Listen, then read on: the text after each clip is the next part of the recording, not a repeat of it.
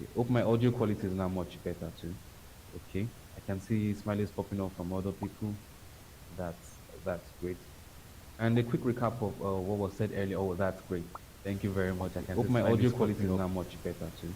So a quick Okay. recap. I can see Smileys a quick popping up recap from of what what I I said said earlier. By 11 a.m., the talks will start proper, and architect Mauricio Amado from Saudi Arabia would be giving us the first talk today. And that will be preceded by a quick recap of Creative Architect 2013 to 2019 to 2021, which is today.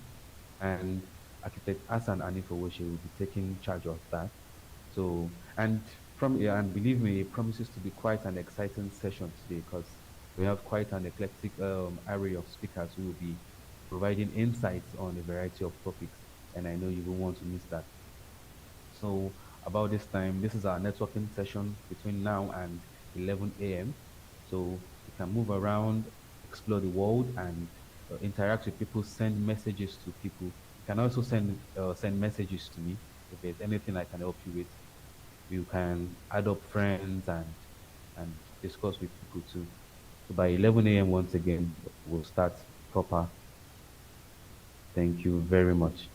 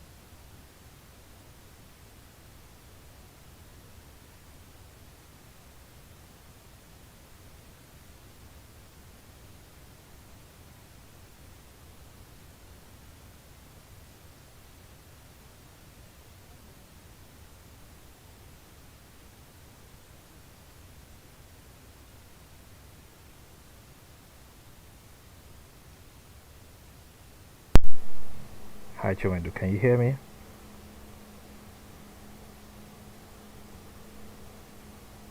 Hello, we can hear you loud and clear. At least I Awesome. can hear you loud and clear. Right, I was just chatting up with Chowendo right here. Yeah, hey, Jam Jam. I know who Jam Jam is.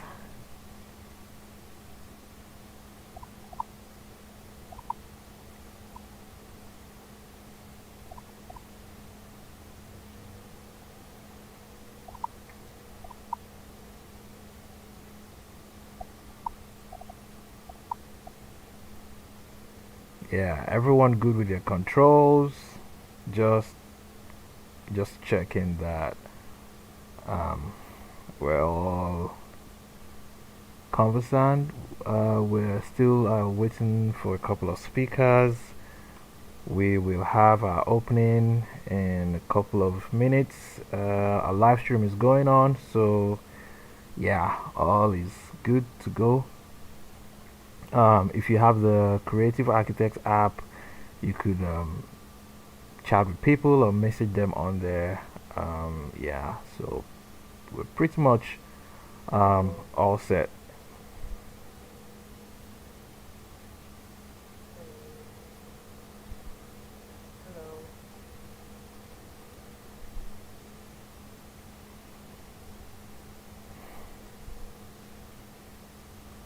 Okay, so let me just meet a couple of people. I see Eddie, Johnson, T Max, so Anchor. Hi, Victoria. You hear me good?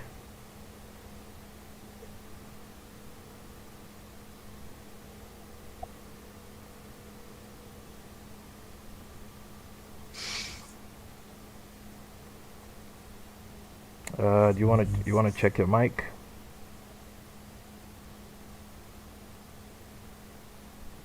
Hi, Adeposi.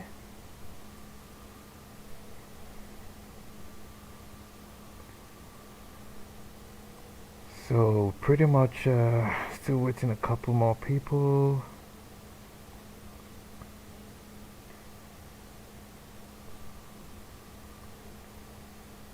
Yeah, so we could go hang around, check out the back. By the time we have a couple more people coming in, we would pretty much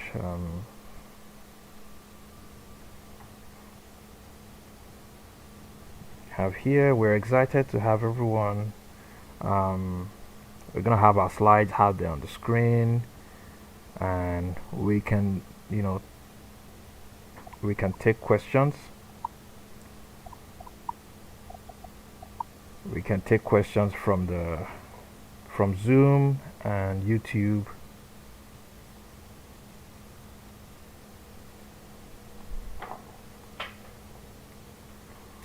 And we will have those questions displayed on the screen for the speakers.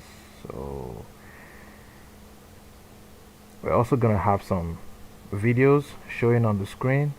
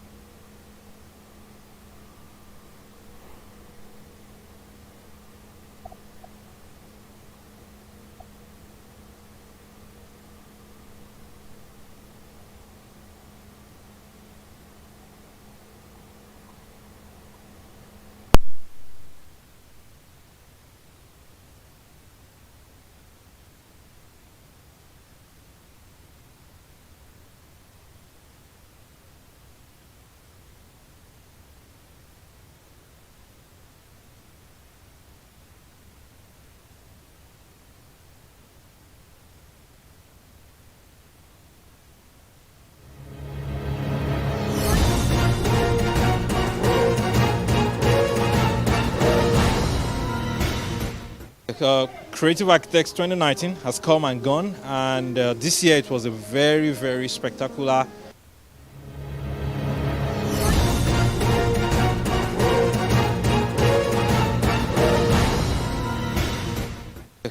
Creative Architects 2019 has come and gone, and this year it was a very, very spectacular learning experience for everyone. What actually inspired us to go for the theme Beyond Design, the future of the built environment, is that we have learned over time that the industry is changing. The architectural service values for service is no longer stopping at the point where you just do a design. Actually, companies are actually struggling to compete, and this time around there is a struggle for talent. This talent, of people who are very adept with the technology, you know, being able to manage construction with data. You know, it's a different.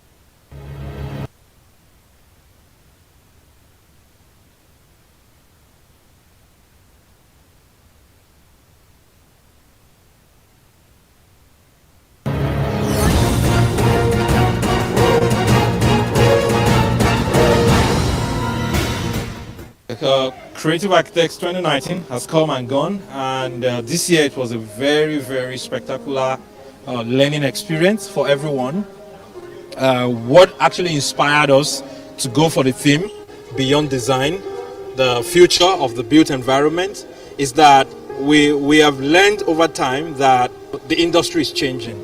The architectural service values for service is no longer stopping at the point where you just do a design. Actually, companies are actually struggling to compete, and this time around there's a struggle for talent. You know, this talent, you know, of people who are very adept with the technology, you know, being able to manage construction with data. You know, it's a different ballgame entirely now, and the earlier we start to prepare ourselves for the future, I believe the better for all of us. So we also had the competition, which was a celebration of designs. So we actually like got almost about 66 entries or 67 entries, and we had to rate them according to, you know, several criteria about design clarity, structural consistency, you know, modular construction. You know, basically we like try to reward people for doing a lot of work. And you know, good enough for us this year, HK Designs is sending the top 3 winners to Dubai for the Big 5 exhibition in November. So overall, I say it's getting more interesting. It's so beautiful, and people are learning all the time. We're happy that we're making impact in people's lives, and for us, that's really why we're here. So thank you very much.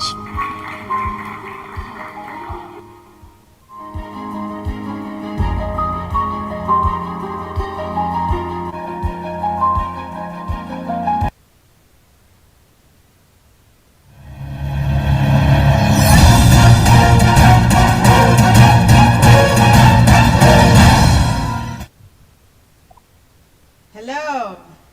Good morning. Are you winning a new client or returning client? Now, I think what's important when you think about this question is the fact that in our industry, what we do is very capital intensive. So you don't want a situation where you're trying to push for the wrong thing. You know, if you think of the individual who builds a house once, technically they don't ever tend to be a return client because they're not going to build 2 houses, are they? You know, unless you're maybe working for a developer who does a series of residential developments, then you have that potential opportunity. In my case, so far, it's actually been easier to get new clients as opposed to returning clients. Returning clients within the realm of the building industry as an architect can be a bit of a challenge. So you need to be clear on how you actually approach that as a question. So, in our case, we were very lucky to have Maryland as our first big job, which everyone knows us for, but we've actually never worked again with this client.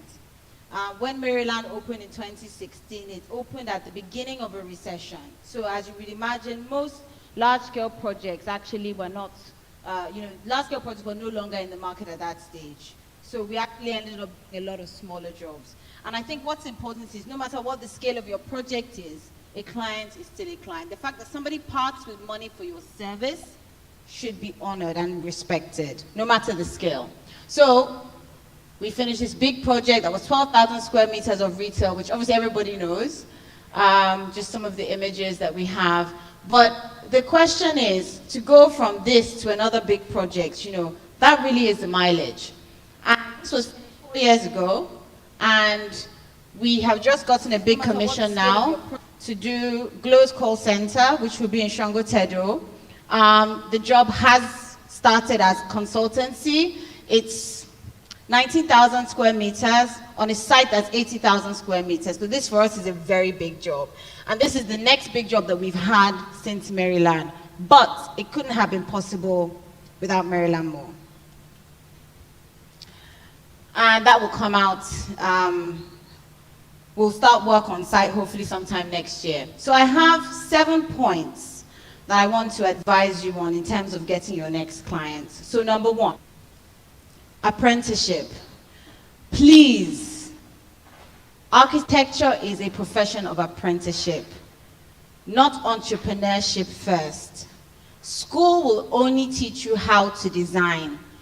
The business of architecture, dealing with clients, knowing how to collect fees, writing minutes, writing letters, understanding emails, can only be done if you work in an office. Do not let anybody lie to you that you can go straight from school doing a 3D to a finished product. You must learn how to take the 3D to the finish line, and it's better to do it in somebody else's office, because if you make financial mistakes, nobody will touch you. This is really important. It's so easy today to have a client come and say, I'll pay you 50K for a render. You are shooting yourself in the foot long term, because guess what? One day you will be that older architect who won't get the commission because a cheap client goes to a student for a 3D. So please, for our profession, it's important that we keep this in mind.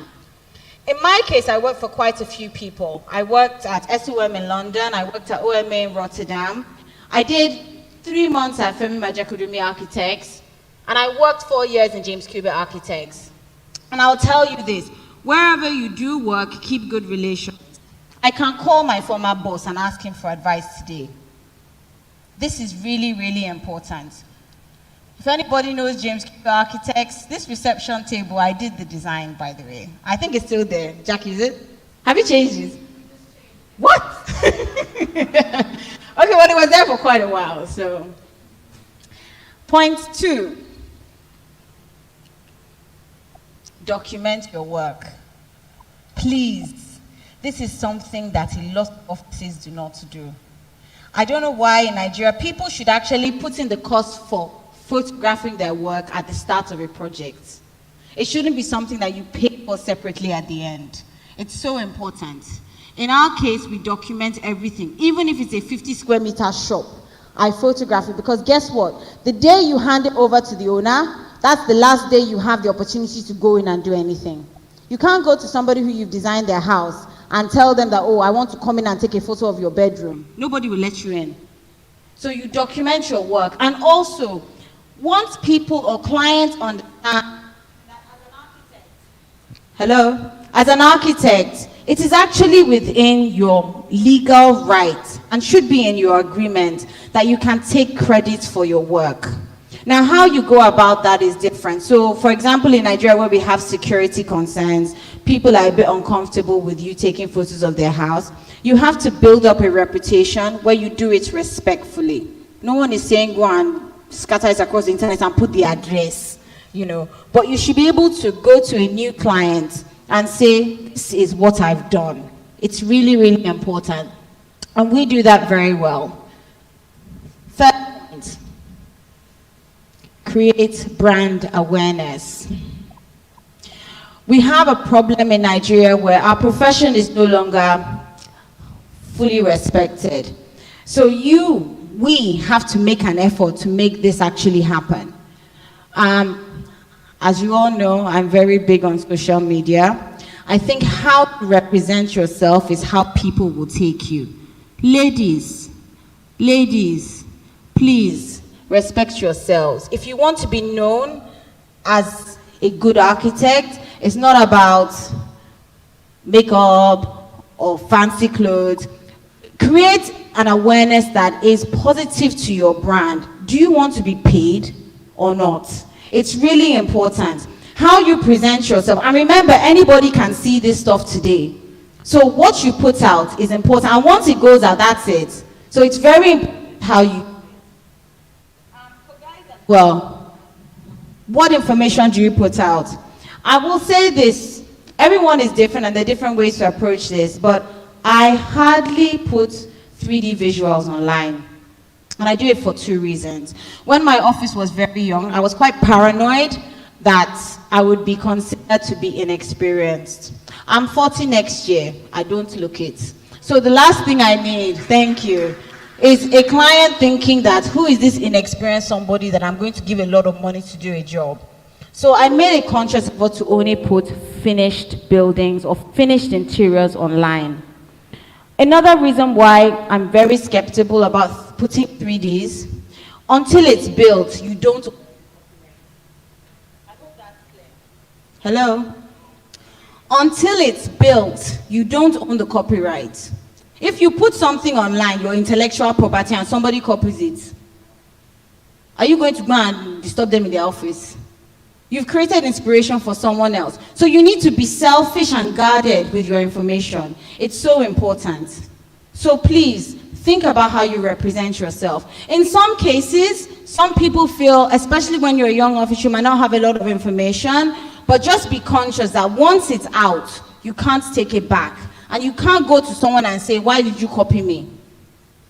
So be very conscious of that. Point 4. So these are just snippets from Get your project list. the previous creative architects. There's something nice We about will still bring some more to you. In the meantime, again, try to meet people, message them, introduce yourselves. We will split up in Zoom briefly into breakout rooms, so people could kind of quickly relate with themselves. Yeah.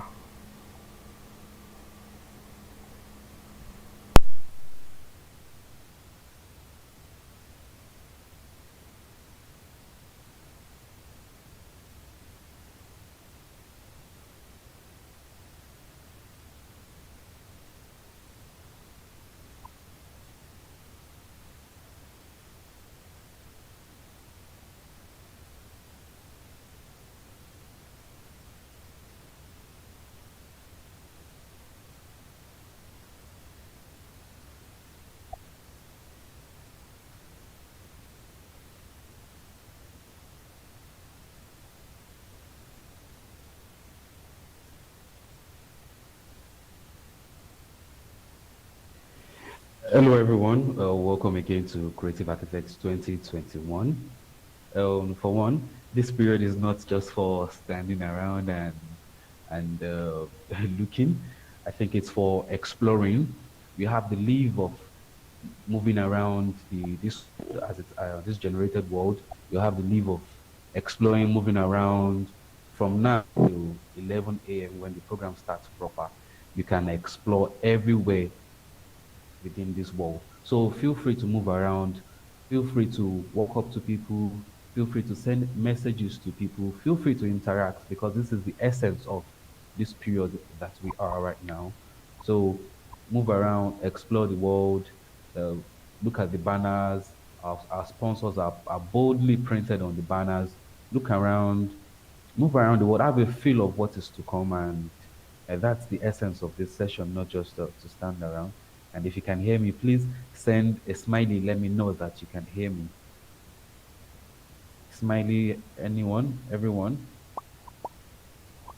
Okay, getting smileys, getting smileys.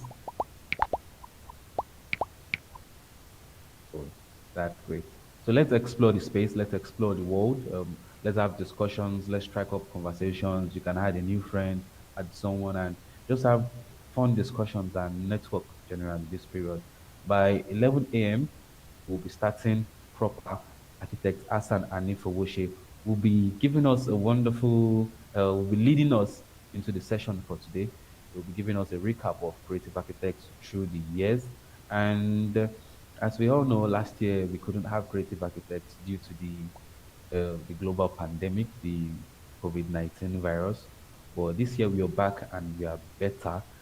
And I think that's resulted in choosing this theme for this year about adaptation, about rolling with changes.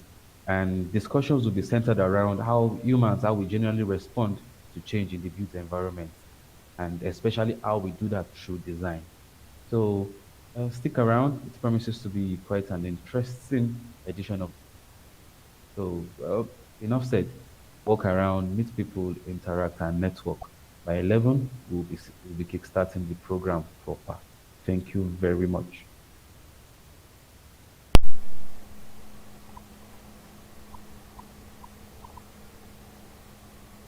So right now we have the people on Zoom just chit-chatting, split up into breakout rooms and speaking with each other. Can someone hear me right here? Hi.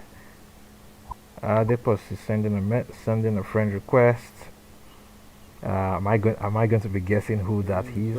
I'm not sure. Hi. Awesome. Yeah, you excited for today?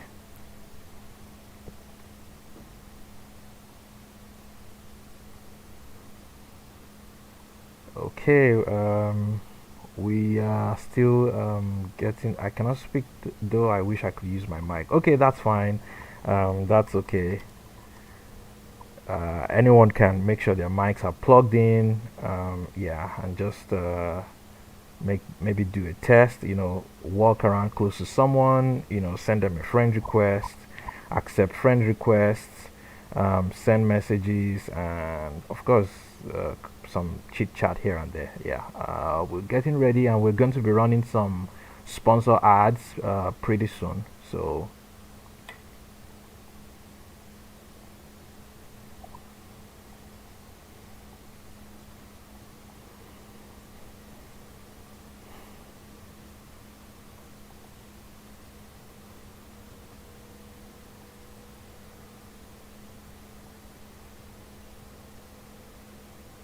Fitting out your home? Then you need to start with glass. Glass that is so versatile it will enhance any bathroom space.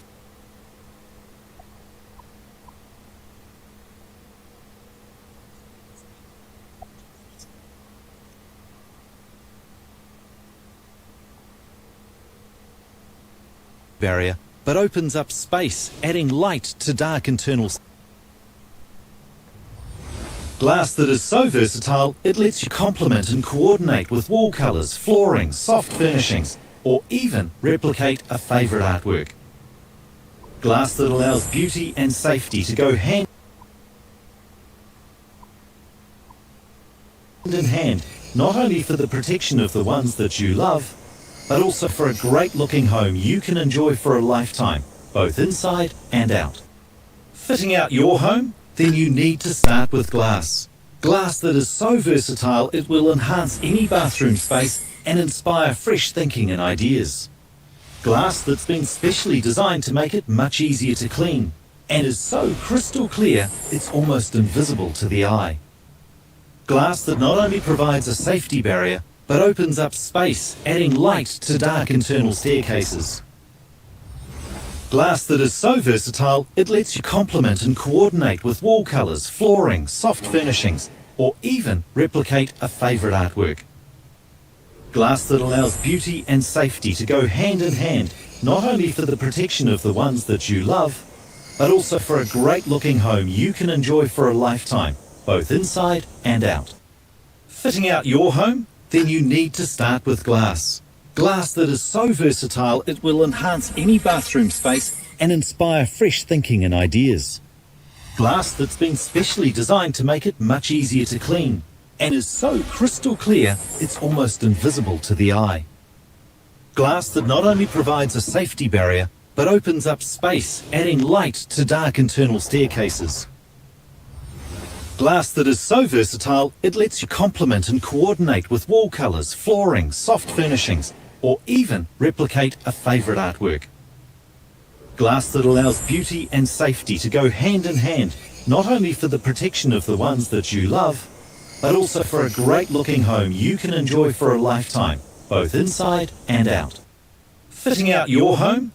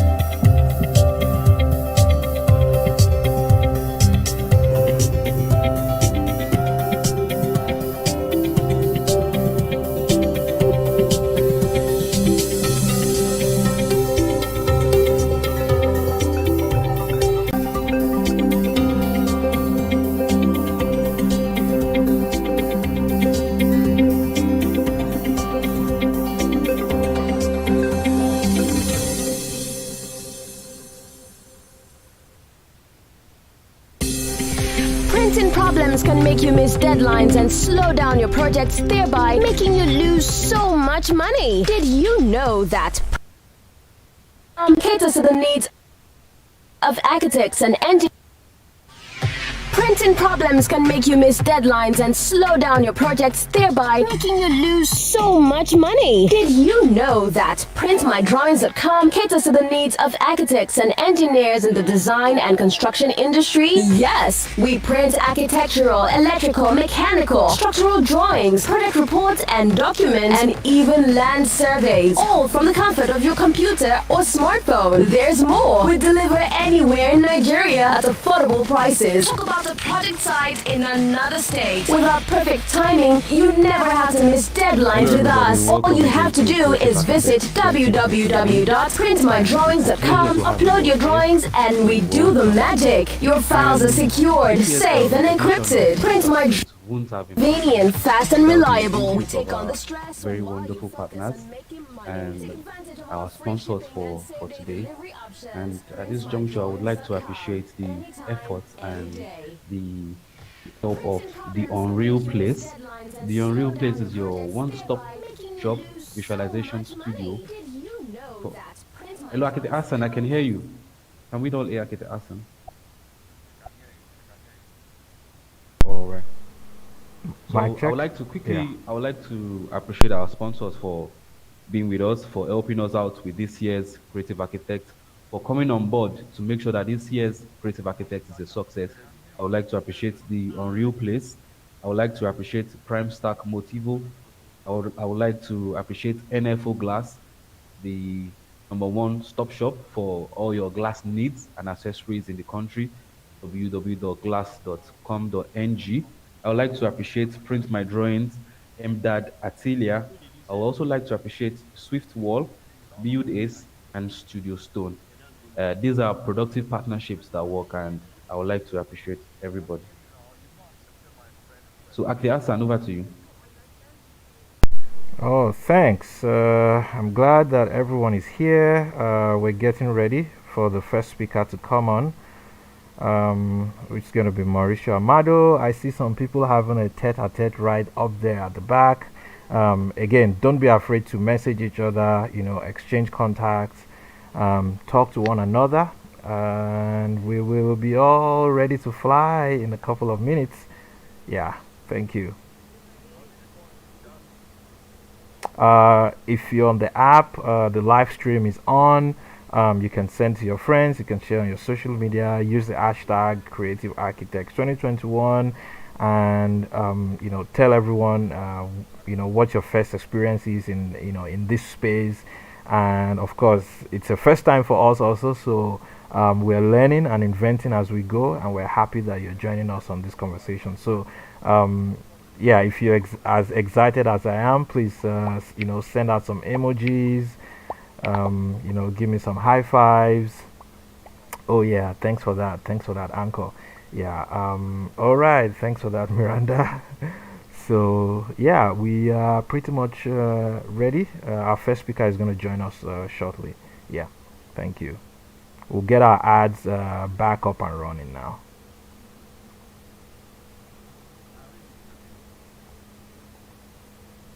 With our perfect timing, you never have to miss deadlines with us. All you have to do is visit www.printmydrawings.com, upload your drawings, and we do the magic. Your files are secured, safe, and encrypted. Let's keep our microphones on mute. At certain points in the event, we'll ask you to unmute microphones so that we can have a discussion.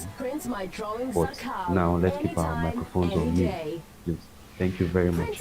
So now we are going back to our ads. And slow down your projects, thereby making you lose so much money. Did you know that PrintMyDrawings.com caters to the needs of architects and engineers in the design and construction industry? Yes, we print architectural, electrical, mechanical, structural drawings, project reports and documents, and even land surveys, all from the comfort of your computer or smartphone. There's more. We deliver anywhere in Nigeria at affordable prices. Talk about the project project site in another state. With our perfect timing, you never have to miss deadlines with us. All you have to do is visit www.printmydrawings.com, upload your drawings, and we do the magic. Your files are secured, safe, and encrypted. Print My Drawings is convenient, fast, and reliable. We take on the stress while you focus on making money. Take advantage of our free shipping and same-day delivery options. Printmydrawings.com. Anytime, any day.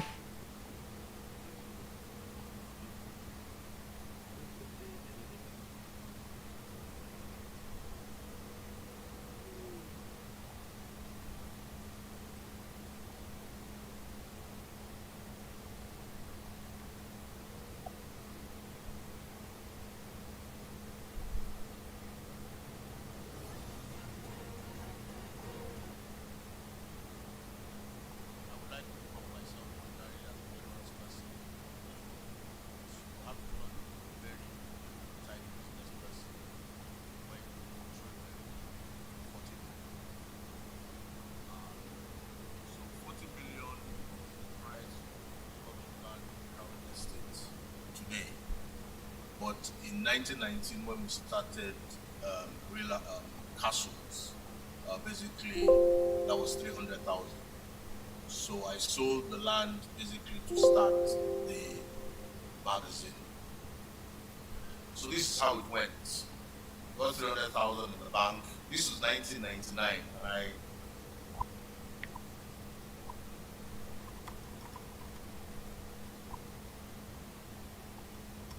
I suspect many of you might not really have a clue of what 1999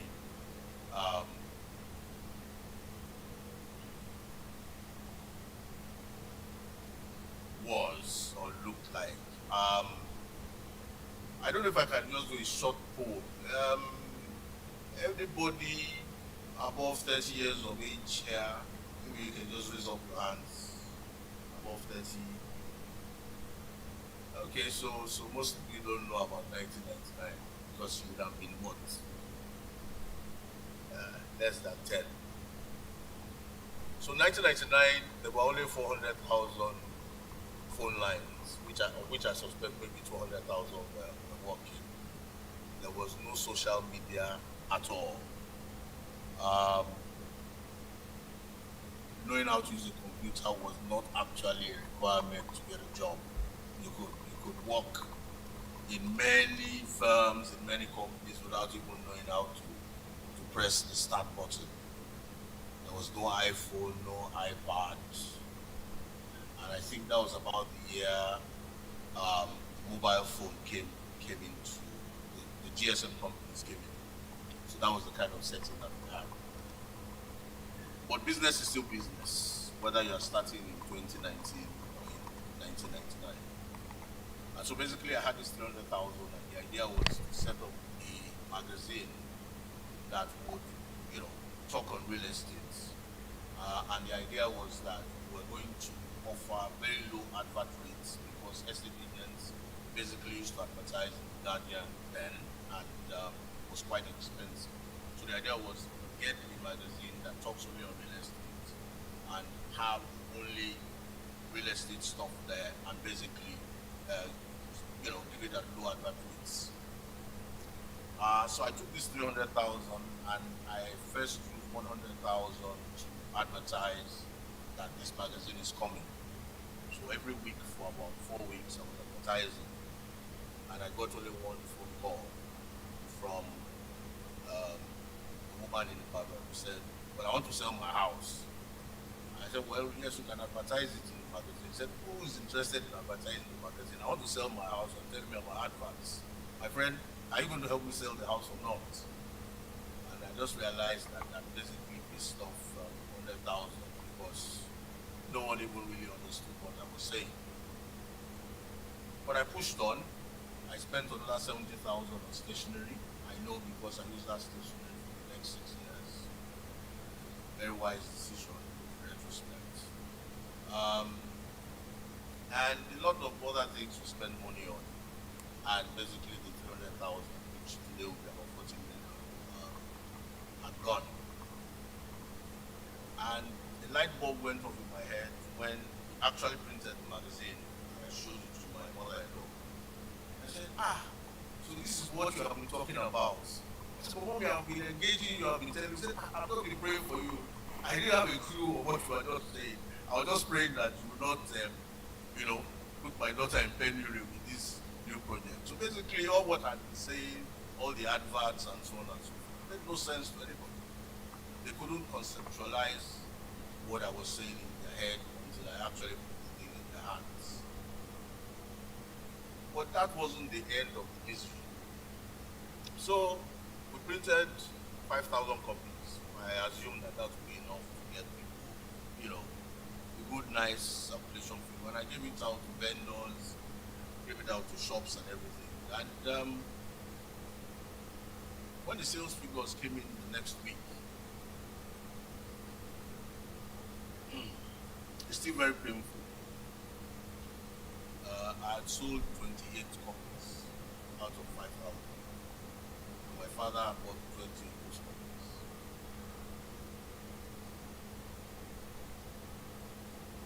But you have to be a believer, don't you?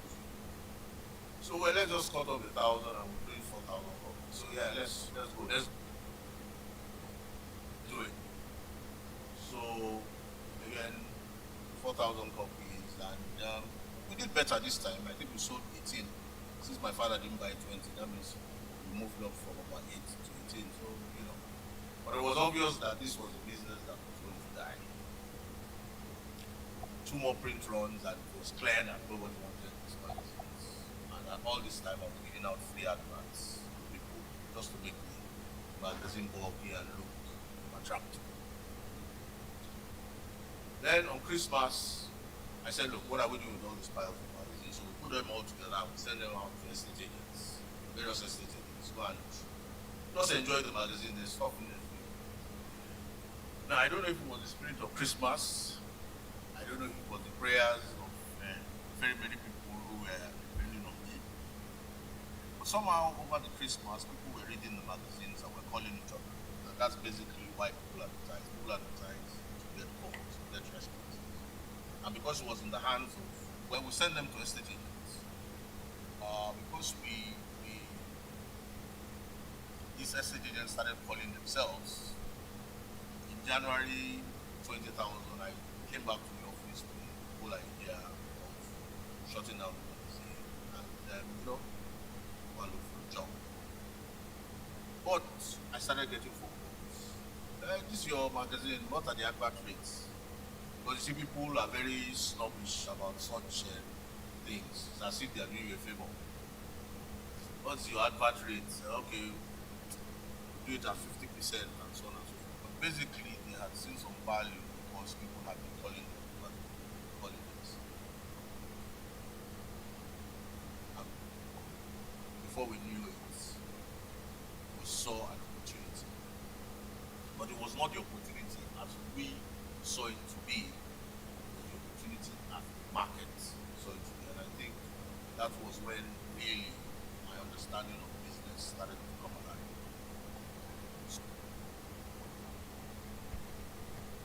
So, guys, that was some of the snippets shared with us by Deepa Davis. He is the chief publisher of one of the fastest selling real estate magazines in Nigeria right now. And of course, you can tell from his experience, it was a little bit hard, starting off, and sometimes things get very clunky, especially when it comes to starting off a business. Sometimes not all businesses, many times not all businesses are going to succeed. And one thing that is important is that sometimes perseverance just is what you need. And sometimes, there is a thin line between bravery and stupidity, and that could actually make a whole, difference in your breakthrough. So we're getting close to starting now. We're going to be opening the floor and sharing some hindsight about previous versions of Creative Architects. We're going to showcase some videos. So hang on with us. Our first speakers are also going to come on. We have some people from YouTube, Andrea De Luna from Philippines. We got a couple of attendees from the US. We have a couple of people from Europe. Thanks for tuning in, guys. We really, really appreciate your love and patience. We will still go ahead and share a couple more videos, and we will get started pretty soon. So just hang in with us.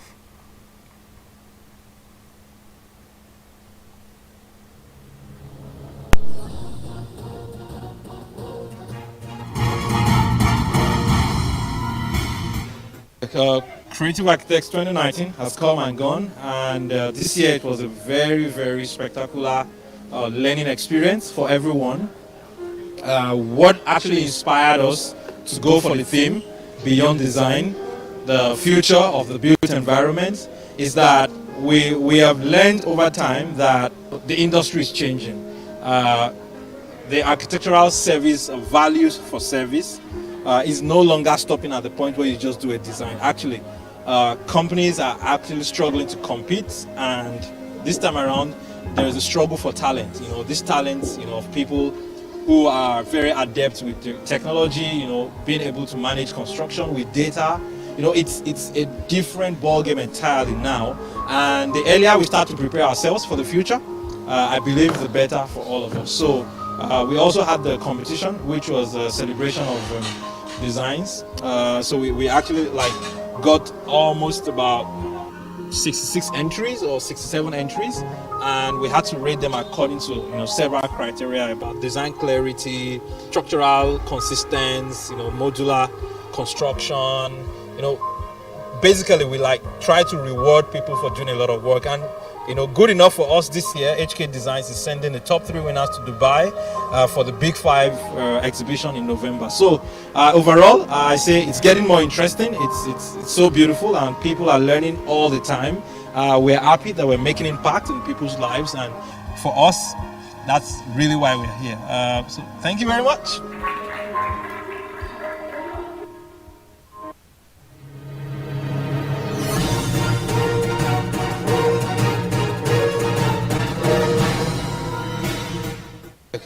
Creative Architects 2019 has come and gone, and this year it was a very spectacular learning experience for everyone. What actually inspired us to go for the theme Beyond Design, the future of the built environment, is that we have learned over time that the industry is changing. The architectural service values for service is no longer stopping at the point where you just do a design. Actually, companies are actually struggling to compete, and this time around there is a struggle for talent. This talent, of people who are very adept with the technology, being able to manage construction with data. It's a different ball game entirely now, and the earlier we start to prepare ourselves for the future, I believe the better for all of us. So we also had the competition, which was a celebration of designs. So we actually got almost about 66 entries or 67 entries, and we had to rate them according to several criteria about design clarity, structural consistency, modular construction. Basically we try to reward people for doing a lot of work, and good enough for us this year. HK Designs is sending the top 3 winners to Dubai for the Big 5 exhibition in November. So overall, I say it's getting more interesting. And it's almost 11 a.m. and the program will be starting in earnest. And before we move to the first talk of the day, which will be handled by architect Mauricio Amado, we would like to get a recap. We'll be getting a recap from architect Hassan and Anifowose. He will be taking us through the journey and the progressive journey of creative architecture through the years. And it will also be letting us know about one or two information that we need to know that are salient to the success of this program.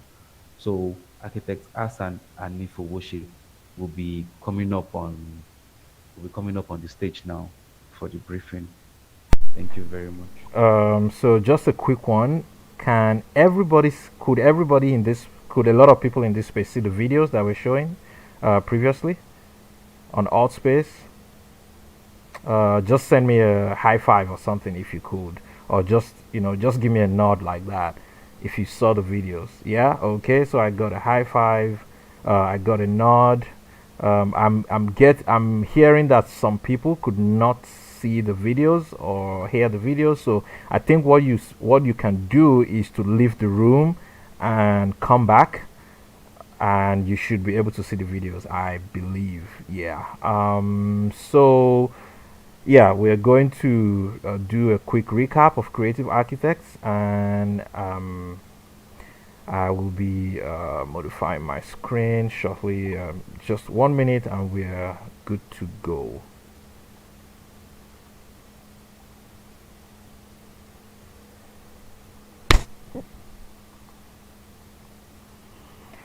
All right, so initiative. There are a lot of young people that come out of school and don't know where to start or don't know where they're going in terms of the profession.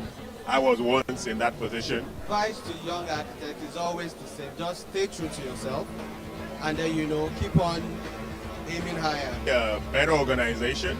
I think there's more people this year. A lot of things have been learned by people I brought in and also by myself. A lot of information have been learned, and also I love the concept of the print my drawing. It's going to be easy for every architect if they patronize it. They've been creating new ideas. For the years I've been privy to meeting people who have been participants here. Some of my friends have participated in past years, and I decided to see for myself this year because I've been seeing their works online also. So I decided to come and check it out myself, and so far I've not been disappointed. So thanks guys for hanging in. We are going to start now. I will be taking us a little bit down memory lane. If anyone can see my screen pretty good, just give me a thumbs up. I'm not certain if the people on Zoom can do that, so just give me a moment. Just give me a moment while I check in with the guys on Zoom.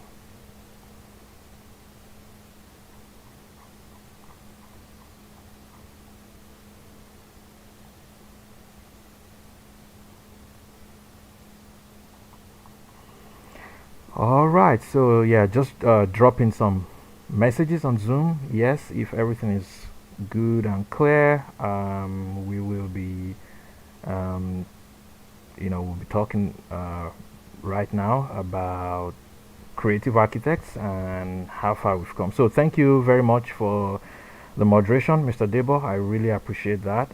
So guys, it begins. My name is Hassan Anifowose. I'm the Chief Event Host for Creative Architects, and ladies and gentlemen, it's an incredible pleasure to have you here today. 2 years ago, we gathered in person. However, the pandemic has made it impossible to have Creative Architects 2020. So today actually marks 4 months of consistent planning, sacrifice, and sheer grit to bring back the warm experiences and networking, talks and workshops which we once shared in this event. Creative Architects is a movement, and we're fostering growth among attendees. And today I want you to make meaningful connections with one another. We've developed an app to foster even better connections while expanding the reach of opportunities, like living spaces jobs, print my drawings discounts, Unreal Engine 3D visualization training discounts, and so much more. Today we will continue to discover, learn and innovate from idea exchange as we continue to give back to design professionals. We appreciate everyone who has come with us on this journey. The list is endless, and we will get to it definitely.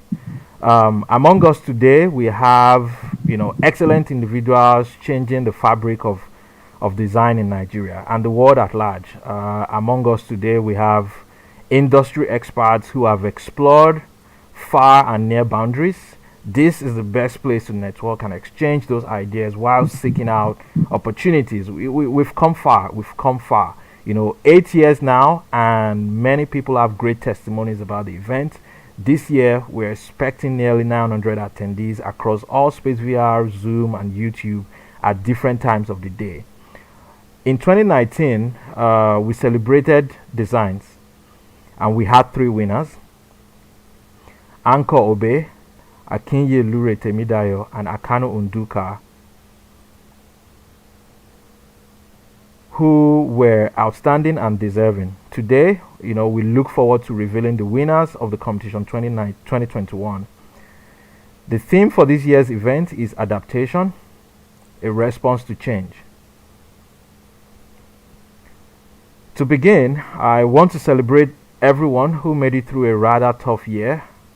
Entire industries, shutting down, businesses closing, individuals losing their jobs, all through the cadres, everybody felt the impact of COVID-19, and a lot of us have had a chance to reevaluate our lives while working remotely.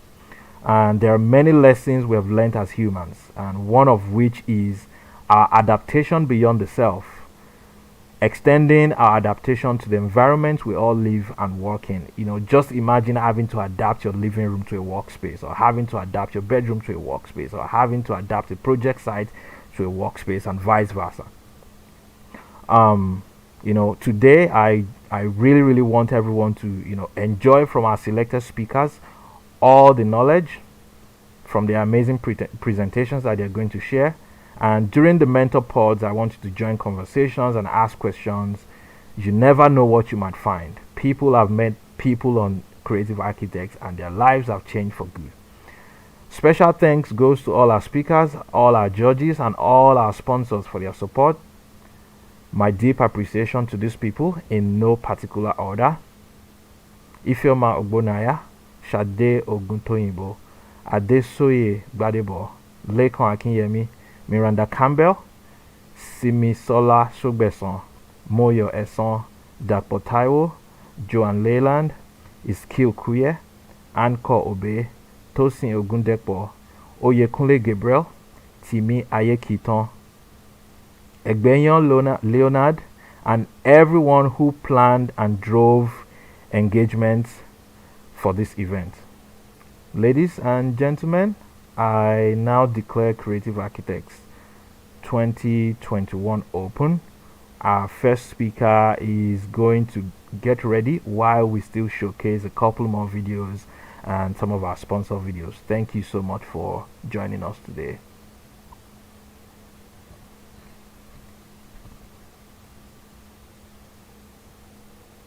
Thank you very much, Architect Hassan, for the wonderful insights. And by 11:20, we'll be having our first speaker for today in the person of Architect Mauricio Amado. And before then, like I said, we'll be showing some sponsor videos while we are waiting for Architect Mauricio to take the podium. Thank you very much. Please, let's keep our microphones muted. At certain intervals, we'll call for people to unmute the audio so we can engage in conversations. But for now, let's keep our audios muted.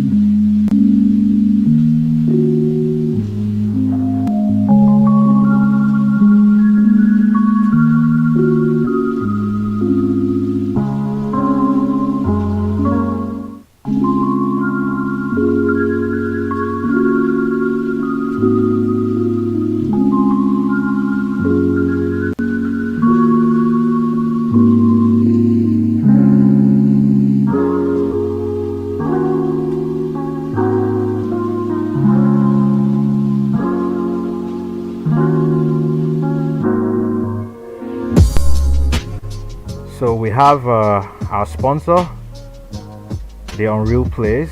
The Unreal Place is offering almost 45% discount on the early bird discounts for the Unreal Engine 3D visualization training, starting sometimes in September, I think. So make sure you visit the website and watch, and see the training, see what they have and what they're offering. It's going to be worth your money. If you like to create impressive 3D renderings, they currently have a discount ongoing.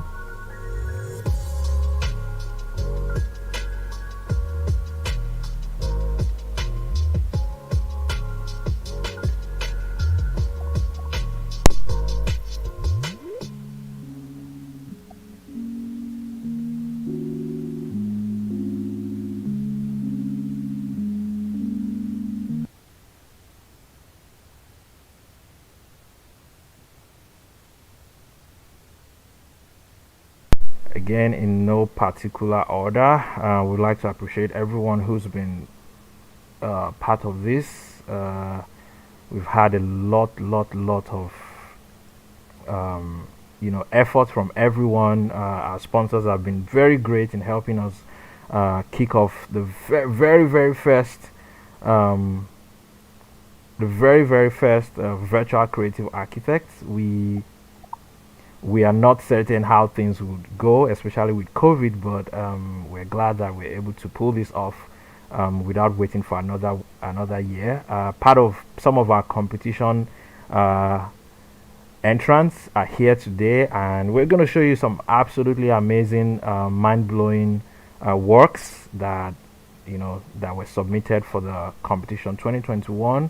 Our original brief actually spanned from our need to change our environment as architects and designers, as landscape architects, as visual architects, as environmental planners. We had an absolutely amazing brief, and if we have a look real quickly, I'm just going to share that with you in a moment. So here we go.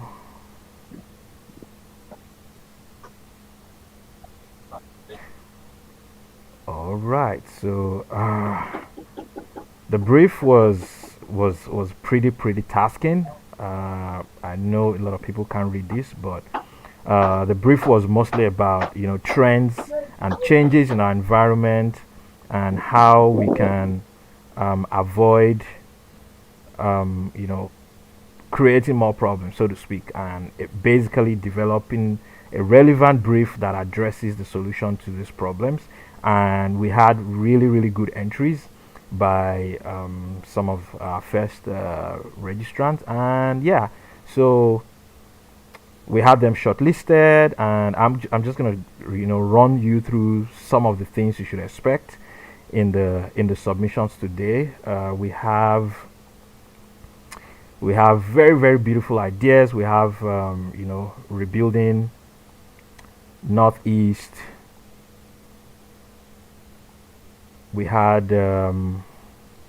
post-COVID village. We had high-rise buildings in Marina. We had paper recycling factory. We had the biotech food hub. Waste to building materials. Absolutely brilliant ideas. Market decongestion in Ilorin. Neighborhood design for Enugu. Public space design. Business hub in Kwara. Very brilliant submissions we got, and we're really grateful for everyone who's participated. We have our winners, and we're going to review them at the end of today. I would like to check, is Mauricio in the building? Awesome. We have Mauricio on stage ready to take us on. Can you hear me? Yes, Mauricio, we can hear you loud and clear. Can you go on here? I'm on air. Everybody should hear me. Everybody should hear you fine. Voice and go on air. All right, so we will jump into the first presentation right now. We're just going to load it up in a minute, so hang on everyone. Hang on.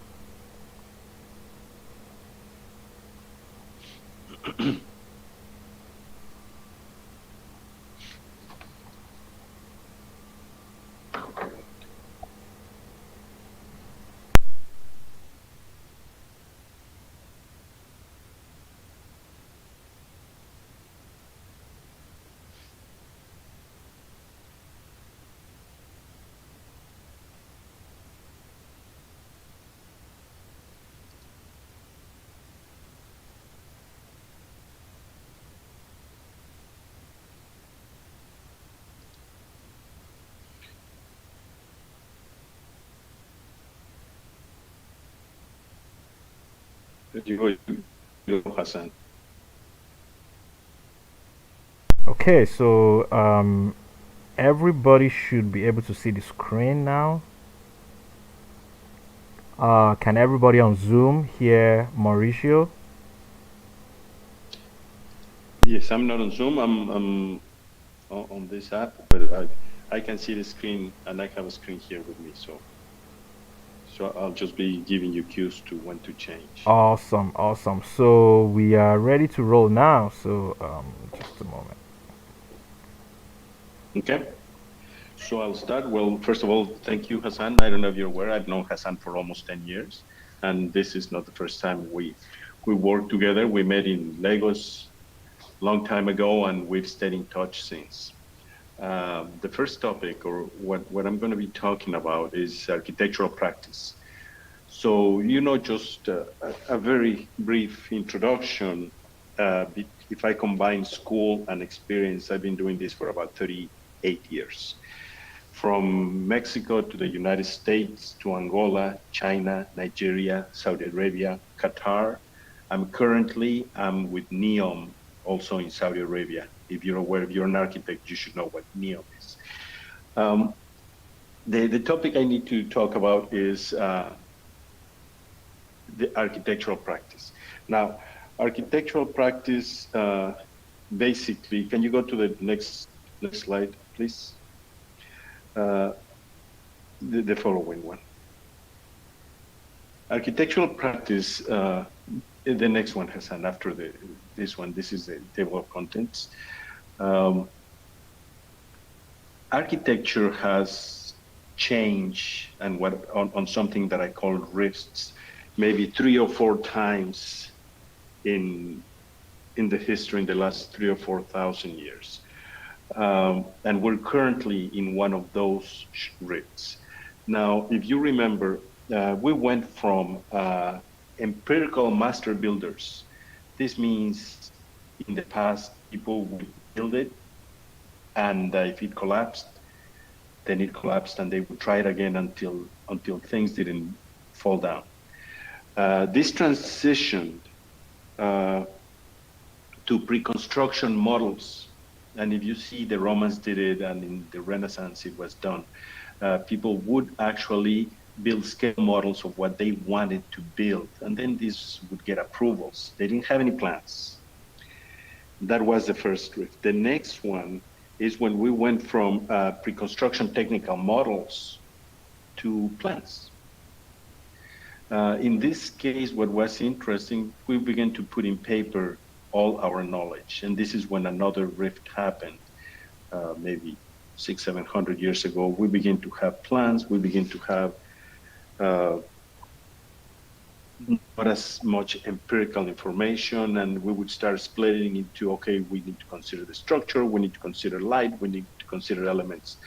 However, all these things belong to architecture. The next rift that I consider we're currently on right now is when the computer development got to a point to where our tool, when we got to the tools begin to be used with computers, electronic forms, we began to put this into another tool that was helping us interpret or produce what we needed.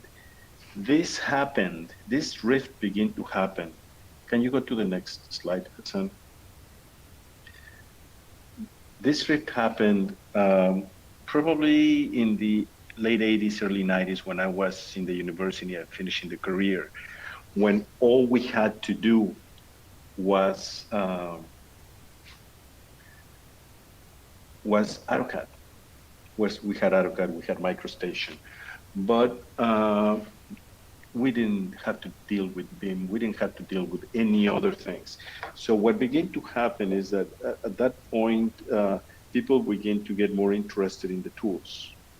That was one, what could AutoCAD do? What else can I do with a computer? More that considering that architecture was just a tool, like a pencil was, like a model was. So people begin to get interested in these tools, how to use them, know how to become a good designer, a good architect. Okay, as time went on, and this is from the early 90s, the rift continued. And can you go to the next slide? The rift continued, and we began to deal not only with two-dimensional drawings, but three-dimensional drawings, and we began to introduce BIM. We began to introduce Smart System, Navisoft, and it began to impregnate all the areas of design, whether it's engineering or architecture or civil. And we began to have more and more powerful tools. Something else that also happened in the profession, aside from people concentrating on these tools, is that the creative effort, and this is still the case, required a separate effort and a separate set of tools than the production, the constructability effort. What I'm trying to say, I mean, if you really want to be creative, do organic things, there's certain software you cannot use. Now, what this does, it limits your ability to do certain things, and because of that challenge, it hurts the creative effort of the architect. So we began to deal with all those things within the profession, the tools for production, the tools for design, the tools for management, all these tools. Can you go to the next slide, Hassan, please? And in the middle, okay, the next one forward, yeah. And in the middle of that, you still had to create, okay? You still had to create a good building, an effective building. You had to lead a team. And before you know it, architects had to become, can you go to the next slide, please? Architects had to become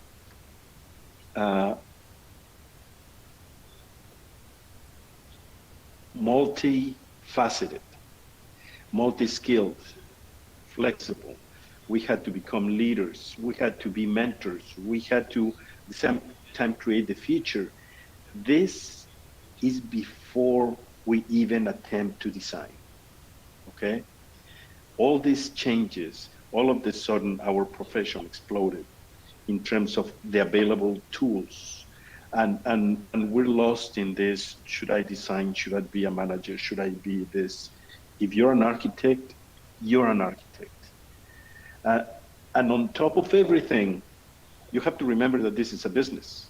You can have a great idea, but if it's too expensive, you have a great idea, but if actually you don't know how to lead a team, if you have a great idea and there's a skill set that you're missing, all this will collapse. So something that I can actually tell you, can you go to the next slide, is that obviously we decided to become architects. This was our choice. A creative profession that is going to impact the future, okay? So what I'm trying to, of course, this conversation is extremely philosophical, but what I'm trying to say, you shouldn't forget why you became an architect. Remember that money, fame, the tools, these are distractors. You have to be clear of what you want. You have to be good what I do. You need to understand the tools, of course. But I cannot make my career out of drawing with a pencil. You're an architect. I cannot make my career of using Revit if you're an architect. So you need to understand these tools. You need to understand the people around you. So this leads me to this last thing, and unfortunately with 10 minutes, for example, what is the future, okay? Actually, the future is what we're building today. The future is what Hassan is preparing. The future is you listening. And maybe some of these will continue what to what comes next. Is the future here? I mean, every day, me spending the time is today creating tomorrow. Every time you have a deadline, every time you have a new project, you need to pursue architecture. You need to pursue what we're here to do. In my case, for example, and this is I wanted to conclude with this. When I was younger, I used to train architectural companies. This is some time ago in Houston. I used to train the best companies in Houston to use systems. I'm actually pretty good at computers, but what is interesting right now, after 33 years of practice, that when I start designing, I grab a pen or a pencil and a piece of paper, because today I have not found a tool that has a better connection than that. What I have found is people limiting their skills because limited knowledge of the software they're using. And this is not good for architecture, and this is not good for you. But what I can tell you from the distance, this is an incredible journey if you choose to take it. And it's going to be like this for the rest of your life. But the practice of architecture, the change that we're seeing right now, once it finishes, and I don't believe it will finish for another 20 or 30 years, we will not see something like Thank you very much, sir, for quite an insightful talk. And if you don't know, as I said, Architect Mauricio is quite an experienced hand in this industry, and it is a privilege to have him here today. Thank you very much, sir. So, it is now, we'll be questions and answers. Just before we move on, period. Devo, I have a short question for Mauricio. Can Mauricio just tell us a little bit about his work on this project? And what? Can you tell us a little bit about your work on this project on the screen? On the screen. The Saudi the Arabia one- the Ministry of one that's Justice. here? Yes, I know we had a good chat about it, but I would like for everyone to also hear some story behind it. Yeah. Okay. This is a very interesting competition that started in the middle of the pandemic. The Ministry of Justice actually approached the company. The company I have, I'm in the middle of a conference, and I have the schedule there.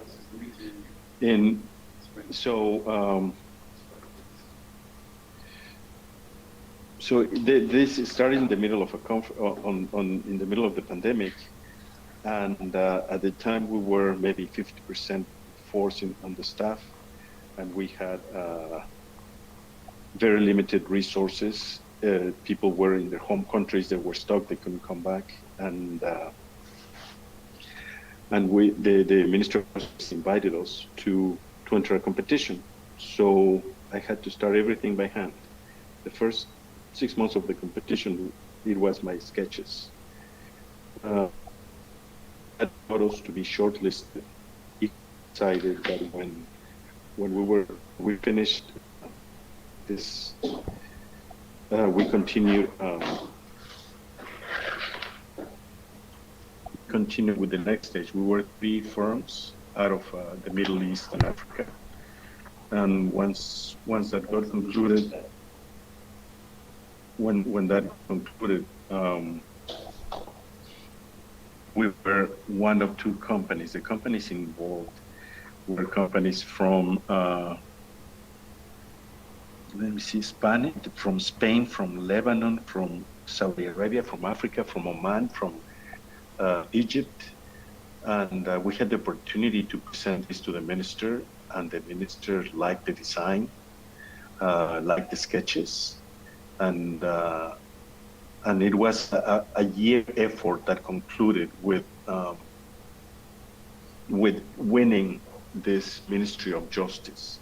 So if it wasn't for the tools that I learned a long time ago and everything with sketches, and we turned those into, we scanned them, we brought them into Photoshop, we prepared documents, we had an internal competition in the company. We were successful. Then we had an external competition. It wasn't extremely difficult. But after that, and this 1 year we were selected, we won, and right now the construction documents are being finished, and these buildings will be, it will be in 3 cities. Each building will be about 250,000 square meters. And construction will start one of them next year. So, and all that is because we took a chance and we use all tools with modern technology, and we beat the pandemic, and the company got a star in Saudi Arabia for that. Thank you so much for sharing all of that, Mauricio. Really appreciate. Yeah, if you can hang around during the mentor session, if you're not busy, or if you can just pop back in during the program time, please, we'll be happy to have you answer some questions with some people.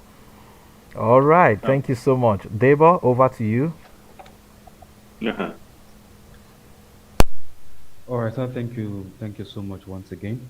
Please, if you have questions, any questions for one, and if you have any question, unmute your microphone and ask your question.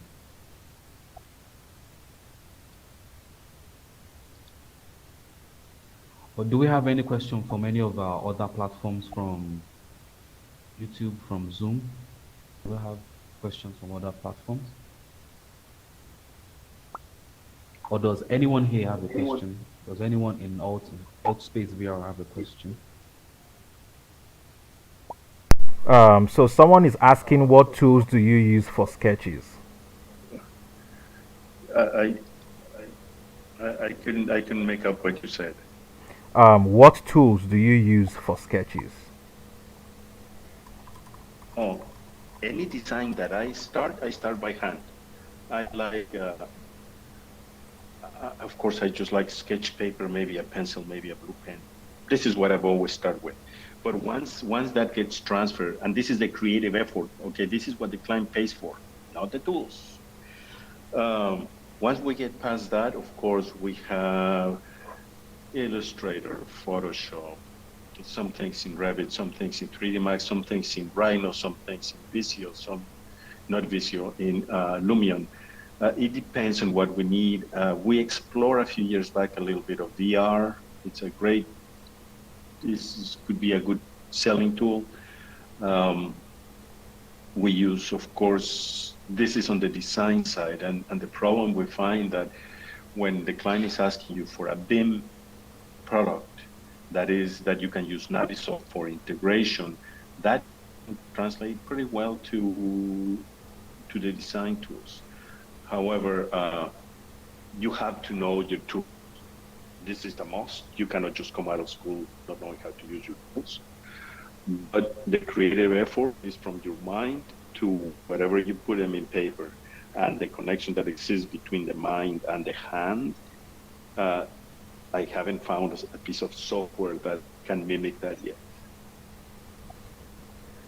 Awesome. Thanks for that. Thanks for that insight. Yeah. How are we doing on time, Mr. Debo? How are we doing on time?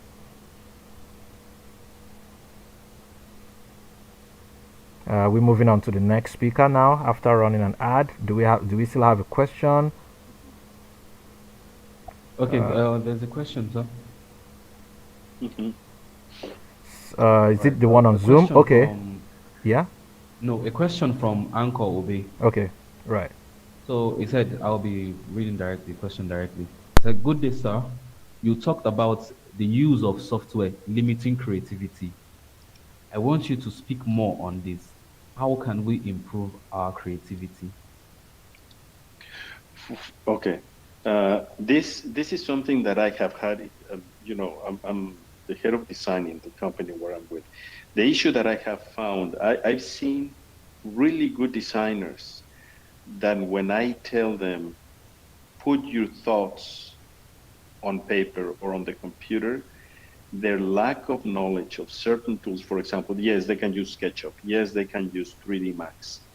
But when you start to get with curves, with compound curves, with complex forms, they do not have the know-how or the tool makes it so complicated that the time you spend trying to represent it in the computer, people give up and then simplify the design. This is my issue.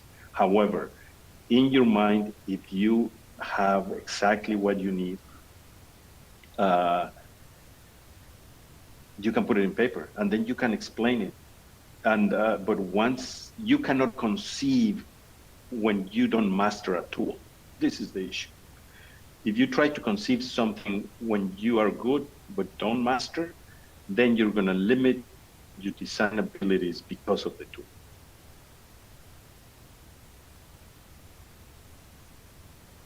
Awesome. Thank you so much for that. Additional questions? Maybe, maybe not. Do we have Tomi in the building? Our next speaker? Do we have our next speaker in the building? Can someone just confirm if we do? Yeah, Yeah, we got. Yeah, we got Tomi. For that session. I see. Okay. I think Tomi Bamgbelu is right. Is next. So okay. Thank you very much, sir. Yeah, thank you very much. You're welcome. Let's give some high five for Mauricio, please. Thank you, Hassan. Thank you, everyone. Thanks. So, to the next speaker, we're going to another interesting aspect of the architecture world, the built environment space.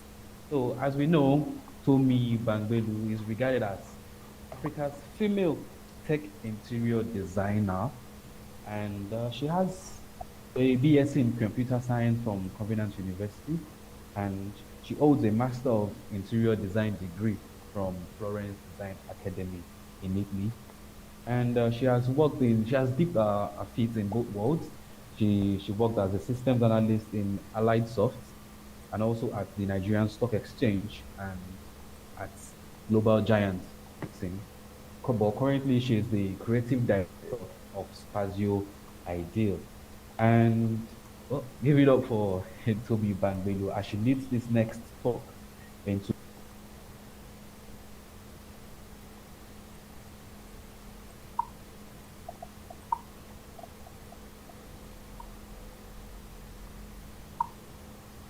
Hi everyone. Can you all hear me? Good morning. Good morning. We can hear you loud and clear. Awesome, great. So it's great to be here. It's great to have everyone. I'm waiting to see my slides come up before we start.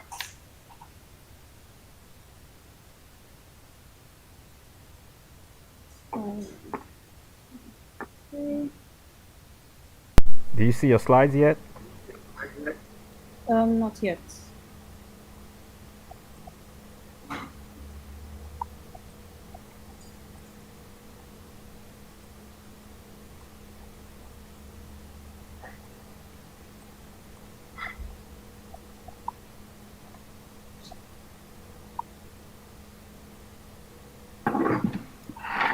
How about now? Yes, now it's perfect. Awesome. Hi everyone. Good morning. Once again, my name is Tomi Bamgbelu. I'm creative director of Spazio Ideal. Spazio Ideal is an interior design firm, and we focus on commercial spaces. We do other spaces, but we are primarily commercial space designers. So we tend to work on workspaces. We are also focused on tech startups. So we've worked with a few tech startups such as Paystack, Kuda Bank, ULesson, Max.ng, and other Reliance HMO and other companies such as So Fresh, Sterling, Heritage Bank to help them create amazing workspaces. So today, I just want to have a short talk, it's going to be really short, on the future of work, the post-pandemic workspace. So I'm waiting for my slide. But I'll just go right ahead. Now, it's not news that we are in a pandemic, right? We're still having to wear masks. So thank God for this VR platform. But if this were a physical event, we'd probably all be wearing masks and sitting about 6 feet apart. And we are in a pandemic which has caused a disruption in the way people work. and that's something that we are seeing now.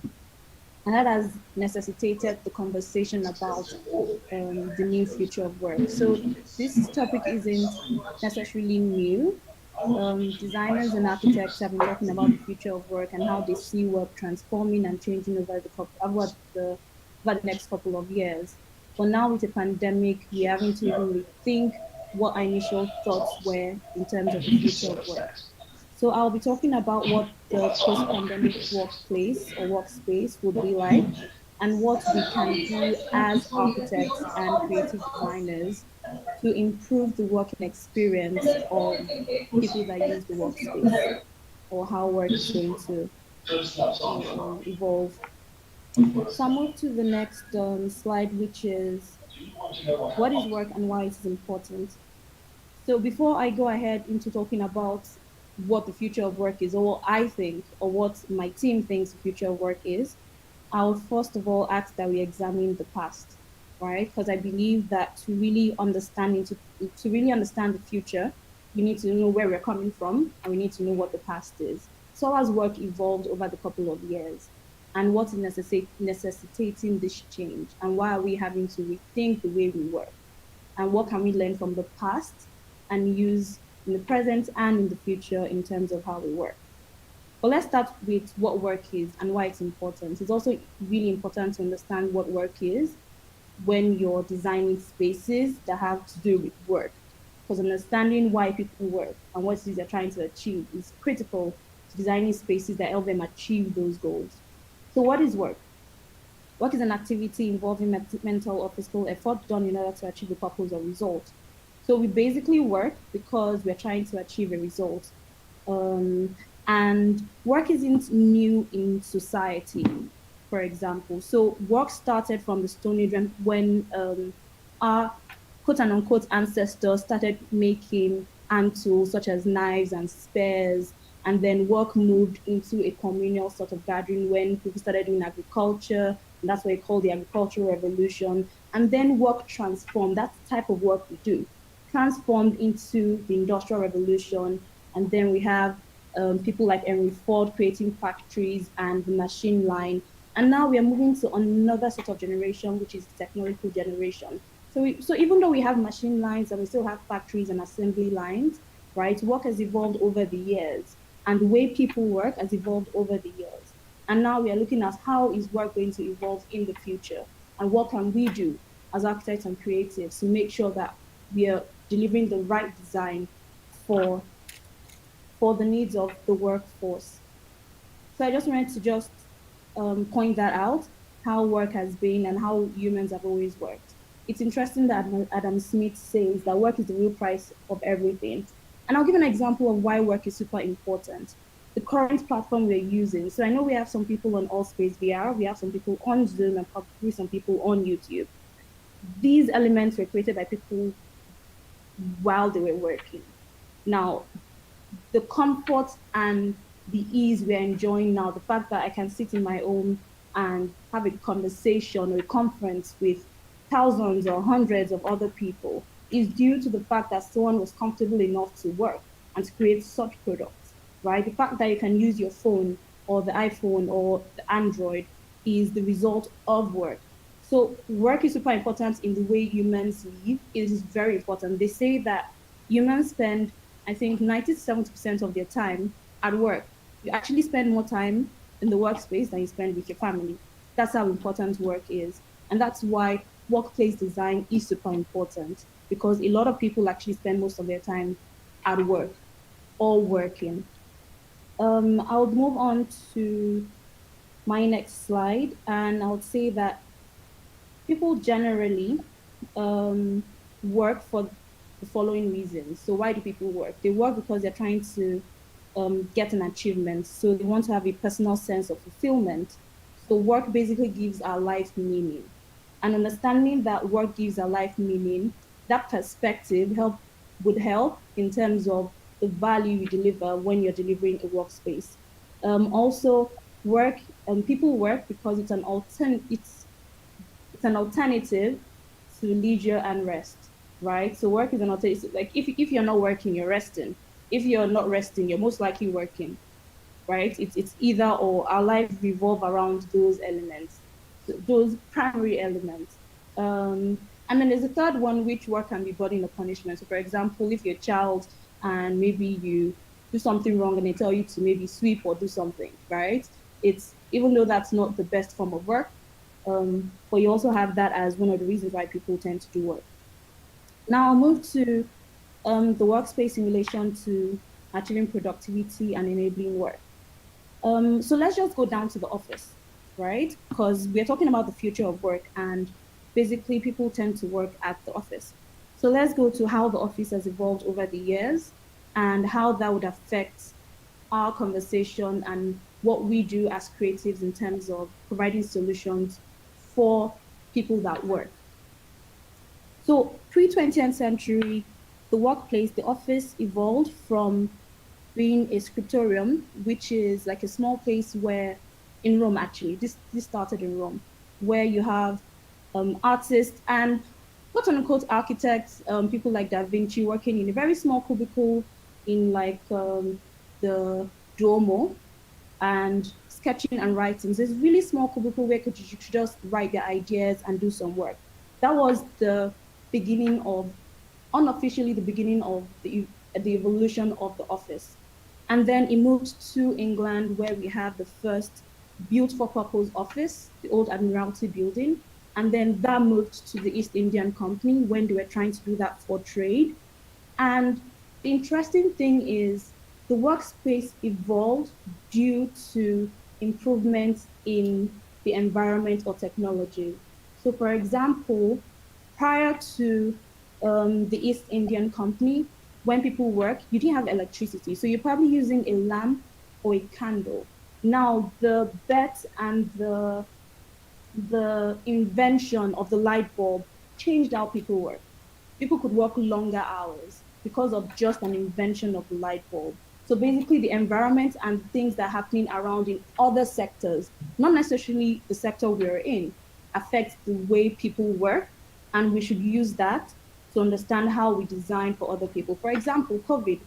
COVID is necessarily not, it's a global pandemic, but we should use that to design and understand how people are going to work in the future.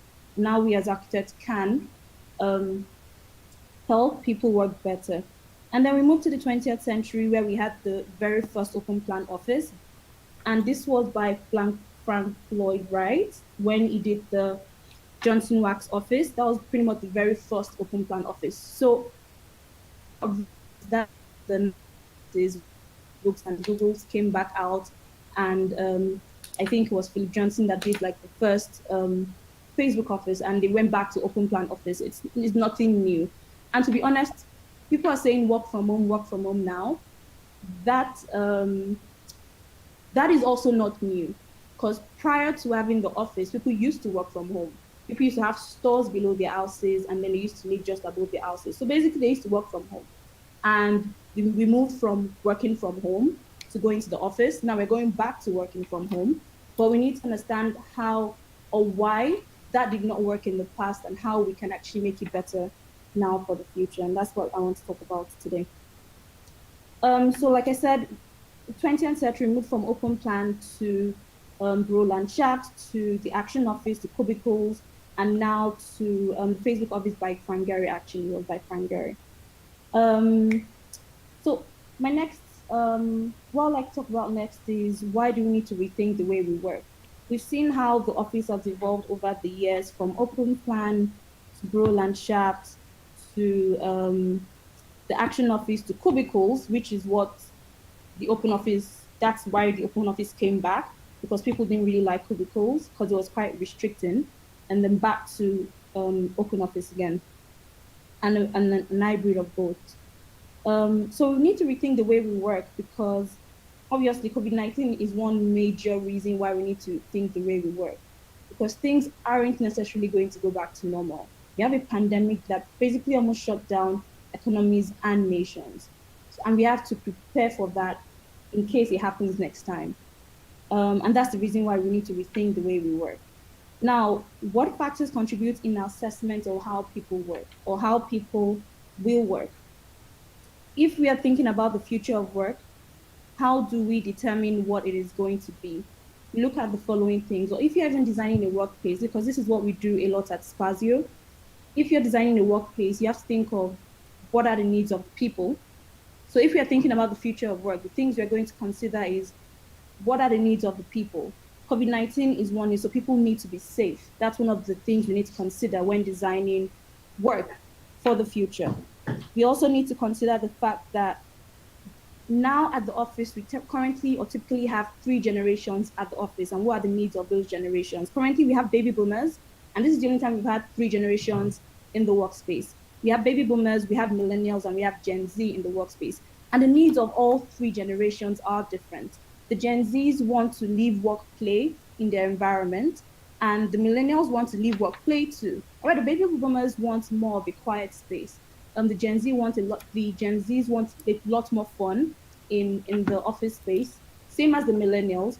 So we have to understand the needs of these generations who are using the workspace and then design to fit those needs. The third thing we need to consider when we are assessing how people will work is the impact of other industries on how people work. Like I said, the invention of the light bulb changed how people used to work. Now also, because we have technology, things like Slack and Zoom and Allspace VR, for example, is going to typically change how people work. Companies were able to manage the pandemic because we had very good communication tools such as Google and emails and the rest. So technology has a major impact on how people will work in the future. So we really need to look into technology and see what is the next big thing coming out of technology? How is that going to affect how people work? How is that going to affect how we design for how people work? Things like automation and programming, the fact that you can automate an entire space and people don't need to actually touch surfaces, and that can improve their safety. Understanding how that impacts how we design or how people can work would help us do better designs when we're thinking about how people work and the future of work.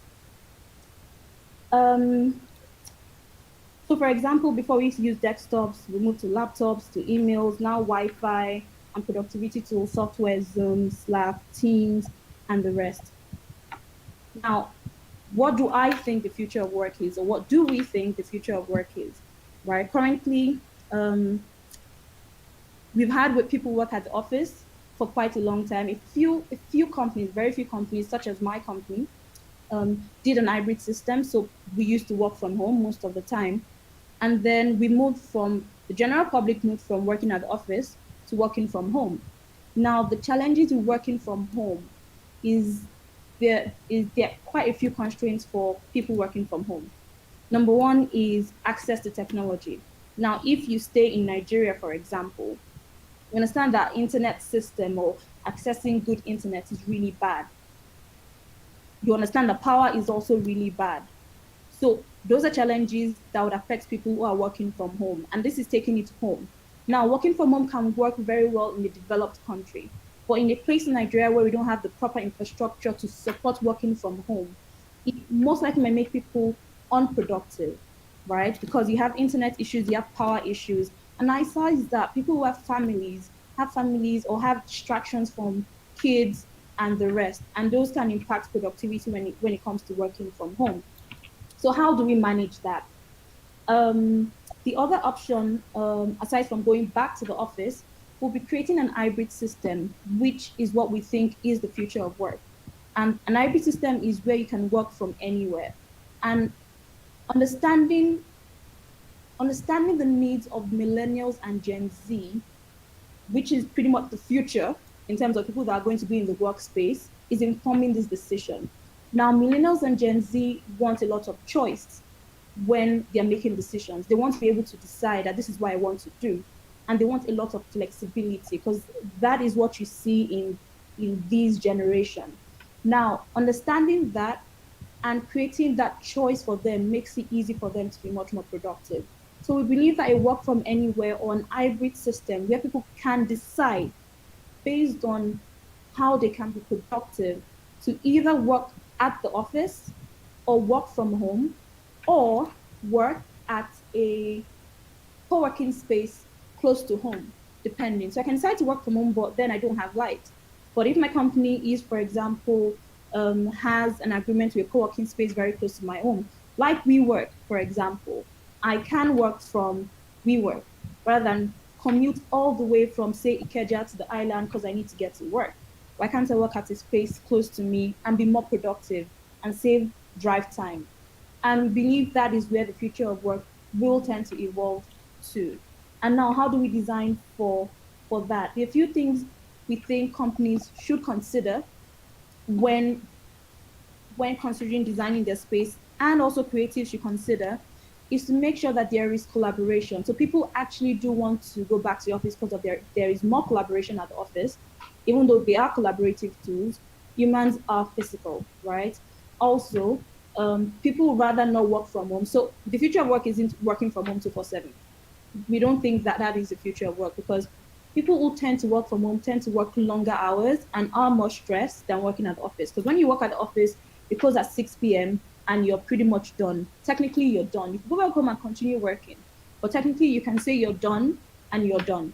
But if you're working from home, your hours can go as long as 12 midnight, and there is very little boundaries between your work life and your personal life, right? So we believe that an hybrid system where I can decide to work from home today and understand the limitations of working from home. I can decide to work at the office today and understand the limitations of working at the office. Such a hybrid system is the future of work. That said, an hybrid system would help in terms of collaboration. Like I said, it would reduce burnout because people tend to work more when they're at the office, and then to reduce the constraints and limitations that people can face if they decide to work from home. Because if I decide to work at the office, then I can work at the office and be super productive, right? But then companies need to also consider safety, and even as designers, we need to consider the following things: safety, automation, so that people tend to touch less surfaces. Also, circulation, how people can come in with good collaboration, but very little possibility of catching COVID or catching an infection or a virus or something like that. So how can we as creatives impact the way people work and live through design? We can by, like I said, by considering what people want. So I've mentioned a few things the Gen Z and the millennials want in terms of work. They want to live, work, and play at the office. They don't want to, they want their life to be a blended version, because considering the fact that we spend most of our time at work, right? I don't want to be at work and I'm just working. I want to be able to be at work and feel like I'm at, like I can have a balanced sort of life at work. So we need to consider that as creatives when we are designing for the workspace, as well as being safe. Also need to consider technology and how technology is going to affect this. And I think that there is no greater time to intertwine architecture, interior design, and technology to improve the human experience, because everything we do is an experience. It either leaves a good taste or a sour taste in our mouth. And the designs that we do and provide, even if it's just for work, is an experience. So you want people to have a good experience at work, because that's the only way organizations can be productive. And remember, they are designing for organizations, and organizations want to be productive. Organizations are trying to achieve goals, and they can only achieve these goals by the people that they employ. The people that they employ need to be super productive, so they need to love their space and be willing and be happy to work for them to achieve the company's goals and objectives.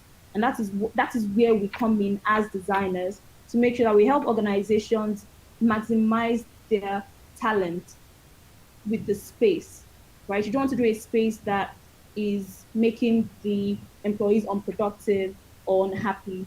There are sort of. That said, I also think we can do this through two things: empathic design, design thinking. I think everything I've said can be broken into those two parts. Design thinking, that's thinking about the things that are happening and how that can improve the experience people have at the workspace. And then empathic design, put yourself in the shoes of people who work. They're trying to fulfill something or get a sense of achievement. How can we help them get that sense of achievement. It's not just about putting chairs and tables and putting nice murals and a beautiful space. People are trying to create some form of sense of fulfillment. So we are trying to help them fulfill that even as they work, because work is a major part of life.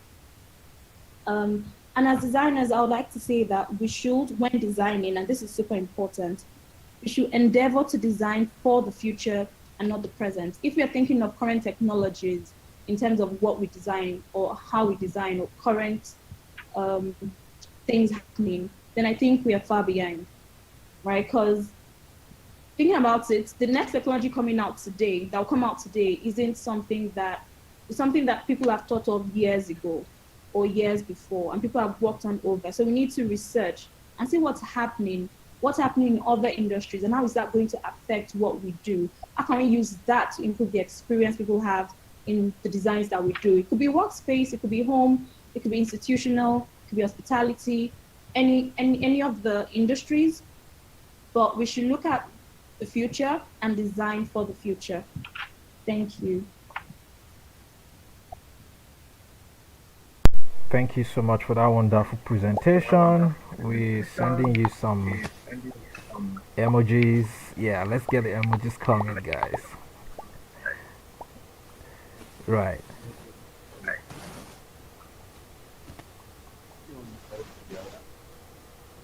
Debo, I think you want to be loud, a little bit, amplify.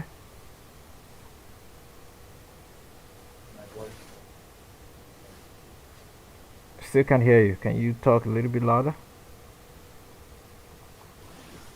Is it better now? Yeah, you're much better now. You probably want to move towards the stage a little bit. Yeah, so we're happy to take questions from everyone. We have people on Zoom, we have people on YouTube, we have people in Allspace. Yeah, so you can just, type in your questions or mute your microphone and, just throw it out there.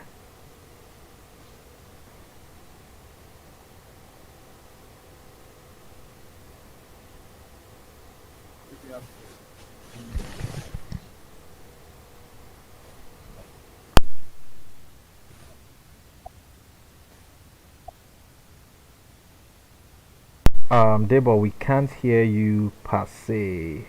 Okay, so we got comments from YouTube. Very good presentation. Thank you. Someone was asking, is there a possibility to get the presentation slides? So the answer is yes. We will publish the slides once we have the post on Chrono Studios website. So just just follow our website, follow our social media pages, and you will definitely catch up on when these posts go live. Yeah.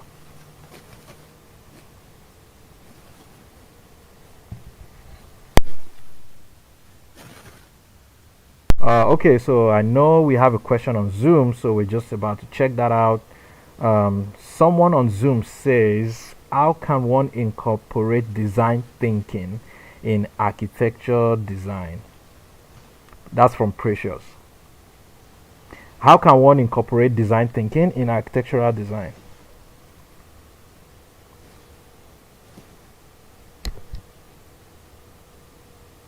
And we have someone else also say, what is your source of inspiration?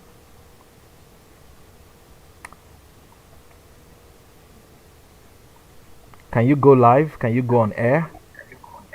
Okay, yes, I am. Can you all hear me? Yeah, we can hear you loud and clear. Okay, great. So the first question is, how can you incorporate design thinking into architectural practice? Now, that is quite that's like a session on its own, to be honest, right? So design thinking is something we currently just started doing at Spazio, and we had like a very big session 2 months ago in terms of how we can use that to improve our designs, and not even just improve our designs, our process. We can use design thinking in every single thing that you do. Now, how can you do that in architectural practice? So design thinking is basically thinking about what a client or someone isn't talking about or is a need. That's what it is. So when people come up to you, they or give you a brief. So your client can give you a brief. It might be a competition, and they give you a brief.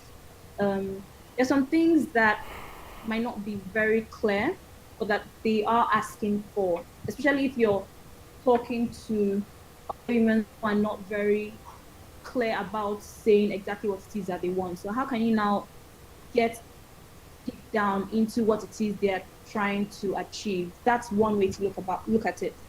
Aside that, if you're trying to design a space, for example, how can you think about it from a design point of view? And you ask questions, right? You ask questions that are as absurd as possible. Like, what am I missing? What are we trying to achieve? One question you should always ask is, what is the objective? That question is super important. What is the objective of this? What are we looking out for? What is this client trying to achieve? If the design is for you, for example, you're in school, right? What am I trying to achieve? How is this going to affect other people around me? And then you broaden it out. So you have people that are going to use the space, people that are going to perceive the space, the people that are going to interact with the space. What do you want them to take, for example, from it? Or what story, for example, do you want to tell? Right? So there are different things that you might be trying to achieve.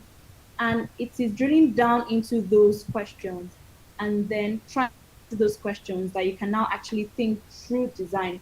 So what I see a lot of people do most of the time is do copy and paste. So they find pictures that look similar to what they're trying to achieve, and then they just copy and then just do some form of modification. Right? Design thinking is coming from an understanding of what problem it is you're trying to solve, and then telling the story with that problem. I don't know if I've been able to explain it in a short form, but it takes a lot of research, takes a lot of questions, and usually people tend to do design thinking as a group, right? Because to be honest, people come with different ideas, different experiences, and different backgrounds. So design thinking is always best done as a group. And people ask questions and people come with different ideas, and that's the only way you can like get the best out of a design thinking session, right? But usually the objective is to make sure that you get the best possible solution out for whatever problem it is you're trying to solve by asking questions and having like very clear deep dive sessions. I don't know if I've been able to answer the question well for you.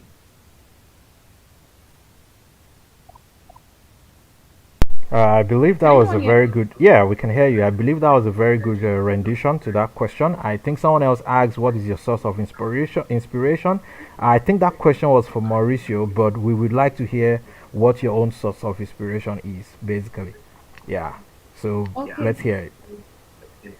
So for source of inspiration, it depends. So many things that inspire me. Um, I tend to travel a lot, so seeing how other things have been done tend to inspire me. Seeing other industries. So I personally like the fashion design industry and the graphic design industry, and I tend to take inspiration from thinking about the future and just daydreaming. Or in news, that can be inspiration. Seeing other people's work, other architects' work, or reading about history, or reading about something great that someone has done can be a source of inspiration. You can get inspiration from literally anything around you. There's something some years ago I used to get inspiration from trees, and I used to wonder how amazing they were. So you basically can get inspiration from anything and everything around. You can get your inspiration from how someone thought about the iPhone and the design and why is it so slick. What was the idea behind it? You can get inspiration from pretty much anything. So for me, almost anything and everything inspires me. But majority of my inspiration come from travel and seeing other cultures and how other cultures interpret design personally for me.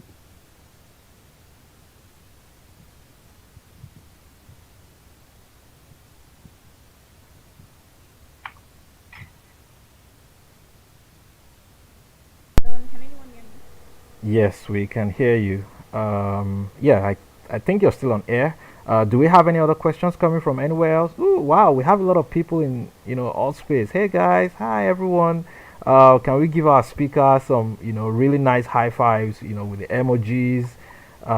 Yeah, some smiley faces right there. Show some love. Thank you so much, Tomi. We really, really appreciate your time and expertise. Maybe one of these days we'll grant a guest interview on our blog post series. and would hear more about everything you're doing in the tech office design spaces. Thank you, thank you, thank you so much. Thanks for having me. Thank you, everyone. Have a great day. Awesome, thank you. Do we have any more questions on Zoom? None. So Tuoyo said, I hope we'll be able to share my presentation. Yes, so we have next speaker on Zoom. So it's going to take us about 1 or 2 minutes of fixing things. So just bear with us in the meantime while we get it all sorted. Okay. So we have Toyo speaking, and he's going to be talking on Zoom. So now we're going to do some reverse engineering of our tech. So just bear with us for a couple of minutes, okay? Thank you.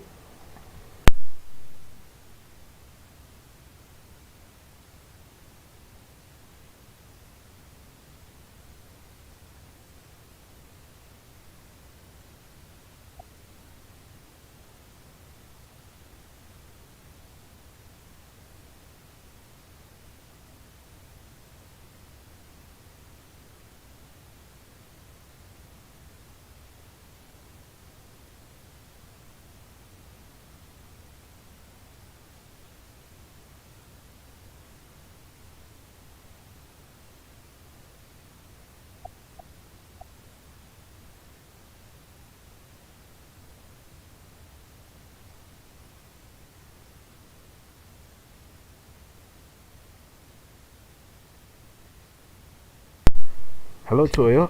Can you share your screen on Zoom right now?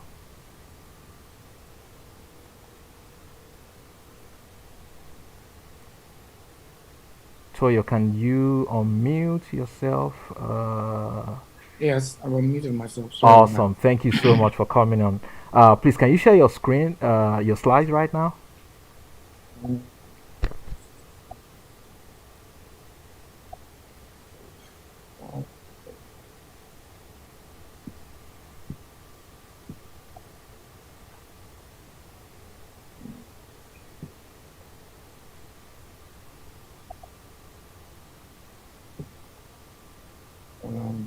Sorry.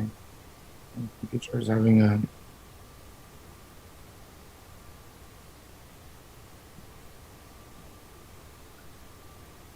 Yeah. So just give me a moment. I'm going to.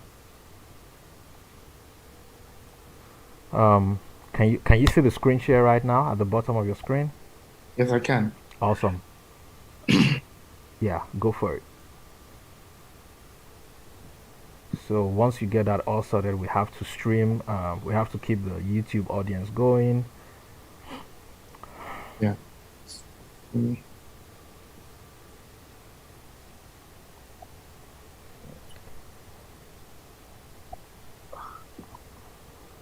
some odd reason, it won't let me. It's drawn a blank on my screen for displaying my screen. It's blank. It's got a triangle and an apostrophe for viewing my screen. So it wants me to go to preferences and to do something. I don't know why this is the case. Okay, maybe can you click on my picture again and make me the host? Just click on the drop down menu beside my picture and make me host. Yeah, we're gonna get around this. It's technology. Yeah. Okay, so am I host now? Yes, you are. All right, so let's do this again.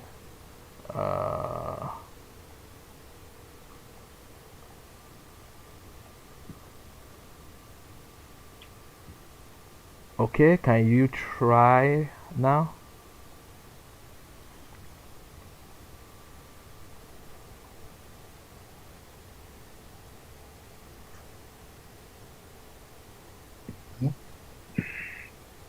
I mean, one thing we can do is I can pull it up from my email if I've got it.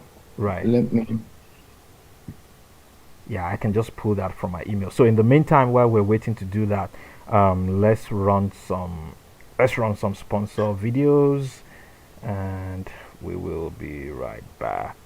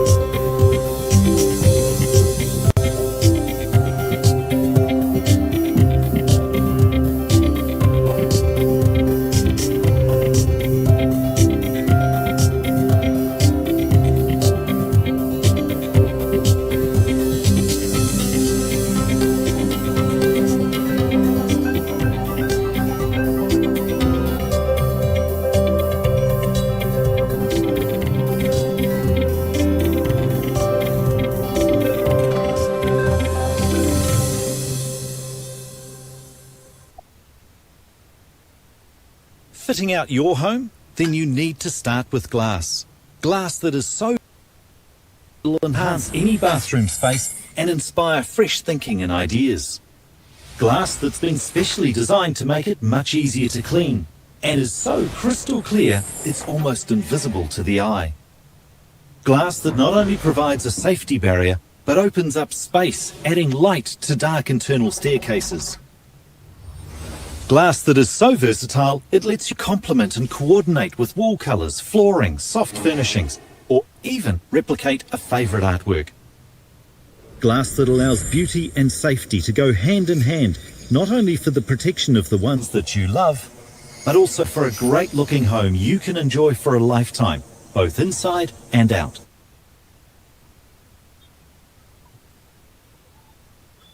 Fitting out your home? Then you need to start with glass. Glass that is so versatile it will enhance any bathroom space and inspire fresh thinking and ideas. Glass that's been specially designed to make it much easier to clean and is so crystal clear it's almost invisible to the eye. Glass that not only provides a safety barrier but opens up space, adding light to dark internal staircases. Glass that is so versatile, it lets you complement and coordinate with wall colours, flooring, soft furnishings, or even replicate a favourite artwork.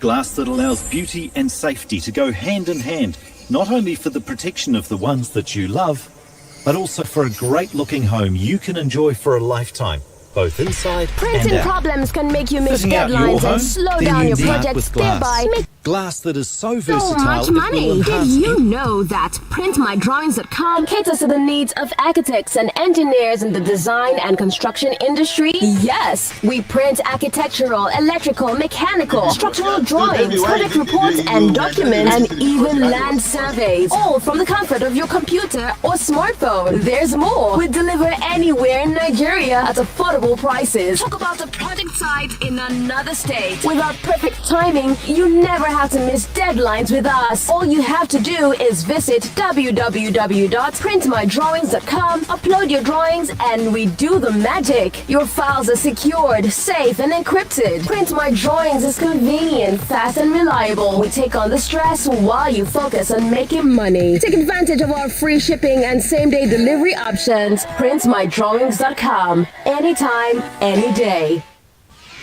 Printing problems can make you miss deadlines and slow down your projects, thereby making you lose so much money. Did you know that PrintMyDrawings.com caters to the needs of architects and engineers in the design and construction industry? Yes, we print architectural, electrical, mechanical, structural drawings, project reports and documents, and even land surveys, all from the comfort of your computer or smartphone. There's more. We deliver anywhere in Nigeria at affordable prices. Talk about the project site in another state. Without perfect timing, you never have to miss deadlines with us. All you have to do is visit www.printmydrawings.com, upload your drawings, and we do the magic. Your files are secured, safe, and encrypted. Print My Drawings is convenient, fast, and reliable. We take on the stress while you focus on making money. Take advantage of our free shipping and same-day delivery options. Printmydrawings.com. Anytime, any day.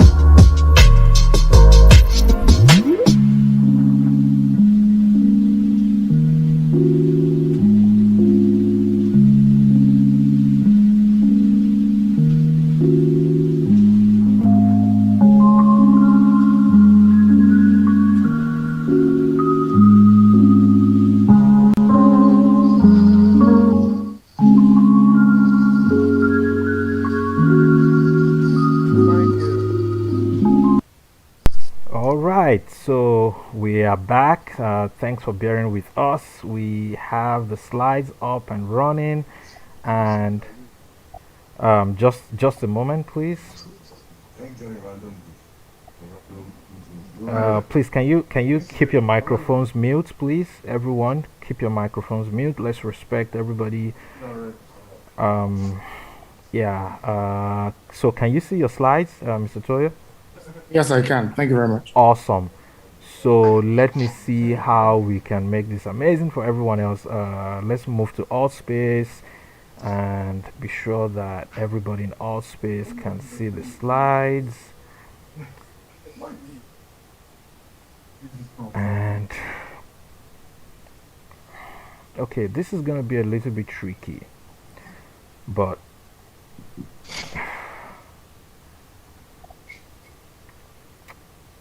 yeah.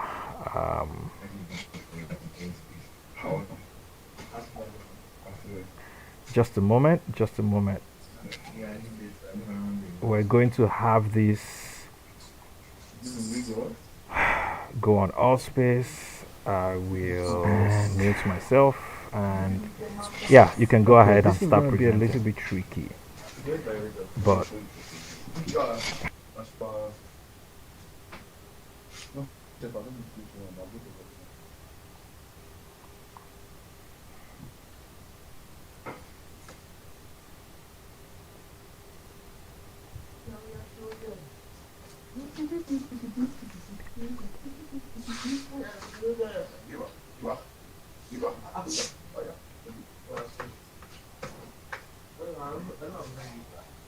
Toyo, can you hear me?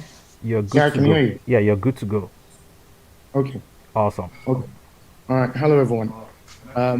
My topic is diversity and niches in design practice.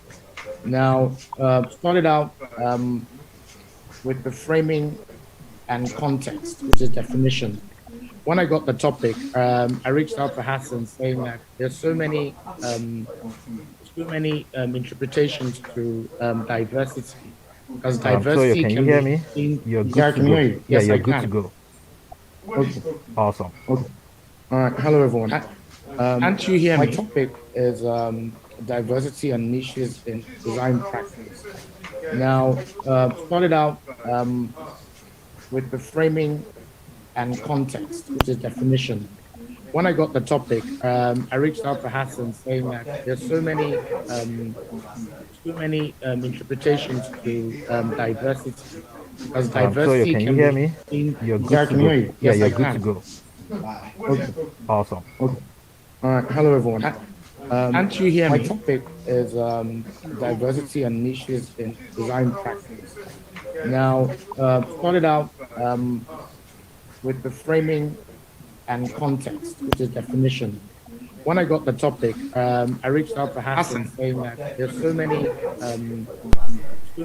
interpretations Yes, I to can hear you. diversity, because Toyo, diversity can you can hear be me? seen. You're Yeah, good I to can go. hear you. Yeah, Yes, you're I good to can. go. Okay. Awesome. Okay. All right. Hello, everyone. Can't you hear me? My topic is diversity and niches in design practice. Now, started out with the framing and context, which is definition. When I got the topic, I reached out to Hassan saying that there's so many interpretations Yes, I to can hear you. diversity, because Toyo, diversity can you can hear be me? seen. Hey everyone. Seems to be that we're in a loop, right? It seems to be that we're in a loop. Was anybody else experiencing a loop? Yeah, I was experiencing a loop. It kept going back and forth. Yeah, that's the disadvantage because we are pretty much streaming. I'm trying to see how this is gonna work. It's gonna be extremely hard. Maybe you can still try to share your screen on Zoom again? Can you? Okay, let me do that. But Let when you, Yeah. Let's try again. Let's try all right, again on Zoom. Yeah, yeah. no It problem. doesn't hurt Thanks. to try.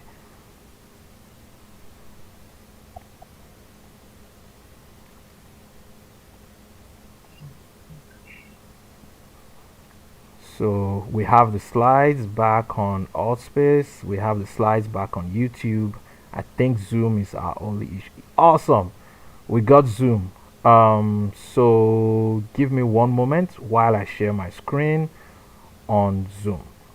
While I share my entire screen. So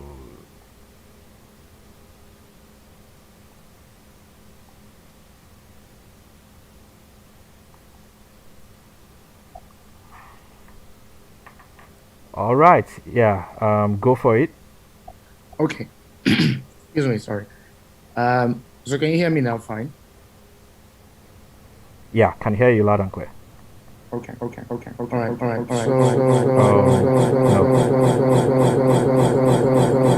No.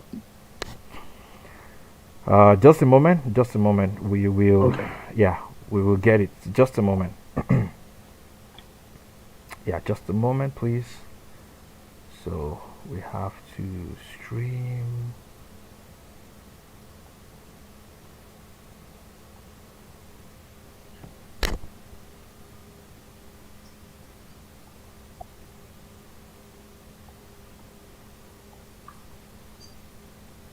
Okay, yeah, let's go. Let's go Okay. now. Brilliant. Yeah.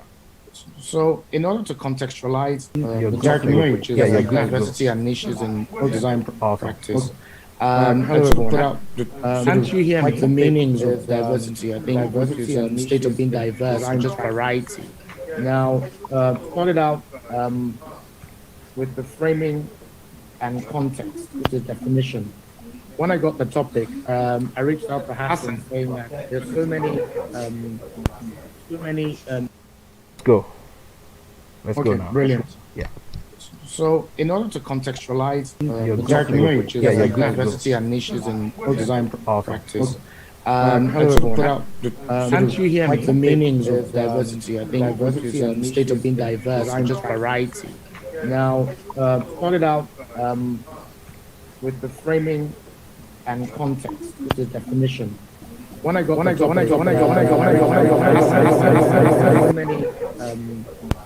many Go. Let's okay, go now. brilliant. Yeah. So, in order to contextualize Your the topic, document, which is like go. diversity and niches in design practice, hello, everyone. can't you hear me? The meanings of diversity. I think diversity is a state of being diverse, and just variety. Now, started out with the framing and context, with the definition. When I got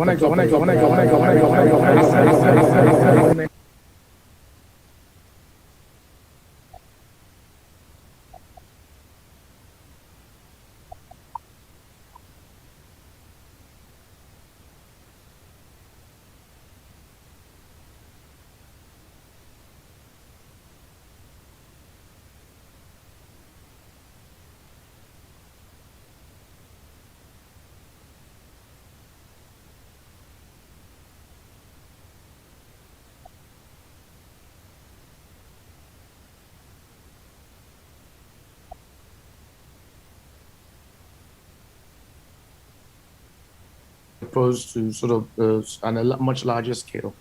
In the developer, real estate development, design and build, construction, project management, facility manager, and the like. And then even as it continues in art and design, there's fashion design, web design, shoe design, and so many others. Now, I mean, this is not a complete list, but maybe as I go along and the relevance of the list will become clear to all. But these are all sorts of vocations that, and as creatives, I suppose, and especially with the sort of changing trends in our world today, and many more of us probably going to see ourselves, evolving or wanting to evolve into other disciplines or other sort of creative endeavors, whether out of conditions or just because of the changing trends in society. Now, there's a lot more in us, like the German educator Katan said, there's more in us than we know. If we can be made to see, it, perhaps for the rest of our lives, we'll be unwilling to settle for less. So what I have done is to show you a few examples of, architects who've sort of gone beyond the traditional mold of architecture and dabbled into other areas of creative endeavor. There's Rem D. Koolhaas, yes, not the same Rem Koolhaas, but his nephew and a namesake, who started United Nude, and it's a shoemaking company partnered with Galahad Clark, who's a seventh generation shoemaker, to develop a shoe company where there's an intersection between fashion and architecture, and has developed quite unique shoes, whether it's via fragmentation, cantilevered supports, and sort of the Mobius shoe was their first one, and has tried to bring the insight that he had from architectural education into design and modeling of shoes. There's Mejo Alatishe, who actually trained as an architect, but is now not only an artist and a very successful one at that. She's also an author as well, and has written 2 novels. And she's a multimedia artist. She dabbled into a bit of film, sculptures as well. And she was even selected as an exhibiting artist for the Venice Biennale that's just held this year. So then Jonathan Siegel is probably one of the sort of most popular architect developers. I mean, they're oftentimes called developer architects as well, where he sort of redefined the role of a traditional architect by exclusively eliminating client and developing and constructing and designing his own work. It's designed and developed, constructed national award-winning trend-setting single-family medium to high-density residential, live and work, and mixed-use housing in downtown San Diego.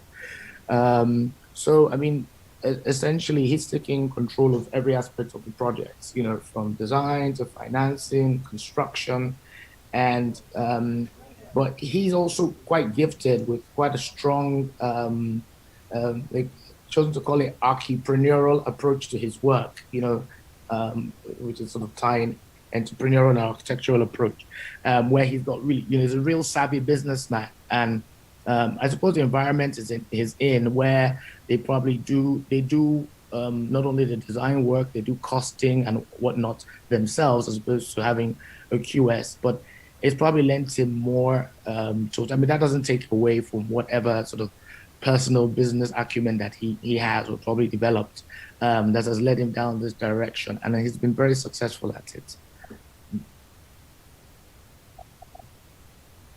So, but the thing is, I didn't want to come here today alone to start to suggest that because of COVID and the changing, you know, dynamics in the world today, you know, then architecture start to, you know, think to be more diverse and to be more innovative and probably, you know, get a better spread of the things that they do and are capable of. Where the reality is, from time immemorial, architects have always done this. You know, if you look at the example of Michelangelo, who's the Italian sculptor, painter, architect, and poet of the High Renaissance movement. He exerted unparalleled influence on the development of Western art, but you know he was more than just an architect. Leonardo da Vinci, as well, was a painter, a draftsman, engineer, scientist, theorist, sculptor, as well as an architect. Raphael was a painter and architect of his time and still of the High Renaissance period. Thomas Jefferson, who was the third American president, was actually a diplomat, a lawyer, an architect, a musician, and a philosopher. You know, and one of the founding fathers of democracy in America, as we know it. Buckminster Fuller, for example. Okay, I skipped Ray Venice, Alexandra Eames, who was a partner to Charles Eames, and she was responsible for groundbreaking contributions in the fields of architecture, graphic design, textile design, film, and furniture. Buckminster Fuller was an American architect, systems theorist, author, designer, inventor, and futurist. Then I've deliberately used one of our local examples, Demas Woko, who was a Nigerian artist, protein designer, furniture designer, industrial designer, architect, and master builder. He was a lecturer at the University of Ibadan and was a publisher of the now defunct New Culture magazine. Now, there are also a lot of people who have actually either started practicing or and opted out or actually completed the program and then opted out to pursue other careers and have turned out to be successful at it. One of the notable figures who left, for those of you who left architecture, for those of you who are familiar with your rap and hip hop music, is Ice Cube, the American rapper. He studied architectural drafting and earned a diploma in draftsmanship at the Phoenix Institute of Technology. Shortly after founding the hip hop group NWA, Ice Cube began his studies in architecture as a fail-safe, his backup plan for his career in music. Bill Gateson, who's best known as the creative director for fashion house John Galliano, began as a student of the Bartlett School of Architecture at University College London. Upon completion of his studies, Gaten found himself working for designer Victor Edelstein, followed by a 23-year stint at Dior, before taking helm at Galliano after the departure of its namesake. Samuel L. Jackson, the prolific actor, was also one who studied architecture. and abandoned it for a career in film. Seal, famous singer of Kiss by a Rose, as well, studied architecture. After 2 years of study, he got an associate degree before developing and was actually working at a series of firms before, whilst he was developing his interest in music. Tom Ford, the iconic self designer, the self-named brand, also studied architecture at the New York Parsons School of Design. Courtney Cox, she acted on Friends, also studied architecture briefly. Now, the reason for bringing these up is to sort of, show a pattern and, show how over the years, architects have always been quite diverse in some of the things that they've done and have dabbled into. Now, but let's talk about textural specialization versus diversity. Now, design practices take on different forms based on the ideology and or training of its principles, or they may evolve over time and assume new identities or approaches in response to new directions or to environmental or socioeconomic factors. Take, for example, the current COVID experience that we're having. This could be a reason why people will evolve and their practices will evolve, and then people will look to new directions to explore or exploit.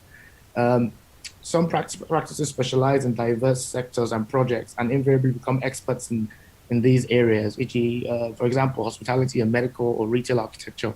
The area of specialization that many architects may choose to pursue is often dependent on the architect's training, interest, and career history. In Nigeria, some firms may have distinguished themselves as the go-to practices for specific sectors because of their track records and relevant experience. For example, Design Group is well known for its work in the hospitality projects. And then GHK was also very well known for their industrial architecture. Others may develop the experience from getting the opportunity to explore these sectors whilst working with specialists or experts in the relevant field. Nowadays, many more firms have more diversified portfolios. And that's just to say, I'm sorry, I'm very conscious of the time, so I don't want to drag on for too long. But many firms these days, you can actually learn on the new project where it might be your first, but which might lead to subsequent ones that enable you, sort of become, an expert in that area. In addition, more firms are evolving into multidisciplinary firms, combining allied disciplines of architecture, urban design, MEP services, structural civil engineering, and interior architecture. For example, I think ACCL consulting, and CCP and JCA. I know ACCL have allied consultants, as part of their group, and CCP as well. JC has also branched out into interior design and development and facility management as well. Some firms also start off with transdisciplinary approach to architecture and design, creating a unity of intellectual frameworks beyond disciplinary perspectives. For example, All Design, founded by the late Will Alsop, is such a firm. Heatherwick Studio as well. Both UK firms. With Alsop, I think, used to hire painters, sculptors, and all sorts of different creatives who were part of the creative engine that drove many of his, very unique projects that they executed as a firm. And then Heatherwick, is extremely versatile and dabbles into many things outside of the core field of architecture and buildings. And here in Nigeria, you have firms like Nle, run by Kunle Adeyemi, and MOE plus AA, with Papa Mataya as a creative director, who, with his involvement in white space, being very, very diverse in the things that they do and how there's cross-pollination of the different creative endeavors to impact on each and every one of those different interests and fields. So I've listed a bunch of people as examples closer to home of people who have sort of they've dabbled into a bit more than just pure architecture. Babatunde, as you see, is an architect, vehicle designer, graphic designer, product designer, artist, writer, and a film director. Kunle is an architect, urban designer, researcher, academic, product designer, and furniture designer. Tosin Yoshinowo is an architect, space planner, interior architect, design and build expert, project manager, and furniture designer with her Ileila brand. Stephen Ajadi is an architect, development economist, land economist, planner, and sustainable development professional. Papa Amotaya, as I said earlier, is an architect, artist, and transdisciplinary creative director. So spanning film, music, photography, graphic design, being examples. Chuka Ihono is an architect, product designer, writer, and as he rightly calls himself, a catalyst for design progress rather, with his 9H series and other writings and other things, and even currently TV shows, putting the point of view of the architect and pushing for design progress generally. Tony Aye of Design Union is an architect, developer, graphic designer, and an entrepreneur. Other examples of, but these are people who have actually moved away from architecture, have excelled in their other areas, like Nwakego and Madueke of Alter Ego. She's a fashion designer and successful one. Several examples of them. Jumoke Akinwumi of Alethea Real Estate is a real estate economics expert and real estate developer and asset management professional. I've just sort of sprinkle of their works. The Underbridge gathering space at Falomore roundabout, a few projects, urban projects like the Lady Marina done by Stephen Ajadi, car designed by Dakwakitunde, or the shed by Leila Toshoshinowo, the shed by Kule Adeyemi, and a large market in Kaduna and a large urban scale project in Kaduna by FAA Designs, Francois Akinyosho. Now, for an introspective view, in my own personal evolution, I started off with my training in architecture and practiced doing a lot of when I started out, a few internships at integrated projects, design collective, and after graduation, I did my youth service at James Cubitt Architects, practiced there as an architect, space planner, and the like before starting a partnership, Brown Inc., and then moving on to start my own practice, Studio La, where we've done, a few projects spanning, residential, institutional, retail, and commercial development. And I've also had the opportunity as well to dabble into some entrepreneurial endeavors where myself and a few of my business partners came together and got a distribution deal for a bathroom fittings and accessories company, and opened a showroom in Ikoyi to sell, market expertly designed bathrooms and fittings and products. It being something that I was sort of connected to my core endeavor. I mean, it was something that I was drawn to, even though it's a trading business, but it was the entrepreneurial spirit in me. That is also sort of, that same spirit has led me to sort of gravitate not just to design and build projects. And the way I got there was actually through support and assistance and guidance by people who already were operating in that space. But it was just, a drive to execute projects, in my own way, with my own touch and language, without the constraints or of being, sort of tied down by what the client's ideals were. Since many a time, from my own experience, I had a good knack and knowledge of how I thought spaces or buildings had best been presented or executed. So that has led to a series of projects in that regard. And then the other space that I'm sort of gravitating to now is the real estate design space, where first in partnership with a development company, where we're not only aware the architects, but we've also taken the position to invest in the project as well and be part of the development team. Not just design wise, but financially as well. And we also have a couple of projects in the kitty as well that we're developing, myself and one of my frequent collaborators as well, have been working on a project that we were hoping would take off in the new year, but we're doing all the groundwork for that, and a few others that we have in the offing. So I mean, my advice to everyone would be to explore their potential to the fullest. No one should feel constrained whatsoever to limit themselves to what the dictates of the traditional profession does. And as you can see, many others before you have branched out into many creative endeavors and have refused to limit themselves to the scope of architecture alone. Thank you.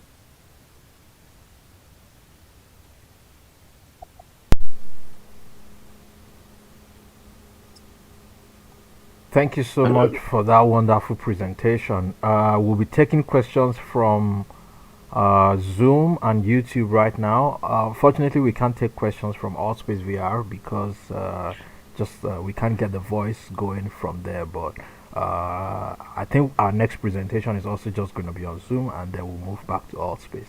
Yeah, so are there questions in the chat we can pick up?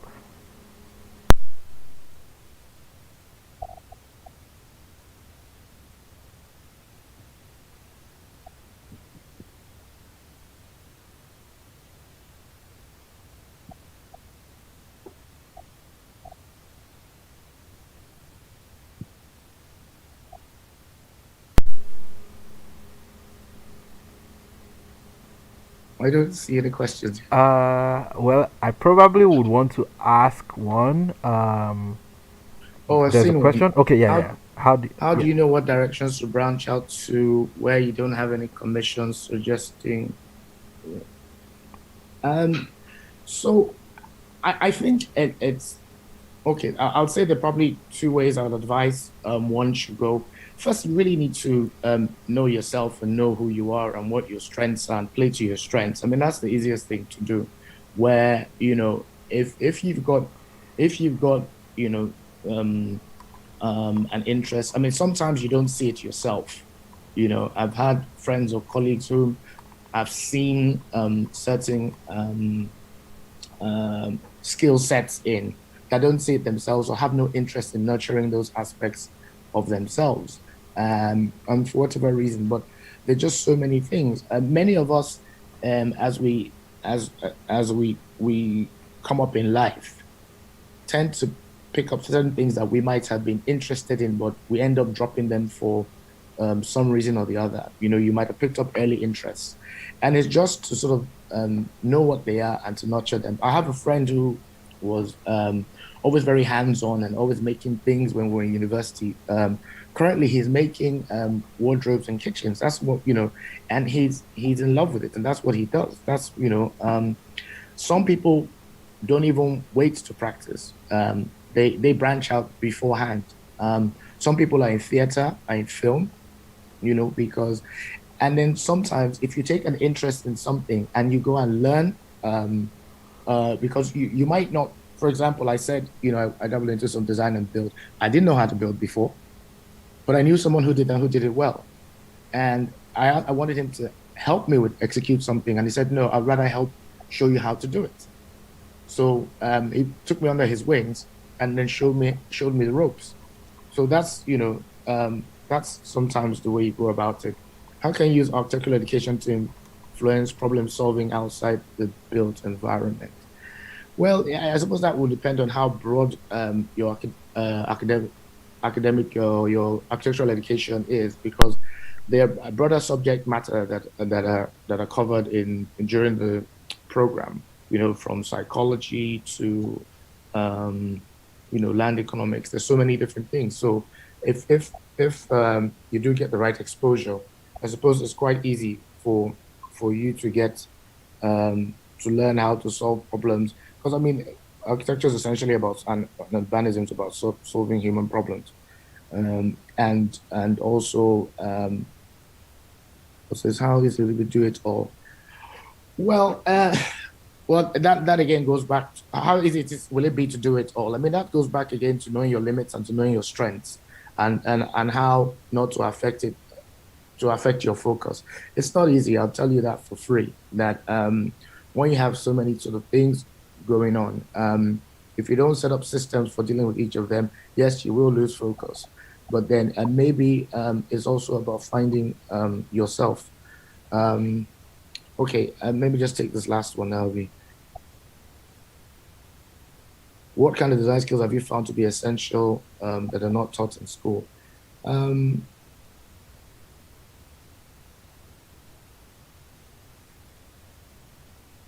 Okay, I think some of these questions, if we can put all, I think we're running out of time. So if we can put some of these questions together, we can have a discussion subsequently on this.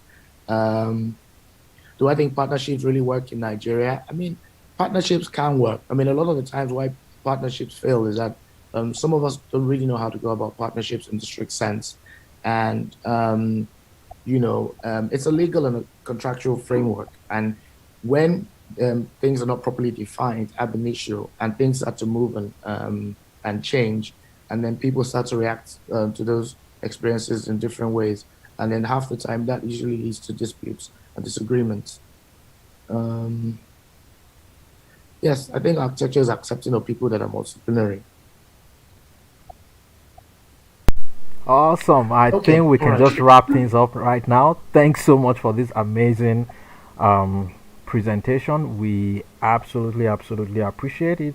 Yeah, we're running a little bit behind on time, and we'll have Shokunbi give his presentation now. If you can hang around for the mentor pods just after Shokunbi's presentation, I think you can still catch up on some of these questions. Thank you so much.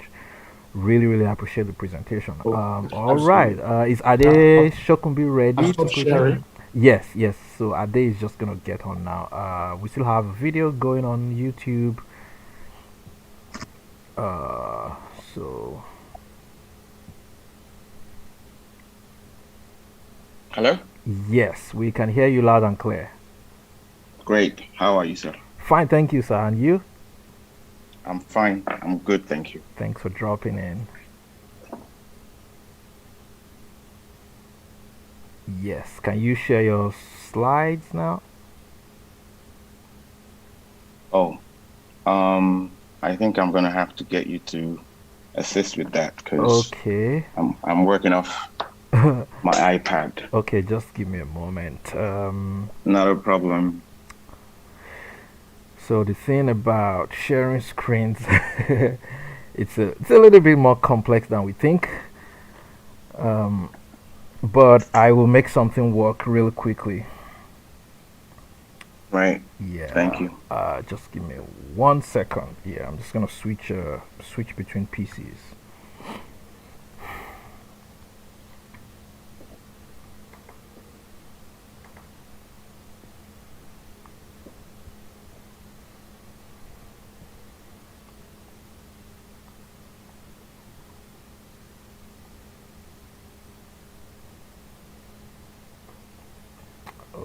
Okay, so just a little bit more moment, please.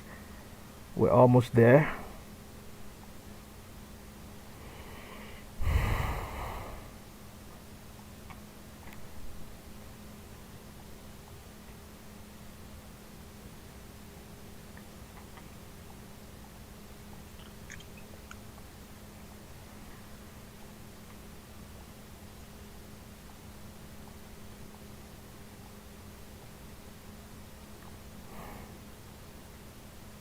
Almost there.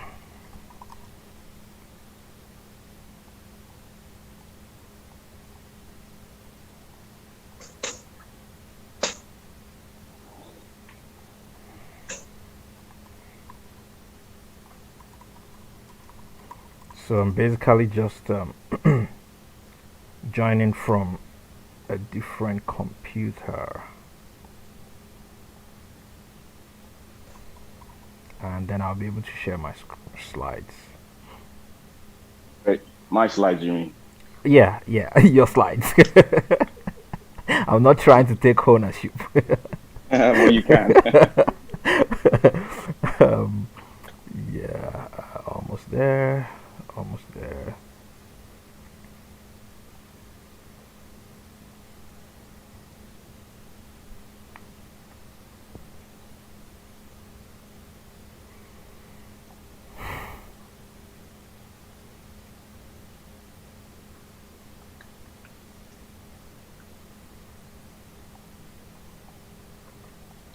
Okay, I'm joining in from a different computer, and I will be sharing my screen.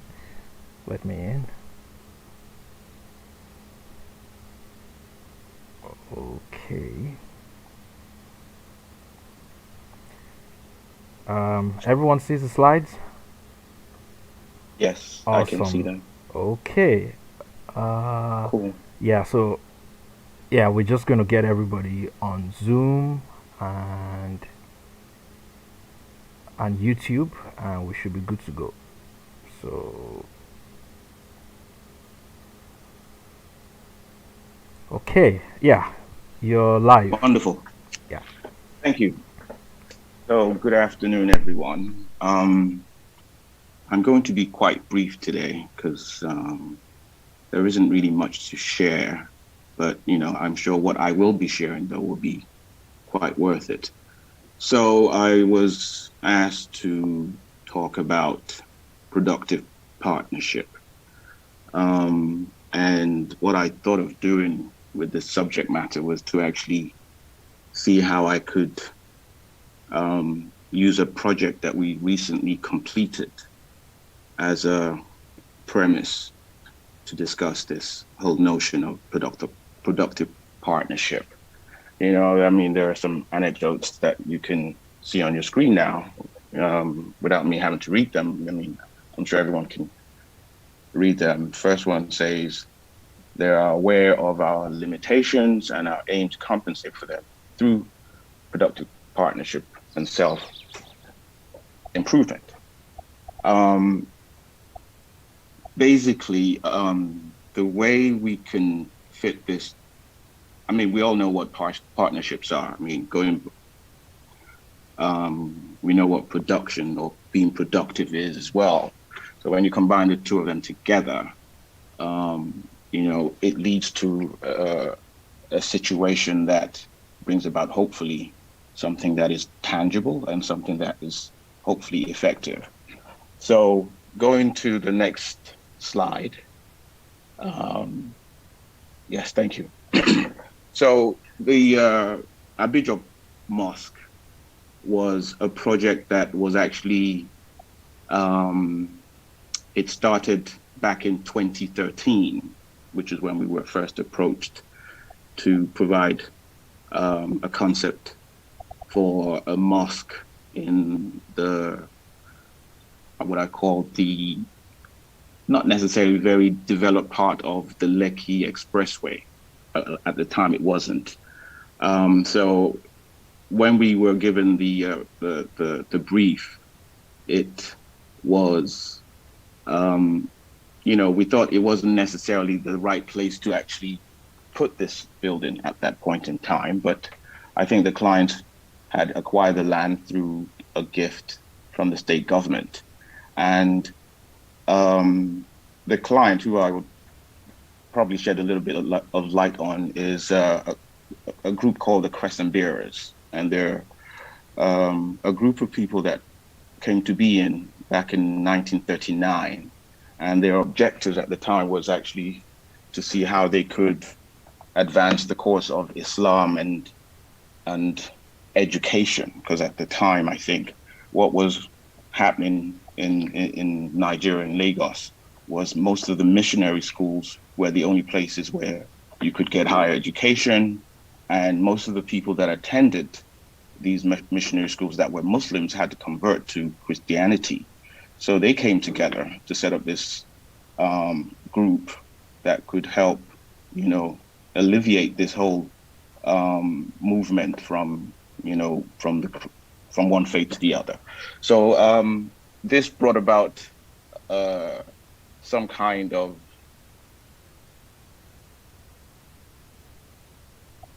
they came about to promote community-centered educational, religious, and social cultural activities. And they've actually, if you go through their portfolio, they have quite a number of schools dotted across the country. But they hadn't really delved into the building of religious buildings. So this was a first opportunity that they had. So anyway, what actually happened with this project was that we had gone through a number of iterations that ended up becoming a more streamlined one back in 2019, which we obtained town planning approval on.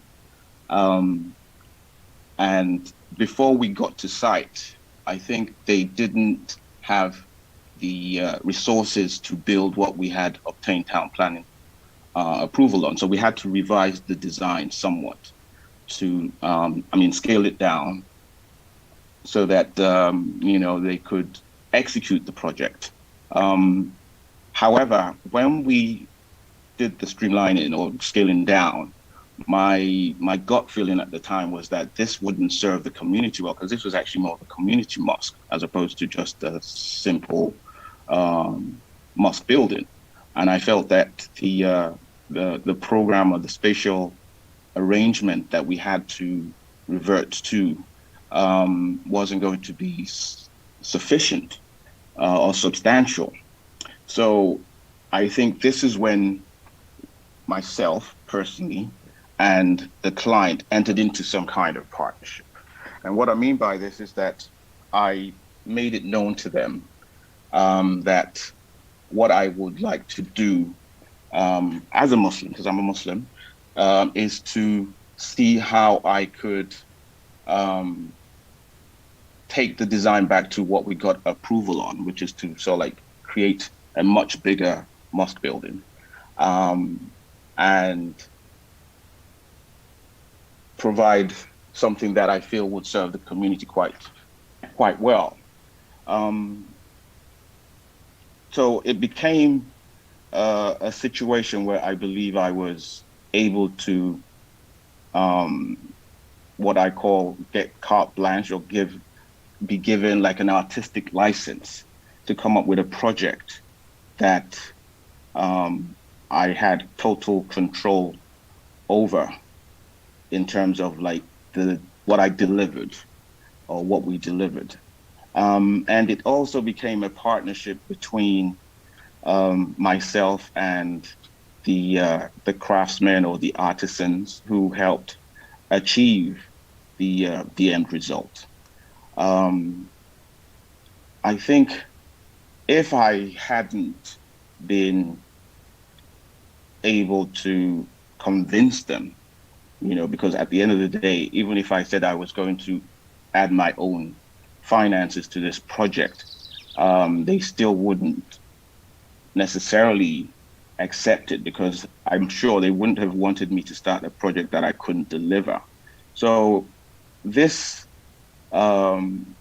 project served as a way of, me being able to take some of my sensibilities about being an architect to another level, where, generally as an architect, you tend to follow instructions by clients.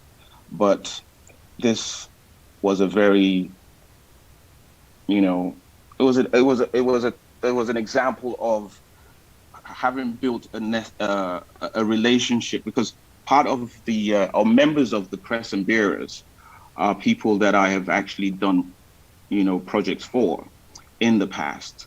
So I had developed a relationship with them that enabled me to provide, a level of confidence that what I was embarking on was something that would definitely be delivered.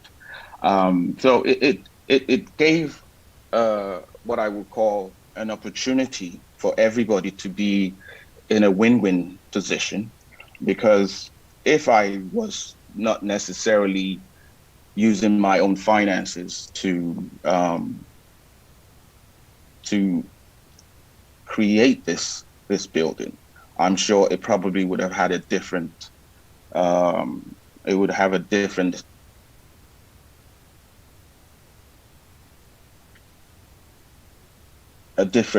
finished product. I think what was also very important about this partnership was the fact that a lot of what was achieved was something that I had always wanted to do, you know, in terms of like the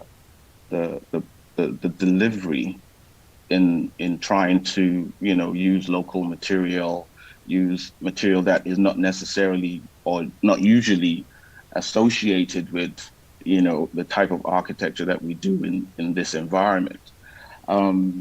So basically, having gone through this, it has proven to me personally that a way to hopefully improve on what is delivered to clients is having an understanding whereby one goes into some level of partnership that is not the usual or the norm of, you know, client architect arrangement or relationship.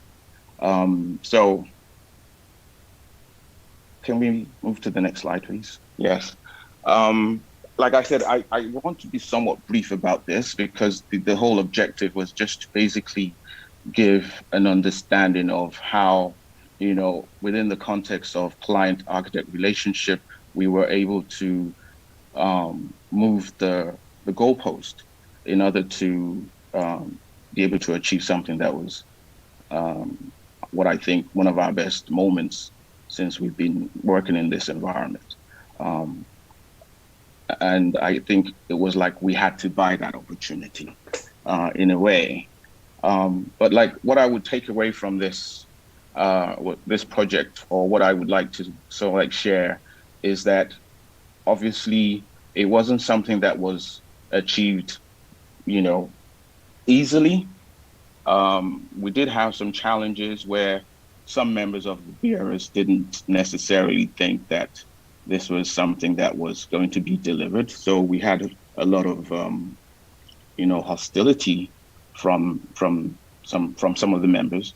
However, the people that I had mentioned earlier that I had worked with or worked for in the past was able to, or were able to, you know, sort of like back me up, you know, because there was a time that one of the members was saying that I was not moving as fast as I ought to. And I was, you know, quite, you know, slow with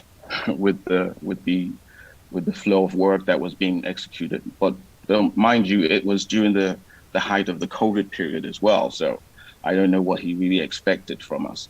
But nonetheless, you know, I think having been able to establish a relationship with some members of the bureaus also aided the outcome, because they stood in my corner.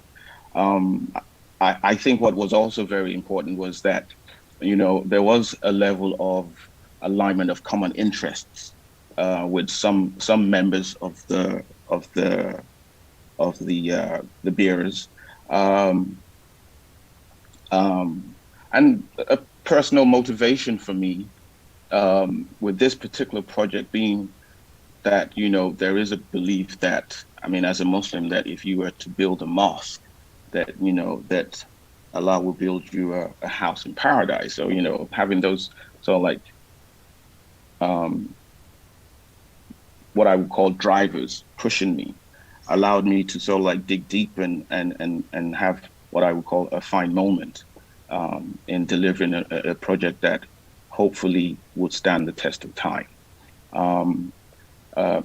And to conclude, there have been other projects that, you know, we've been involved with that I think we entered into some level of partnership that provided us with, long-lasting opportunities that if we hadn't had that mindset of,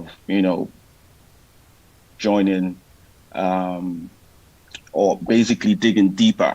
So this photograph that I've put on this slide is a project that we did for an artist, or the artist, Gbedu, which was her residence and studio. And the beautiful thing about this project, and why I say it was a partnership, and it was a productive partnership at that, was that during the life of the project, because I was actually waited for to be available in order to execute this project. But during the life of the project, it took another dimension where I decided to, in a way, collaborate with her. Being an artist and being an architect, she knew what she wanted, and it was on that basis that, there was a level of communication that pushed this project to the level that we were able to get it to. I must say that if I hadn't taken this project, my development as an architect, because we're forever, developing, may have taken a different turn, because this enabled me to, be a little bit more sensible or sensitive towards a materiality that I hadn't necessarily considered, in my repertoire. But this basically allowed that to flourish, and it was because of the understanding that we had. So I think not looking at a project as what I would say just providing a service to a client, but to consider it as a relationship or a partnership rather, that hopefully will be productive, because the Anai project that I was just talking about for Gbedu, once that project was completed, she set up a foundation that she now got me to become a director of that foundation, which I guess if the project hadn't taken the turn or the life that it eventually did, that may not necessarily have led to that opportunity. The opportunity even went a stage further, whereby when she was invited to participate at the Venice Biennale, that was in May of this year, she invited me. I mean, she obviously found out about the fact that she was participating back in 2019, but she invited me to also be a part of that and collaborate with her on that. So, I mean, I just see that sometimes projects don't end with you just being the architect, and the architect who's just providing a service, but it could lead to other, partnerships that have like a bottomless or like endless. So thank you very much. I hope that this very, very brief presentation has been able to sort of like shed some light. I mean, I don't know if everything that needed to be said about the partnership that I got into with the Crescent Bearers was adequate, but it gives a bit of an understanding into what we encountered, or what I encountered on that project. So thank you very much. Thank you so much, sir. I believe you did great justice to that. Thank you. We'll be taking questions from Zoom and YouTube right now, and then right after this we will head back into Allspace VR for a short break, and then I will be making my presentation next. So questions, please keep them coming. We'd like to see questions. Yeah.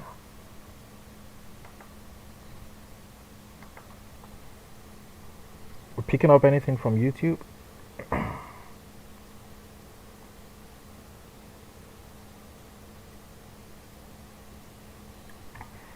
Okay.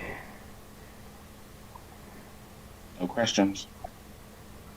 I think, I mean, personally for me. Okay. Good morning. Yes, good morning. Yes, go ahead. Yeah, please. my name is Sherifine Adiola. I'm calling in from Texas in the United States. Yes, Sherifdin, please drop in your question.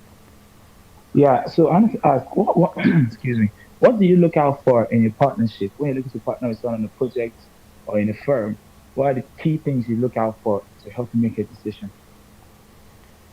Right. Thank you for that question. Um, Basically, Patrick Wahid Design Consultancy is a partnership. So when I was approached, because I moved back to the country back in 2006, and I had done a couple of projects, and my business partner approached me. He had seen some of those things that I had done. So before he actually had approached me, to be um, precise, I had seen what he was up to. I liked what he'd been doing. So when he approached me to join forces on a project that he had been invited to take, he's actually not an architect. He's a self-taught designer.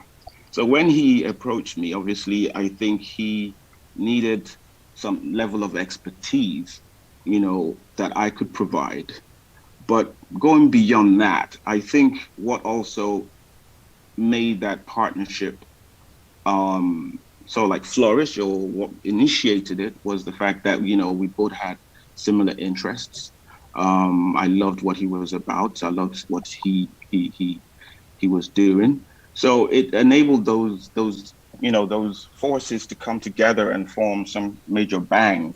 Because when we started out, we were somewhat fresh and new, and we created a narrative that, not that we had invented a new wheel, but basically we had sort of like, because everybody that knew me and everybody that knew him, seeing that we had come together, thought that it was a formidable force. So, it was just about the common interests. And I think what was also very, very important, which tends to have a major impact on partnerships in this environment, is that, our attitude towards money, I'm not saying finance now, but money, was very, very, different. I mean, we weren't ruled by it. Obviously, we needed to be very businesslike about how we approached it. And, we had an understanding as a partnership. But in that instance, or in that regard, we followed the rules of the game, in setting up the partnership. But going beyond that, and I think the question probably is asked because of my talk about, the partnership that was developed for the Moss project. I never thought it would actually become a partnership. I'm not going to lie to you. It ended up becoming a partnership when, my spiritual sensibilities, got the better of me, that I can't be given an opportunity to build a mosque and that I have to end up half stepping. I basically dug deep and I took a chance that, this is absolutely necessary, and it was better for it. And partnerships are not limited to just the architect and the client. It's a partnership that you have with everybody that's involved with the project, to be honest. So basically, those are the ingredients that go into what might, for me personally, I can't say how it would work for the next person, but, from my experiences that have resulted in wonderful outcomes, I hope some people can take from it a sense of, maybe this is what we need to do in order to sort of like set up some kind of partnership. I mean, partnerships they vary, but most importantly, I think the basic understanding that comes into this is that you have to have some level of common interests. You have to have an understanding. And sometimes, you have to be like a bit of yin yang. So someone might have different attributes about what they are bringing to the table. So there's so many things that you can actually bring to the table when you're trying to set up a partnership. But it has just worked very well for me in my approach to how I, go about choosing productive partnerships. I hope that answers your question, sir.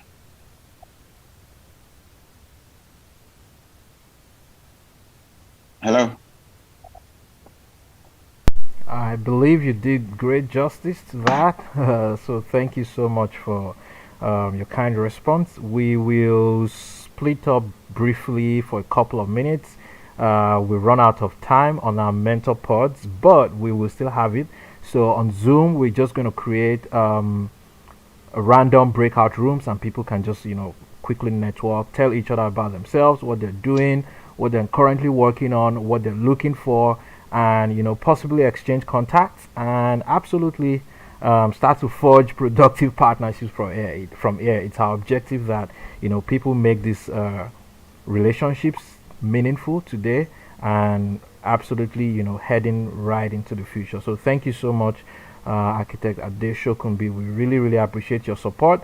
And Architect Ade Shokunbi actually chimed in on some extra funding yesterday for the competition winners. So we will unveil that later in the program today. Thank you so much. We really appreciate your leadership. Thank you.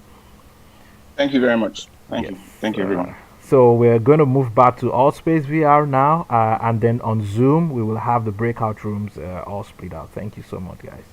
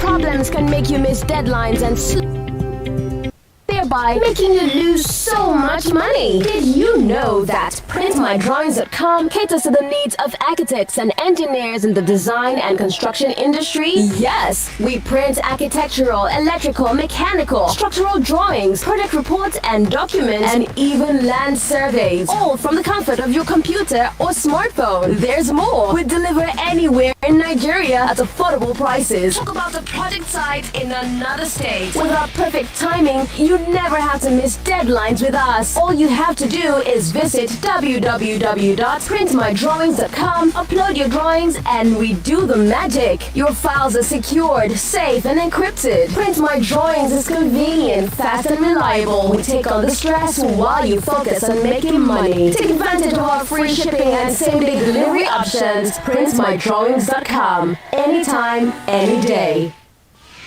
Print Printing problems can make you miss deadlines and slow down your projects, thereby making you lose so much money. Did you know that PrintMyDrawings.com caters to the needs of architects and engineers in the design and construction industry? Yes, we print architectural, electrical, mechanical, structural drawings, project reports and documents, and even land surveys, all from the comfort of your computer or smartphone. There's more. We deliver anywhere in Nigeria at affordable prices. Talk about the project site in another state. With our perfect timing, you never have to miss deadlines with us. All you have to do is visit www.printmydrawings.com, upload your drawings, and we do the magic. Your files are secured, safe, and encrypted. Print My Drawings is convenient, fast, and reliable. We take on the stress while you focus on making money. Take advantage of our free shipping and same-day delivery options. PrintMyDrawings.com. Anytime, any day.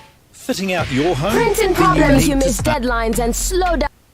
That is so versatile it will enhance any bathroom space and inspire fresh thinking and ideas. Glass that's been specially designed to make it much easier to clean and is so crystal clear it's almost invisible to the eye. Glass that not only provides a safety barrier but opens up space, adding light to dark internal staircases. Glass that is so versatile it lets you complement and coordinate with wall colours, flooring, soft furnishings, or even replicate a favourite artwork. Glass that allows beauty and safety to go hand in hand, not only for the protection of the ones that you love, but also for a great looking home you can enjoy for a lifetime, both inside and out. Fitting out your home? Then you need to start with glass. Glass that is so versatile it will enhance any bathroom space and inspire fresh thinking and ideas. Glass that's been specially designed to make it much easier to clean and is so crystal clear it's almost invisible to the eye. Glass that not only provides a safety barrier but opens up space, adding light to dark internal staircases. Glass that is so versatile it lets you complement and coordinate with wall colours, flooring, soft furnishings, or even replicate a favourite artwork. Glass that allows beauty and safety to go hand in hand, not only for the protection of the ones that you love, but also for a great looking home you can enjoy.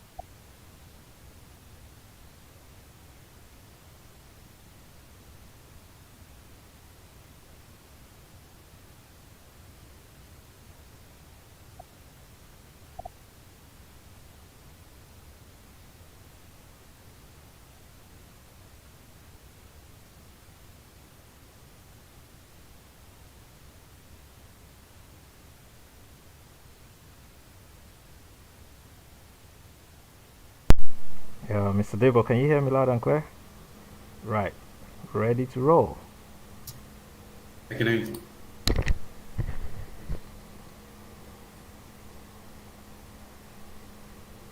Okay.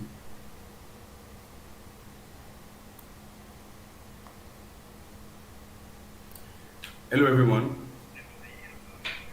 Yeah, we can hear you loud and clear. Yeah, I'm on here. So yeah, let's roll. All right, that's great. So thank you very much and welcome back. Sorry for the slight break in transmission, if you permit me to use that. So we are now on the home stretch of the event today, and our next speaker will be discussing trends in design and construction technology. Our next speaker is a proven 3D visualization expert. He has contributed extensively to the growth of 3D visualization as we know it in Nigeria. And currently is exploring new opportunities in building information modeling and virtual reality. Is reviewing how best these tools can be used to further improve and boost productivity in the construction industry. So please welcome architect Hassan Anifowose, the co-founder of Kronos Studios, as it takes the podium. Thanks, Debo. Can everybody hear me loud and clear? Yeah, just give me Yes, I can. just give me a high five or an emoji. Yep. Some yeah. Okay, I see that. All right. So I think we're good. Um, so today I'm going to be talking about adopting technology 101 for architecture, engineering, and construction. You might see I'm looking at a different screen because I'm inside Allspace. We are in a different screen, so it's a little bit of a complex setup here, but we'll make it work. So let's go. So basically, we're going to have a short conversation about who I am, and I will also talk about the industry pain points that we currently have, and also the advantage that BIM offers. And I'll try to get us a little bit settled on how the new terminologies we're going to be hearing, and also I'll drop in a little bit on construction visualization, and of course some little bit of drone imaging adoption, how to start, and places that you can look out for resources. So what you should expect in this session, this is not a software workshop. I'm going to give you some thought-provoking points, and yeah, you're going to see the benefits in clear words, and I'll point you in the directions for tech adoption. So let's go. So a little bit about me. I am architect and co-founder at Kronos Studios, as a lot of people know. And recently I took up a BIM VR specialist position at Swiftwell in Michigan, up north in the US, which was a really fantastic idea. I've had so much fun doing that, and yeah, I have some of my supervisors and colleagues and bosses right here inside Allspace VR and Zoom. So hello Swifties, I see you all. Thanks for popping in. So I'm also researching how BIM, building information modeling, and virtual reality for game design can actually improve human building interaction. So why do you have to be physically on site if you can do something virtually? Why do you have to go for a physical training if you can train virtually? These are questions I'm exploring, and I'm pushing the front of gamification in such a way that it's engaging. There is autonomous motivation. You don't have to be motivated. You just want to play the game because it's a game, it's fun, and that's basically what I'm working on right now. And these are some of my previous works that I've done. So the construction industry is among the least digitized, and the question is why. The construction industry is like next to hunting. It's that old, that archaic, that not so innovative. You can't compare it to transportation, you can't compare it to computer science, you can't compare it to so many things. And the question is why. A lot of people are not able to answer this question. Now, this is a project we recently completed in Lagos, and yes, we actually pushed the limits of BIM to the best of our capacity. But there are still more questions to ask, in the sense that how much information, how much of the I in the beam are we using? How much of the data are we collecting in order to inform all our decisions? The typical practice usually would be, people using beam software to just model, and once the building is done, they just move on to the next thing. There are lots of questions we need to ask as to why people are not exploring all the information in beam. And let's have a look. Why are people not using the data in beam? Why are people not pushing those fronts? Sometimes it's just basically there's so many new file formats to deal with or handle, and human beings are resistant to change. And I always make an example. If all of us step into a classroom today fresh and we all add a seat, if we came back tomorrow, there is almost 90% chance that we want to sit where we sat yesterday, right? That's just the way human beings work. We're really, really resistant to change, and there is a whole lot of change that beam brings. You have new file formats you have to understand. You have ACIS formats, you have DWGs, DXFs, 3DS, SKPs, RVTs, and it could be really, really overwhelming considering the fact that a lot of people are used to just CAD. So one reason why people are not usually adopting beam is because there's just too many file formats to deal with. Sometimes some people just say, well, I don't know how much of it exists where I'm working. It's not being used, so I am not opportune to learn about it. And sometimes you just can't blame them. And sometimes we tell people, like, sometimes the top-down approach is really important at the workplace, because if the boss says yes, there's a high likelihood that it trickles down to the bottom. If one little guy at the bottom keeps trying to say yes, it's a little bit more difficult to walk up the chain of commands to get the company to adopt something. So one thing that a lot of beam enthusiasts are doing right now is to educate the people on the top, so that we can have that information go down, and adoption is way easier. Now sometimes people are too busy with deadlines, the procrastination that I'm going to do this tomorrow, I'm going to learn beam next month, I'm going to learn beam next year, and before you know it, you're so old-fashioned, and the guys who were drafting with hands were replaced by CAD. The guys who were drafting with CAD were replaced by beam. The guys who are probably, by the time you're starting to jump on beam, you're probably going to be replaced by AI, machine learning and dynamic programming and generative design and things like that. So it's very important for everyone to start to totally understand how beam adoption works, and how their firms or their practices need to take it first hand. So beam is beyond just geometry. Beam is beyond just seeing how the model comes together. Beam is beyond just seeing how everything is sitting on top of each other. The data inside the file that you're working on is the key. That's where the money is, the data, and being able to easily pull out that data to make information, make requests for quotation, make additional information requests to contractors, make sales pitches, make budget decisions. There is just so much prospect that you can get just by mastering the volume of data that you have. And there was a research by, I think, Autodesk. I'm not certain. I think I did see it in an Autodesk presentation, and they probably quoted another research that 95% of people collect data but do not use it.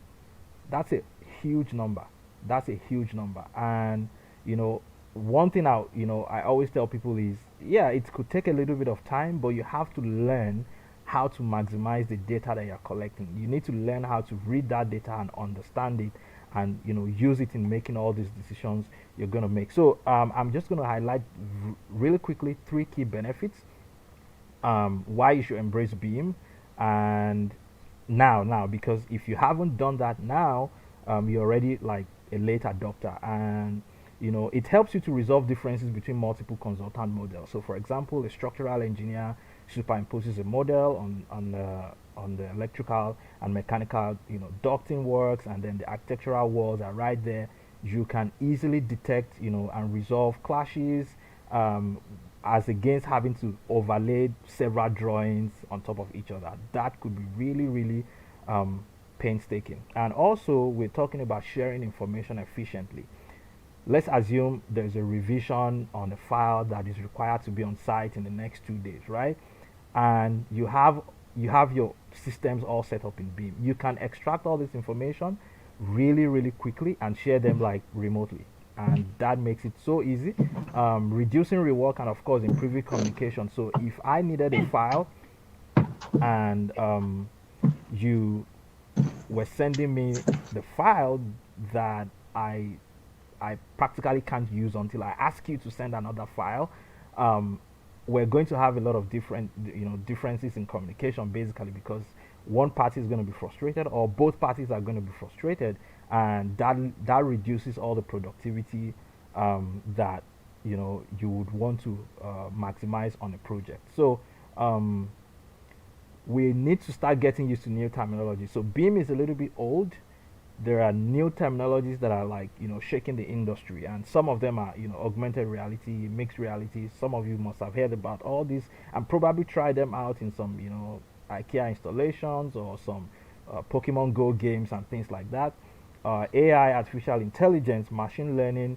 We have Victoria Ikede talking about machine learning and architectural design today, so please wait behind and make sure you attend that presentation. We have simulation, construction simulation, and how the building comes together. Lots of automation happening, drone capturing. We have drone beam image superimposition, and of course we're talking about cost estimation and collaboration, cloud file sharing, and things like that. These are subjects that you want to start training yourself on. You want to go on LinkedIn. You want to start looking for free tutorials. Of course, you don't have to pay a huge sum of money to learn about these terminologies. For a start, yeah, I did remember when I first started having interest in virtual reality, I practically took just about 2 introductory courses on LinkedIn, and that was it.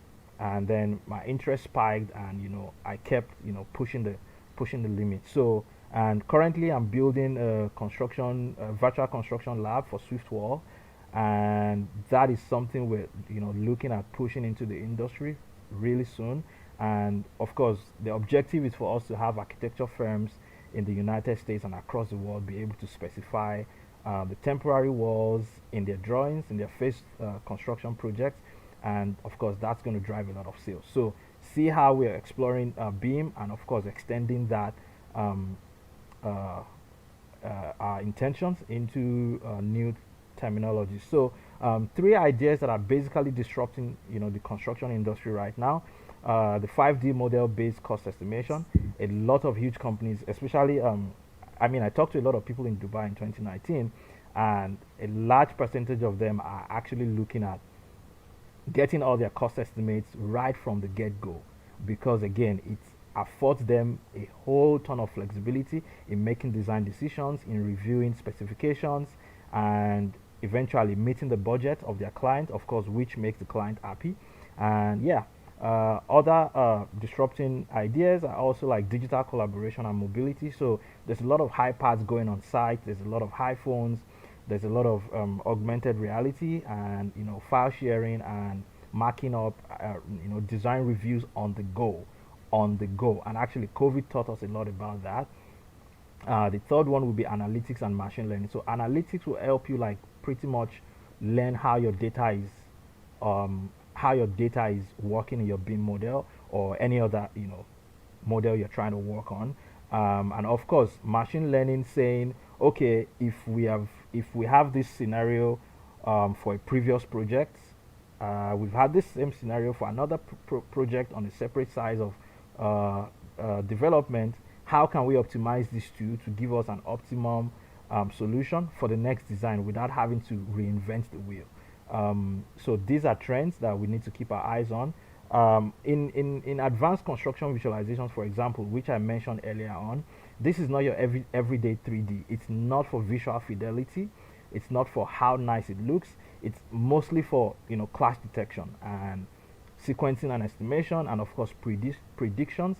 and making informed decisions. So software like Navisworks does this pretty nicely, and we have BIM 360 coordinating all the software work files. So these are things that you want to start paying attention to, because in the next 2-3 years things are going to be moving so fast that if you haven't made those decisions right now today it might be a little bit too late, So yeah, so here we're going to share the slides. I'm not going to take a lot of our time, but here I shared a little video on how you can use Autodesk Navisworks to basically visualize this construction sequence of your project, what comes before what, when, how you're moving the crane to site, when it arrives on site, how you can plan all your construction timing, and not just looking at all the lines in Microsoft project, the two-dimensional interface. You're actually working with 3D objects, and you're actually visualizing how the construction sequence is going to happen. That is a very helpful tool for every construction expert out there. People want to know when to anticipate problems. People want to know when to make sales decisions.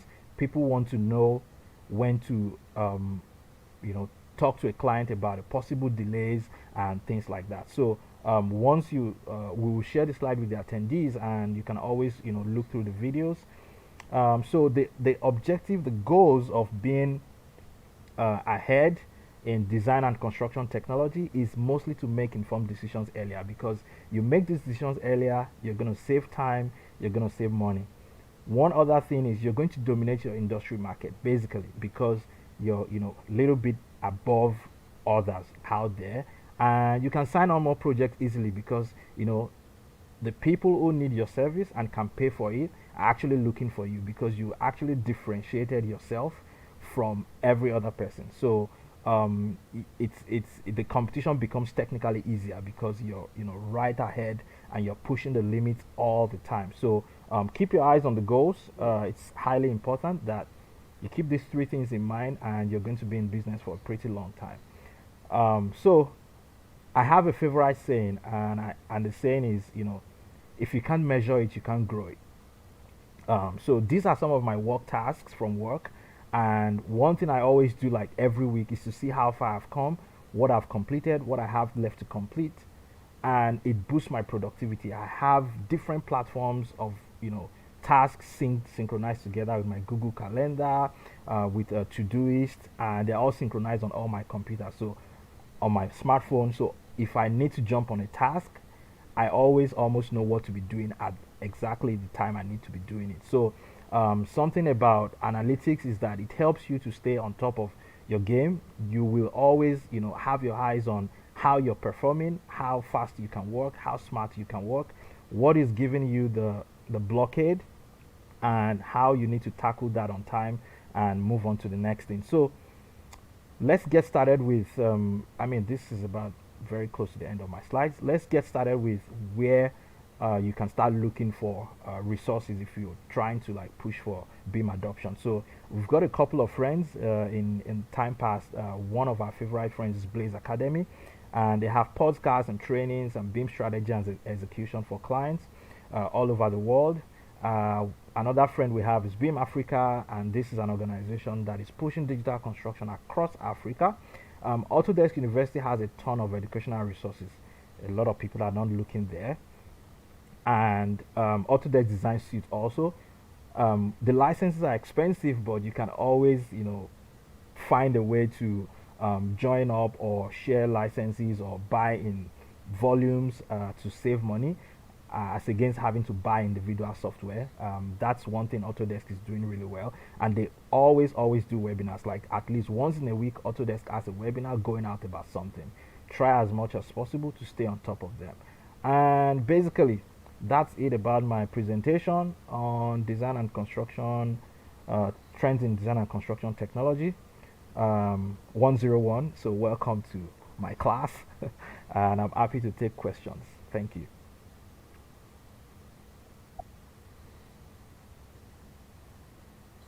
Thank you very much, sir, for that impactful session. And so at this juncture, we'll be taking questions from. So if you have questions, send them to me, and we'll go through our YouTube live stream to see if you have questions from there too.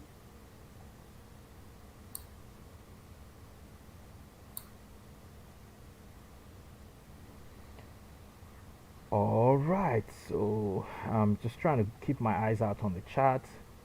So Victoria is asking, how is Chrono Studios implementing Beam? Good question.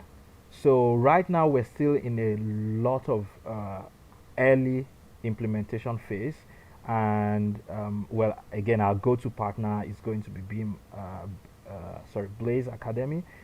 So far, we've mostly used Beam on all our projects till date, even like the really small ones, because of course we know the advantages that it offers, but we still we admit that we lack some capabilities in a whole ton of opportunities that might be coming. And yes, over the next 6 months, we have outlined some plans, and we definitely are going to be pushing forward with our friends at Blaze Academy. Someone is asking, how do you sync all your analytics with your devices? Is that a separate software or it's all part of Beam? Okay, so that's not Beam. So what I showed you about the performance and analytics is not Beam. It's basically Asana, Rike, project management software, Google Calendar, and Todoist, basically, because on the go you can just push out all your tasks and they get synchronized across board. So that makes life a lot easier. So even if you're not sitting behind a desk, getting all those integrations working, it could take a little bit of time to set up, maybe 20 to 30 minutes, but it's always worth it. Yeah. Am I missing any questions? None, sir. Do we have further questions? YouTube. Okay, so Chibuzo, I'm gonna take one last question, guys. Chibuzo is saying, from my understanding, Beam is to be adopted by firms, but how does one as a freelance architect engage properly in Beam? Okay, good question. I would say, if one of your objectives eventually as a freelance architect is to work on big projects, right? And okay, so Victoria said she could answer to. So just a moment. Yeah. One of your objectives as a can someone mute? One of your objectives as a freelance architect is to work on big projects, big firms.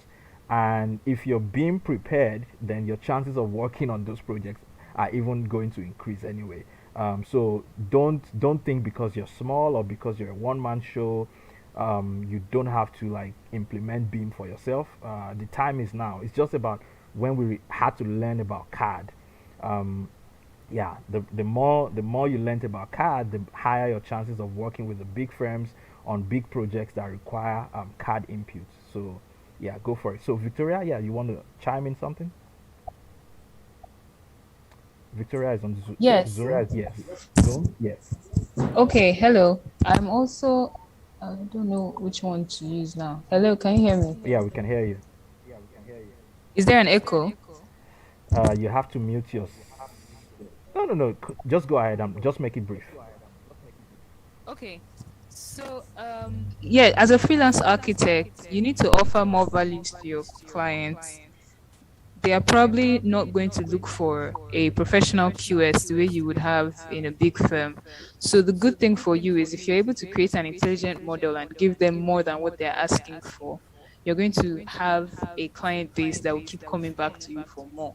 So it's even more advantageous to you because in big firms, there's usually a lot of delay in adoption because of how big they are.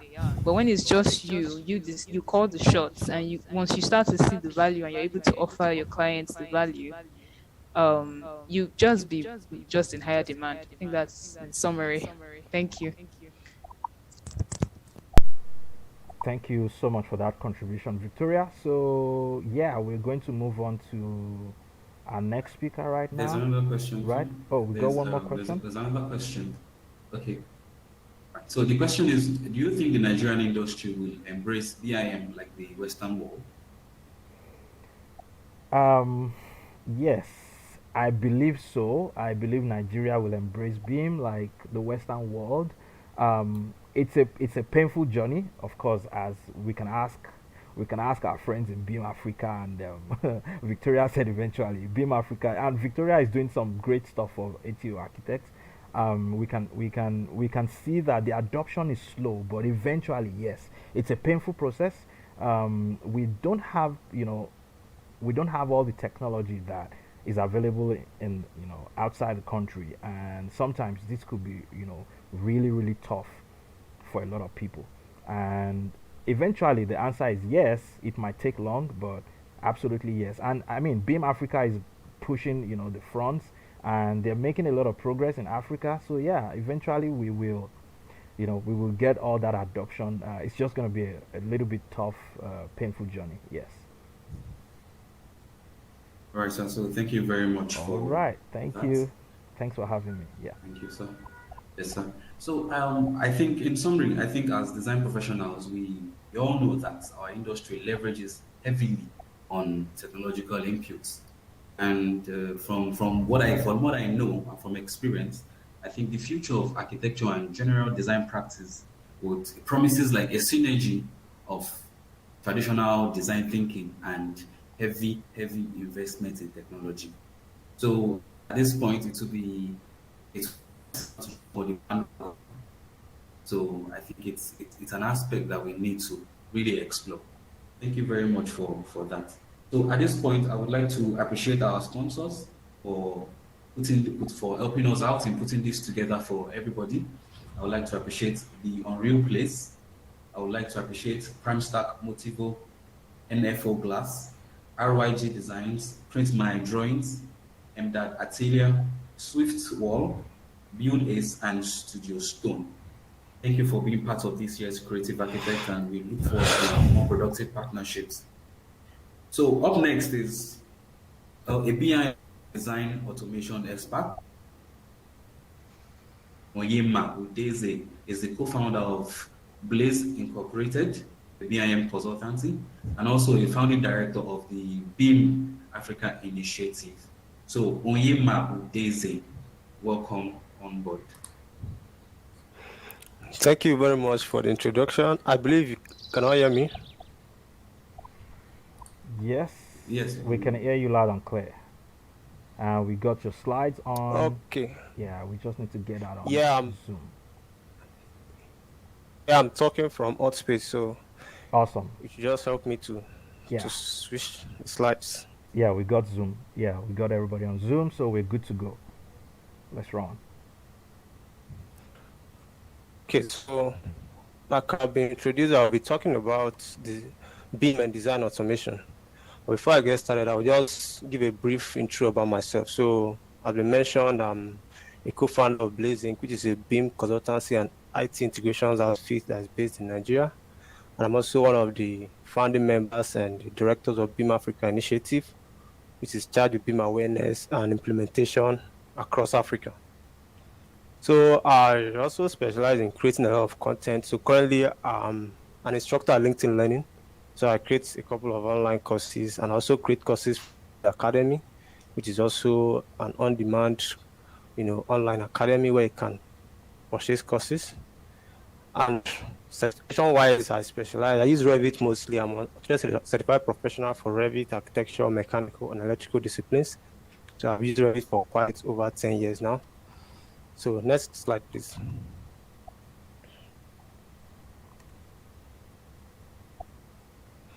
Yeah, so as architects, we all know that design is a creative endeavor that taps into our innate expressive capabilities as designers. I mean, through our designs, we've been able to reshape the world around us. I mean, when you visit any part of the world today, one of the things that stick most to your memory is the architectural and engineering designs that complement the natural elements in various parts of the world. So as creatives, our designs most times tend to be limited by our experience, our exposure, and our natural talents as designers. But the world around us today is changing rapidly. So these changes tend to pose new challenges to us designers, and the more complex our design problems get, the more we need new tools and technologies to manage these complexities to deliver even more innovative solutions to the world today. And also, when you look at the design, beyond the creative aspects of design, there are so many redundant and repetitive tasks. When you're talking about things like project documentation, detailing and annotation tasks, these things can be quite tedious and repetitive and even mundane and very boring at times. So in recent years, the emergence of artificial intelligence has brought up new ways to iterate the design process, leveraging technology. So instead of just simplifying common tasks, today you have algorithms that can now figure out how to solve very complex problems on their own. So then that is what I'm going to be focusing on in this presentation. So basically, I will explore certain levels of design automation and also talk about various tools of computational generative design and the role of BI and business information modeling in all of this. So next slide, please.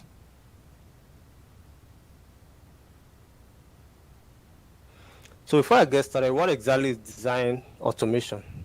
To define that, I also first of all talk about automation itself. So if you Google automation today on internet, you come across so many definitions of automation, but there's a popular definition by IBM, and it says that automation is a term for technology applications where human input is minimized. So this includes such things as business automation, IT automation, personal applications such as home automation, and so many other forms of automation. But then basic automation is programmed to perform repetitive tasks so that human beings don't have to get involved. So that's automation. Talking about design automation, this basically entails using software programs to perform repetitive and mundane tasks during the design process. Design in the build sector, when you look at it, see that it has progressed over the years from manual hand drafting to the based computer-aided design, which is CAD. We have moved past CAD today, and today we're talking about 3D-based BI and business information modeling. But then when you come to the world of 3D modeling, you see that there are basically two broad classifications of tools. You have the generic modeling tools, and you also have the parametric modeling tools. So generic modeling tools basically is used for conceptualization and early design iterations. Popular tools here are such tools as Rhino and SketchUp. Those are generic modeling tools. And then on the other hand, you have parametric modeling tools, which are mostly used for more detailed design and construction documentation. Here you start talking about such tools as Revit and ArchiCAD. So then let's look at the levels of design automation that we have. So for the sake of time, I've been able to break this down into three major categories or three major levels of design automation. And the first level of design automation is basically parametric modeling. The underlying principle behind parametric modeling is being able to use parameters to control the behavior and appearances of objects 3D model of, say, building. You can use parameters to control the various objects you have in that. A typical example that we all know is such things as beam objects. When you look at a beam object today, let's say, for example, a Revit family. A lot of us today use Revit for our designs. When you look at a Revit family, you see that you can use parameters to change the size of these objects in various axes, X, Y, and Z axis. You can use conditional logics to control the visibility and the behavior of the various parts of these objects. You can even use formulas to control arrays, and then these arrays can also control the number of elements as the object dimensions change, and the materials applied to these objects can be changed with the use of parameters as well. You can even change the types and the families of these objects with the click of a button, and each of these types have their own unique parameters. You can even use custom and shared parameters to meet your peculiar design needs. So this is the beauty of parametric modeling workflow when you compare it to generic modeling workflow. And this seems commonplace today just because we have got quite used to all these tools. But you can imagine what life would be like if you have to model every permutation of the size, the material, and the possibility of these objects during your designs. So, but parametric modeling, as beautiful as it is, it has one major limitation, and that is because it relies mostly on the out-of-the-box features of these tools. If you have to rely solely on Revit, for example, to do your designs, then you are constrained in a lot of ways. And that is where the second level of design automation comes in, and that is computational design. So computational design basically stretches beyond the out-of-the-box features of 3D modeling tools. And this entails using computers and mathematical operations to manipulate data to generate geometries and objects. One of the popular applications of computational design today is visual programming. Sorry, next slide.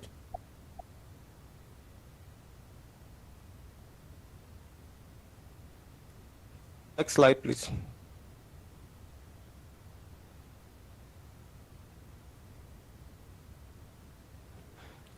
Okay, visual programming basically is a type of programming language that lets human beings to describe processes using illustrations. I mean, where if you are using a text-based programming language, you have to think like a computer by typing in codes and all that. But when you're using a visual programming software, this kind of makes the process, it puts it in a way that human beings can understand. And with the use of these tools, you're basically programming, but they're not writing any code. That's basically how visual programming works. And this is a good starting point for beginners that are moving into the world of computational design. And one of the very first visual programming languages to enter the architectural space is Grasshopper, which is basically a plugin for. I mean, Grasshopper uses a set of building blocks called components, and these represent individual operations. And this can be such things as mathematical operations such as addition and multiplication. And then these components can then be connected or linked to each other. Basically, that's how the whole Grasshopper interface or any visual programming software, that's how it basically operates. I mean, with the use of Grasshopper, such tools as Rhino can become parametric by making use of the computational features of the Rhino. But they also have another popular visual programming software called Dynamo, which is from Autodesk. So Dynamo basically connects to Revit and several other Autodesk software. And its usage spans the entire design and delivery stages of projects. But these tools are mostly tailored more towards design conceptualization, which is conceptual design. But beyond design conceptualization, you can also use computational design for design automation.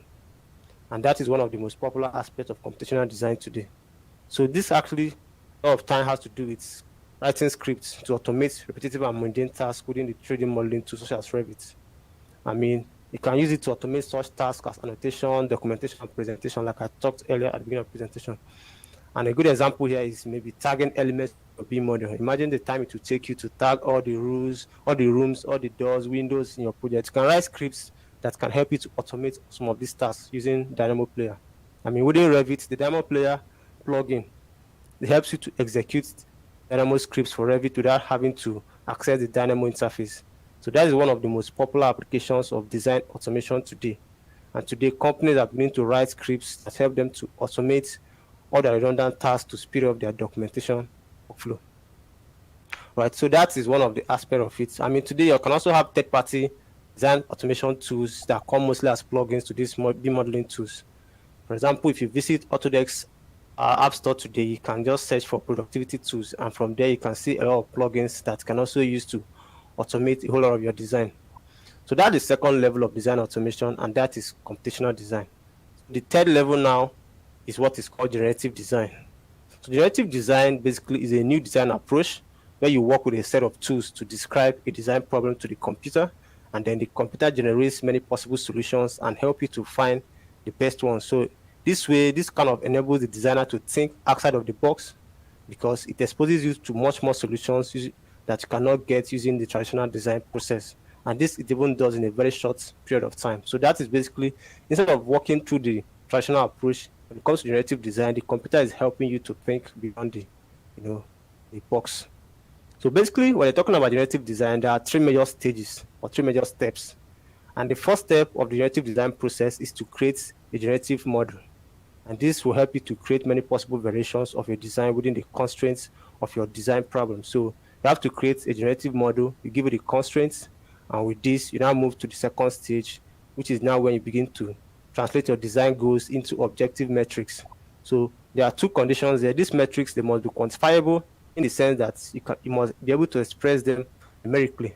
And secondly, they must be computable, meaning that their values can be set by the design options. So that's the second step. You are translating your goals into metrics. And then these priorities for the metrics also need to be defined either as objectives or as constraints. So these are basically you are telling the computer how you want them to translate your goals.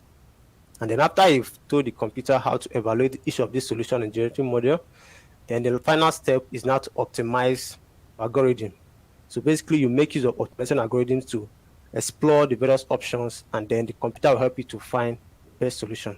And then the results of this can now be visualized. They can make use of different visualization tools. You have scatter plots, you have barrel coordination charts.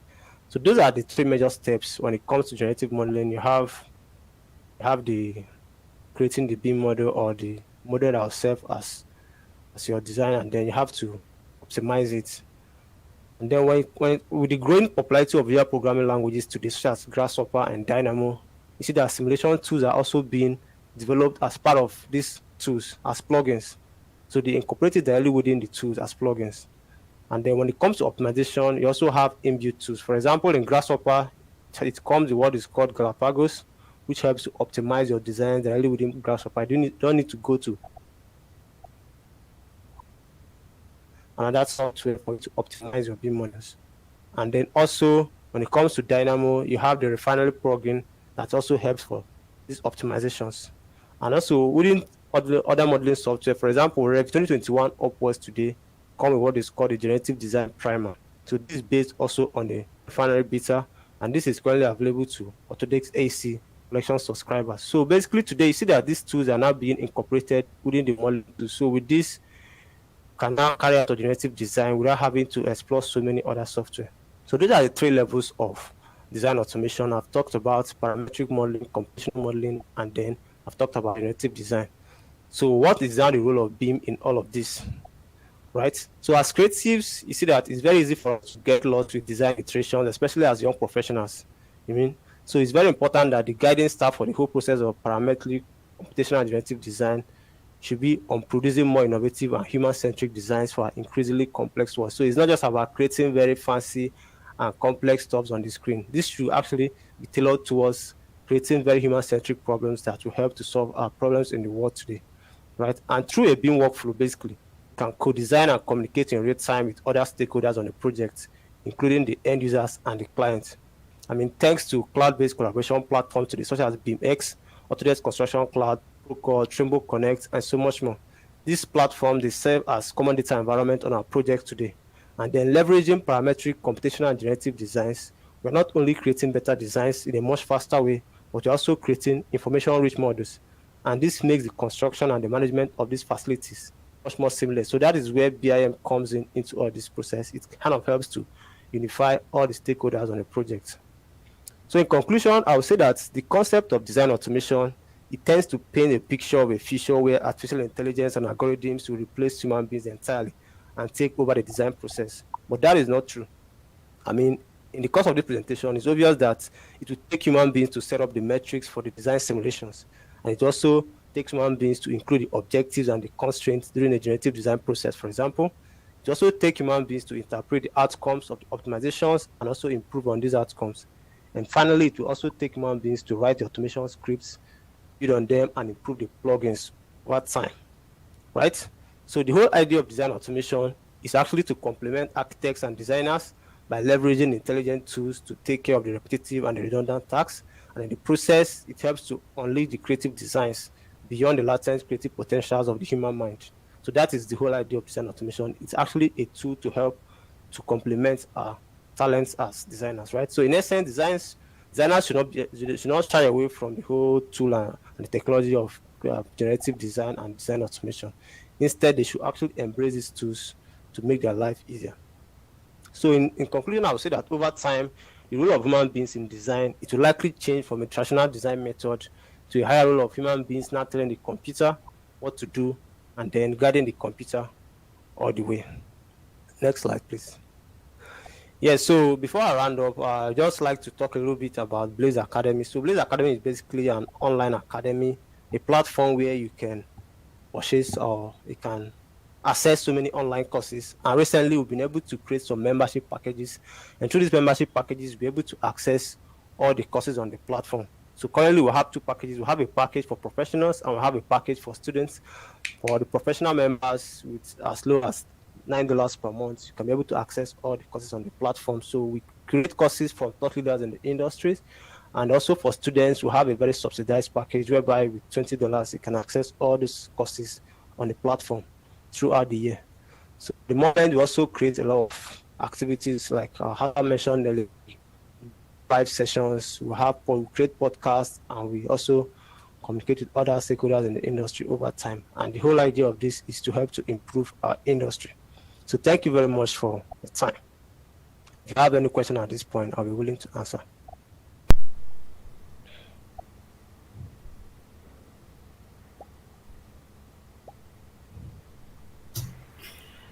Thank you very much. Can we have emojis? Can we have smileys come up if you enjoyed the session? All right. So questions, will be taking questions at this point. If you have questions, and then me know so we can take the questions immediately. Oh, I can see smile is going up. Thank you.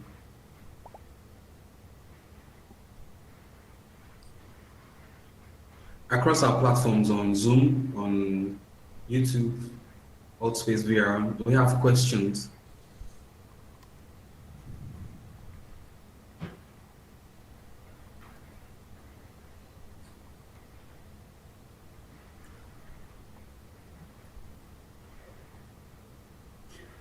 So if there are no questions, we'll be proceeding to the next aspect of these talks, and Victoria EKD will be providing insights into the world of machine learning and architectural design. Victoria Ikedi is an experienced BIM professional, a computational product designer, and she's currently the BIM manager at ATU Architects Limited. She had her first degree in architecture at the University of Nigeria, after which she proceeded to the University of Sheffield for her master's degree, which she graduated with distinction. So at this point, join me in welcoming Akpezi Victoria EKG to the podium, as she'll be providing insights into machine learning and architectural design. Thank you very much. Victoria, can you hear me? Yes, I can. Yeah. Can you hear me? Yeah. Okay, awesome. Just want to be sure what we're presenting. So we're doing Zoom. Yes, Zoom. Okay, sorry. Just a second. My alt space is functioning perfectly now. Okay. So let's go ahead and do the alt space. Just everyone, give me a second to. I've been fighting with alt space all day, and I'm going to use it by fire, by force. Okay, so I've stopped the streaming. Can you stream now? Just a second. I am about to launch that.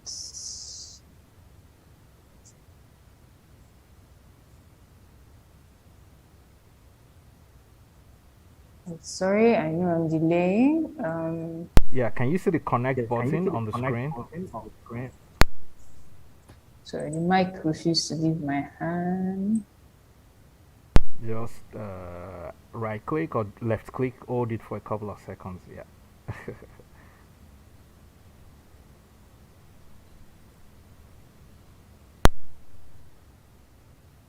Am I supposed to see that on the host panel? Come again. I didn't We get can that. hear you now. Can you hear me still? Yeah, we can hear can you. hear you Can you now. go on air, please? Okay. I'm on air. Where do I find the stream button? So if you look at the screen behind you, you're going to see a connect, right? Then in your browser, if you Okay. click the extension, you will see also start streaming. Yeah, Edge tab, video quality 1080p. Yeah. Okay. Then you come back. Then you come back in here to connect. I've done the start stream. It says I'm live. Yeah. So just come into the stage right here and click connect.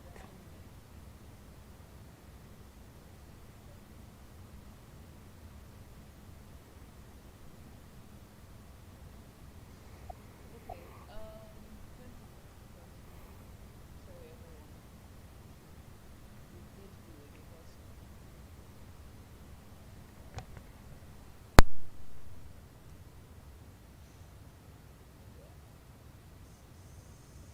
Okay. I think I'm just going to go ahead and start presenting. Can you go on air or just be on loudspeaker? I can barely hear you from here. Yeah, I'm on air, and my phone is on. Can you hear me? It's pretty faint. Is everybody else getting a very good sound? Yes, yes. I'll just use Zoom. Okay. On stage, present on Zoom. Hello, everyone. We still can't hear you. It's faint, except the people that are very close to you. Yeah. Well, I am on air as Okay, okay. I think it's better now. But if you're talking on Zoom, we will be fine. So just give me a moment. Okay, thank you. Let's see. Yeah, can you share your screen on Zoom yet? Yes, I can.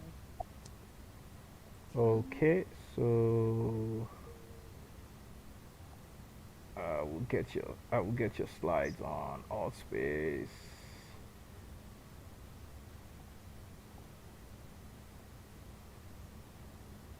Can we begin? Just a moment, please.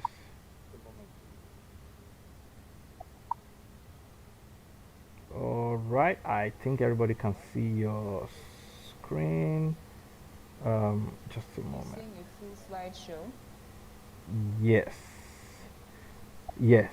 We're good on Zoom and we're good on Allspace. So let's roll. Great. Can you see a full slideshow? That's correct. Can see a full slideshow on Zoom. Yeah. Awesome. Thanks. Okay, everyone. Hi. I hope we are still on because I've noticed the questions have reduced significantly. Please stay on because this is about to get very interesting. I am here to inspire and also scare you a little bit. A lot of people in our industry, especially in Nigeria, have become quite complacent with technology. And I'm very happy I'm speaking after Hassan and the head of Blaze Academy, who is actually also my partner, because ATO has a subsidiary called ATO Studios where we focus on technology and training and basically all these things that we're trying to achieve that does not distract from the core business of architecture, which is ATO Architects. So I'm very happy to have you all here. It's been an interesting day. The first speaker interestingly said, you can't make a career out of Revit. And then subsequent speakers came on to enlighten us on how they have made a career out of Revit. So it's been a very interesting day. And then right after him, you have Mr. Tuoyo saying you can have a very, you can have a portfolio career. You don't have to be strictly an architect. So I personally have learned a lot by hearing these different views. And I'm happy that Daniel has spoken about the different tools in our industry that you can use to achieve these things. So this helps me so that I can just dive right into the crux of why I'm here today. So a little bit about me. I am a very interesting case. So I started out my career like anyone as an architect. I've since become a BIM manager, and as of today, I can proudly say I'm a machine learning enthusiast. I'm a product designer. I do computational design. I render when it's necessary, and so many other things. I also participated in the annual competition last year as well.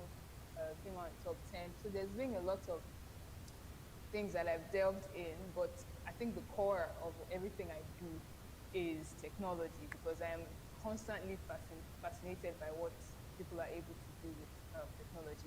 Currently, I'm the BIM manager at ATO Architects, and I'm also a facilitator at ATO Studios. So every month or so, we usually have trainings to enlighten people on what we're doing. And if you follow me, you will hear more about the work we're doing. So first question I have for everyone, what does it mean to be Victoria, just a moment, please. We're getting notes that there's an issue with the audio on Zoom. Are you still talking on Zoom? Yes, I'm so sorry. I just realized my audio on Zoom wasn't working. Hello. Yes, can you all hear me now? Clear, loud and clear, yeah. Awesome. Okay, so what does it mean to be a creative? That's the first question I want to start with. And I think someone hinted at this earlier. You are in this profession because you identify as a creative person. So what does that mean? Creativity is moving from a position where there is a known problem and an unknown solution. and it is your job to create a solution to that problem. So you are supposed to be an expert at moving from the unknown to the known. However, we kind of have the opposite attitude when it comes to technology, where it just seems too daunting and too complex, and so we are not interested for now.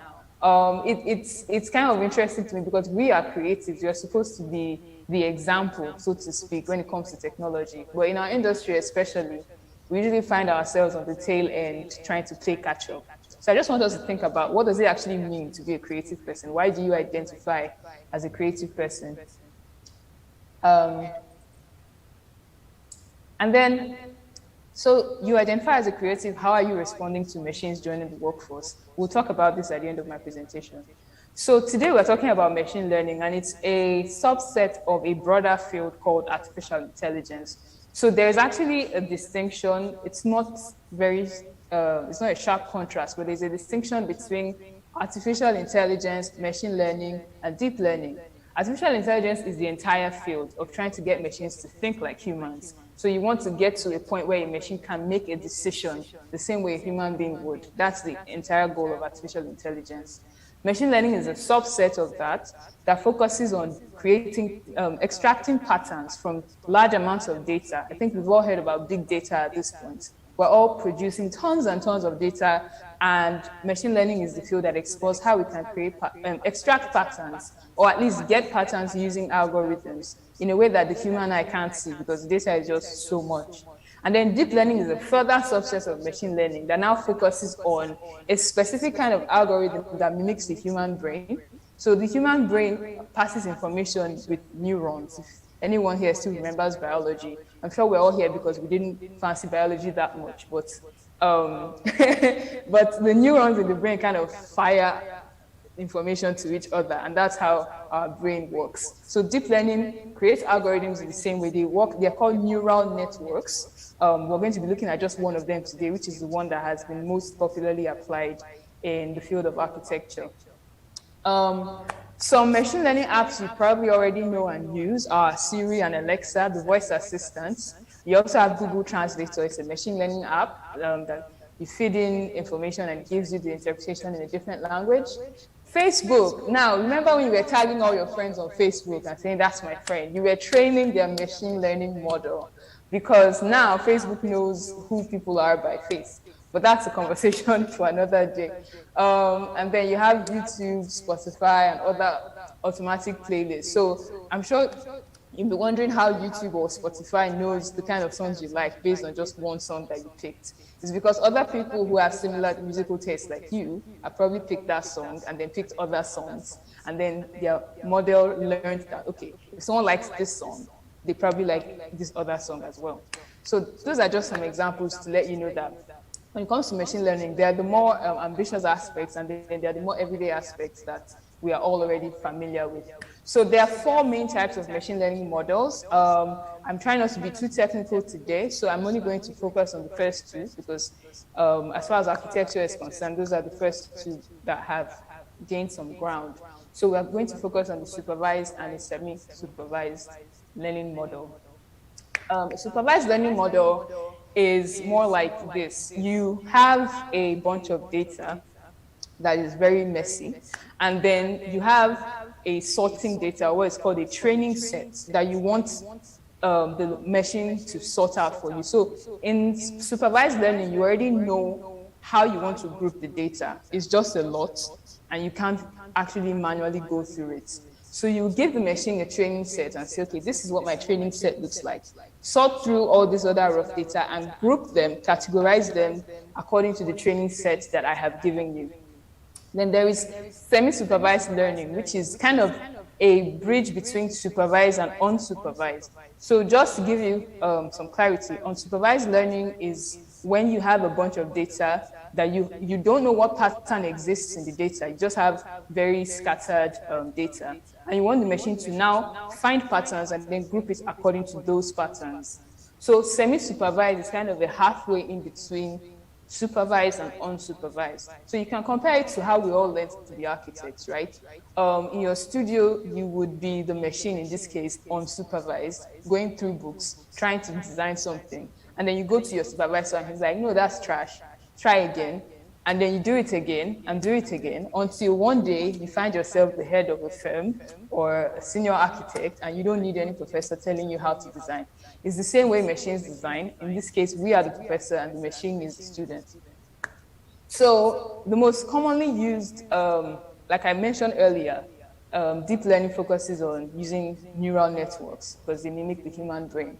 The most commonly used one in architecture is called a generative adversarial network, which from now on I'm going to refer to as a GAN.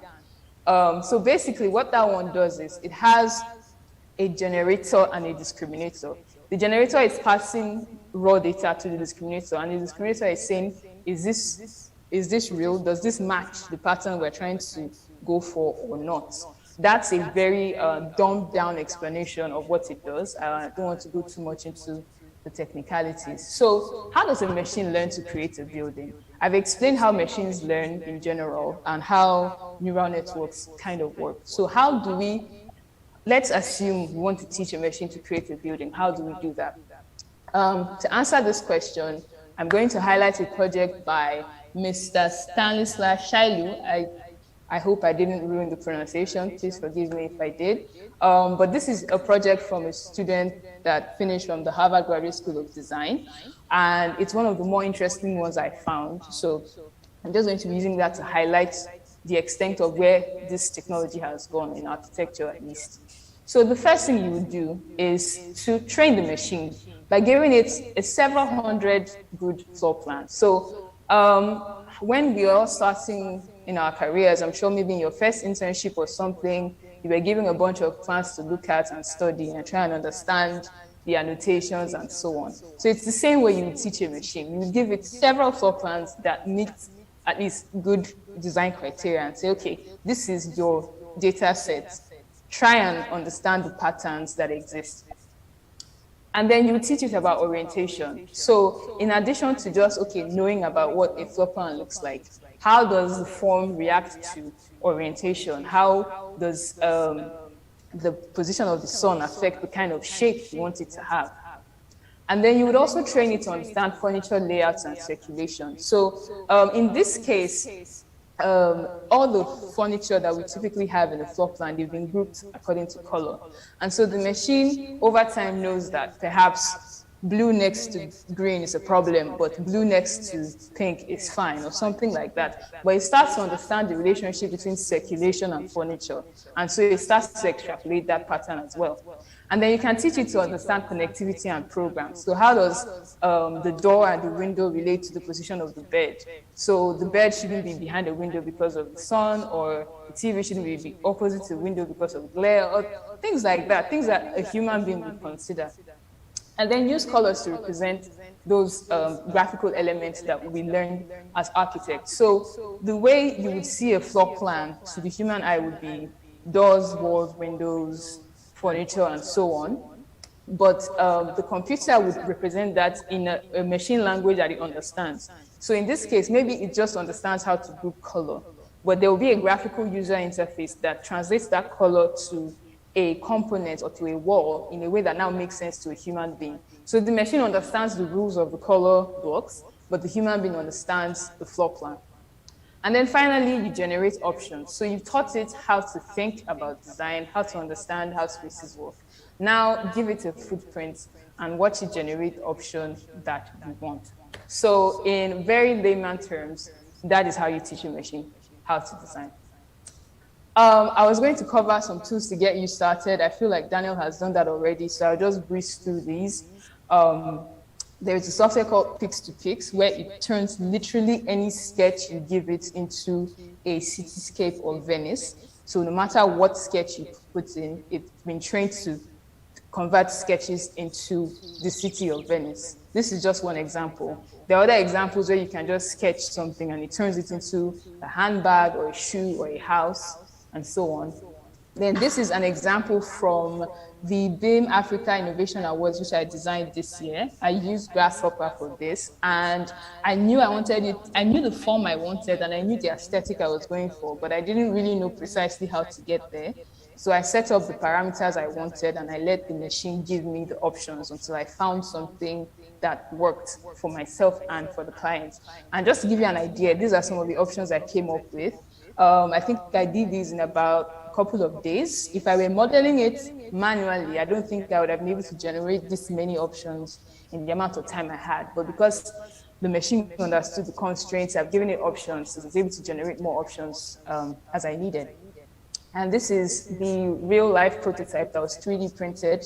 So that's me holding it next to the computer model, and that's a picture of the 3D printer slicing it as well. Another example is also Fusion 360 that uses generative design to help you, design, but also optimize material. So instead of having something very chunky and clunky, it helps you identify the precise area where forces act on an object so that you can minimize the material you're using to be very exact and save time and material costs as well. Then there's also generative design in Revit, which was mentioned earlier. And interestingly, these things that look like matrices crossing across each other is exactly how machine learning neural networks are represented. So this is just the start of Revit trying to introduce that into the mainstream. So they've simplified it in a way that you can just apply it on your project. And then if you want to go a step further, you can create your own generations with Dynamo, which I've done in the past as well. So in this example, I use Dynamo to do a kind of COVID-19 spacing layout to just say, okay, for every chair, give me the one that's currently spaced. I mean, I could have done this manually, but it probably would have taken me days or a week. But this took me like 2 days or less. I spent the first day figuring out the scripts, and then after that, I just kept generating options because then the first option I got wasn't good enough. The seating numbers were too small, so I had to refine the parameters and try again. So if I had done that manually, imagine I had taken time to count it out manually, only to find out that the numbers were too small, and then I had to start all over again. I'm not sure I would have survived it personally, so I'm quite happy that that tool was there for me at the time. So back to my questions. Machines are joining the workforce. It's no longer a question of if or when or how. They have joined, and it's only a matter of time before some things that some of us pride ourselves on being able to do become the less efficient way to do it. So what will be our creative response? How do we respond as creative architects? Thank you very much.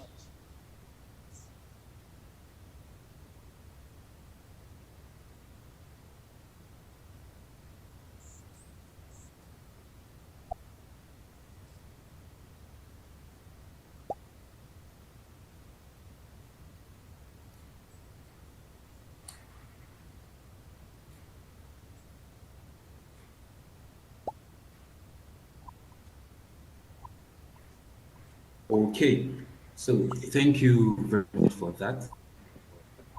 And at this juncture, we'll be taking questions. Okay.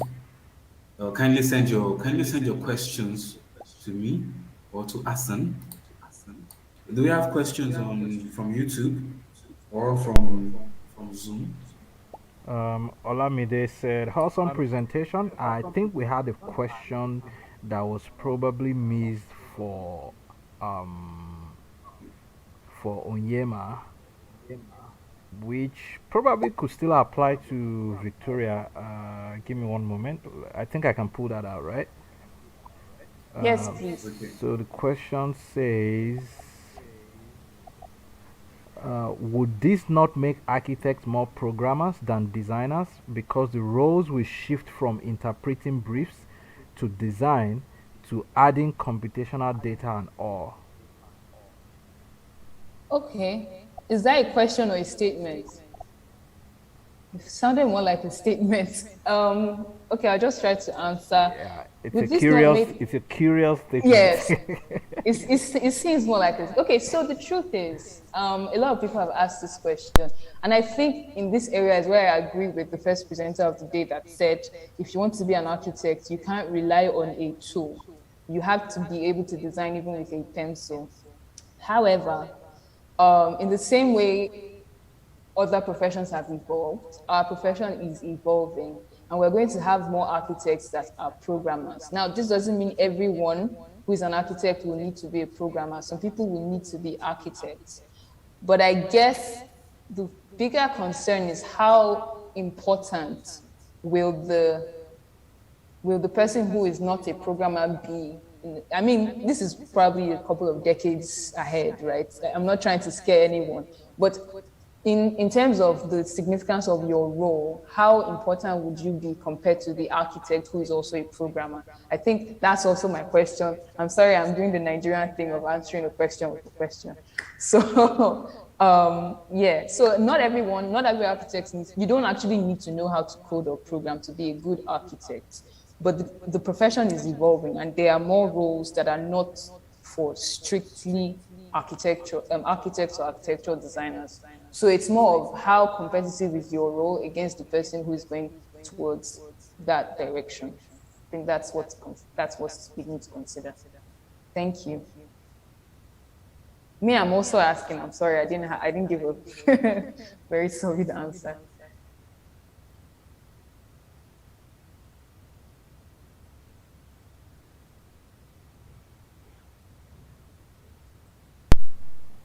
Awesome. So let's see if we can still pull some questions. Is there any question on YouTube? Okay, so Gift said inspirational. Maxine said awesome presentation. Olafemi said nice presentation. Thanks. Is there a question on Zoom?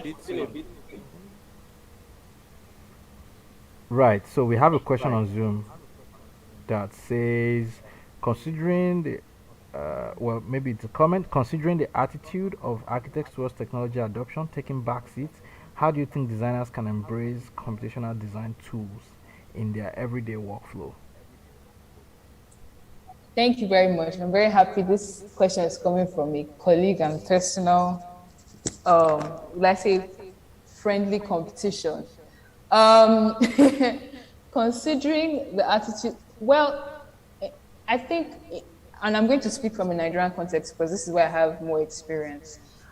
The challenge I have found is not even that architects have they tend to take a backseat towards technology adoption, is that they have a kind of ego towards what they already know. And so they do not accept what they do not know or how much they do not know. I think to their own perception, they are already embracing tools. They are already doing these things. I think the first attitude change will be to kind of do more study to see where the state of the art is, so that people know the knowledge gaps that need to be filled.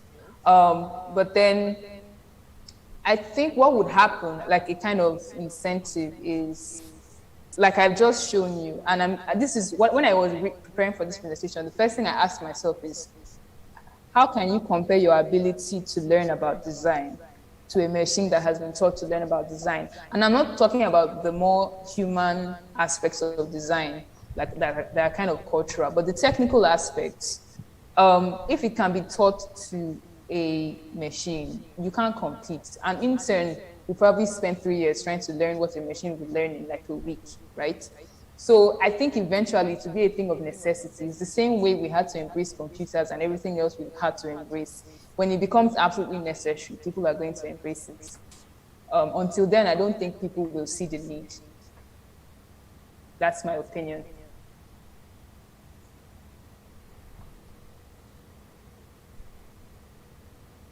Anyway, I don't know if I'm answering any questions today, but I think I'm doing my best.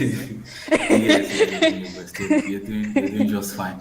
Please, do we have other questions?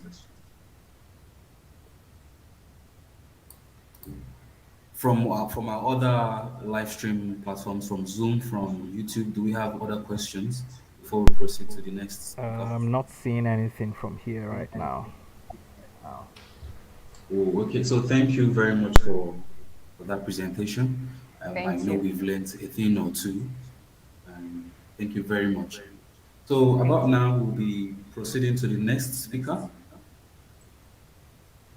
Our next speaker is Babatunde Oladogba. He's an architect, an urban designer, tech savvy, and a web. He is a proud FUTA alum and is currently studying for a Master of Arts in Urban Design at the Technical University of Berlin. And he is the founder of GI Architects, Work Master Zone, and Tech Emit. So join me as I welcome Babatunde.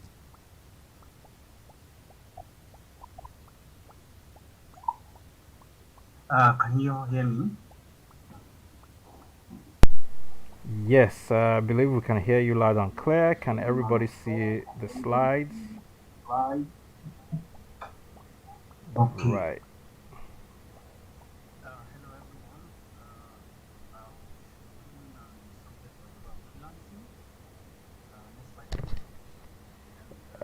I think you need to be on air or on loudspeaker. We can't hear you.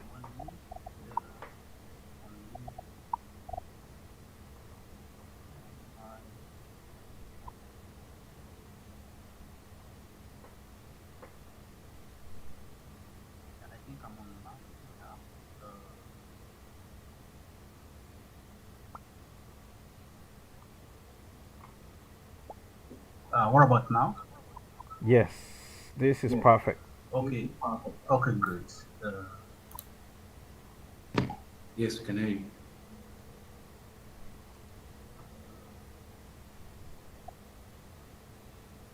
So we're ready when you are.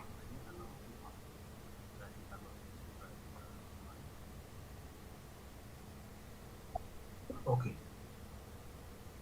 Now you should be able to hear me. Yeah, perfect. Okay. It's going out faint. Okay. I will be speaking on the topic navigating your way as a freelance architect, and I will share a bit of my journey and contributing factor to my success as a freelance architect. Um, what people who are looking to explore this path needs know before they start, the benefits and the challenges, and I hope that I inspire someone at the end of my presentation. Next slide, please.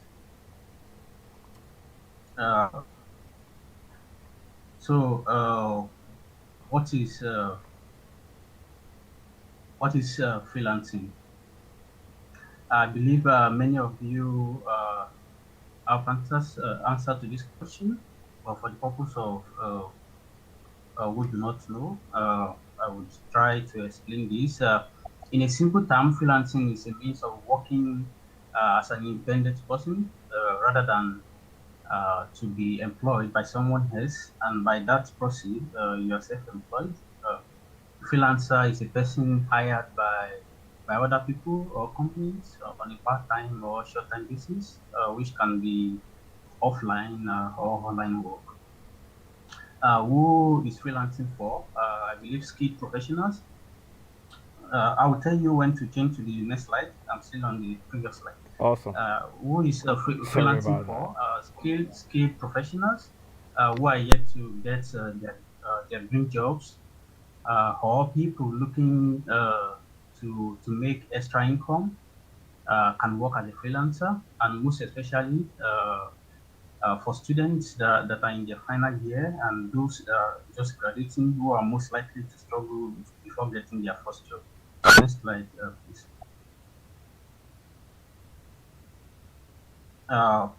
Working online or remotely has been proven to be effective means of making money.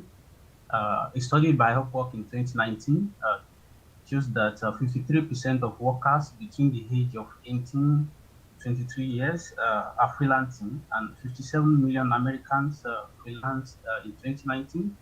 And even more recently, many people around the world resorted to working online because they lost their jobs due to COVID-19. Next slide, please. The Upwork study also revealed 5 notable findings. And first, freelancing income exceeded GDP of some major industries, e.g., at nearly 1 trillion, approaching 5% of US GDP. Freelancing income contributed more to the economy than industries such as construction and transportation in 2019. And secondly, freelancing is becoming more of a long-term career choice. Freelancers are also most likely to be skilled professionals.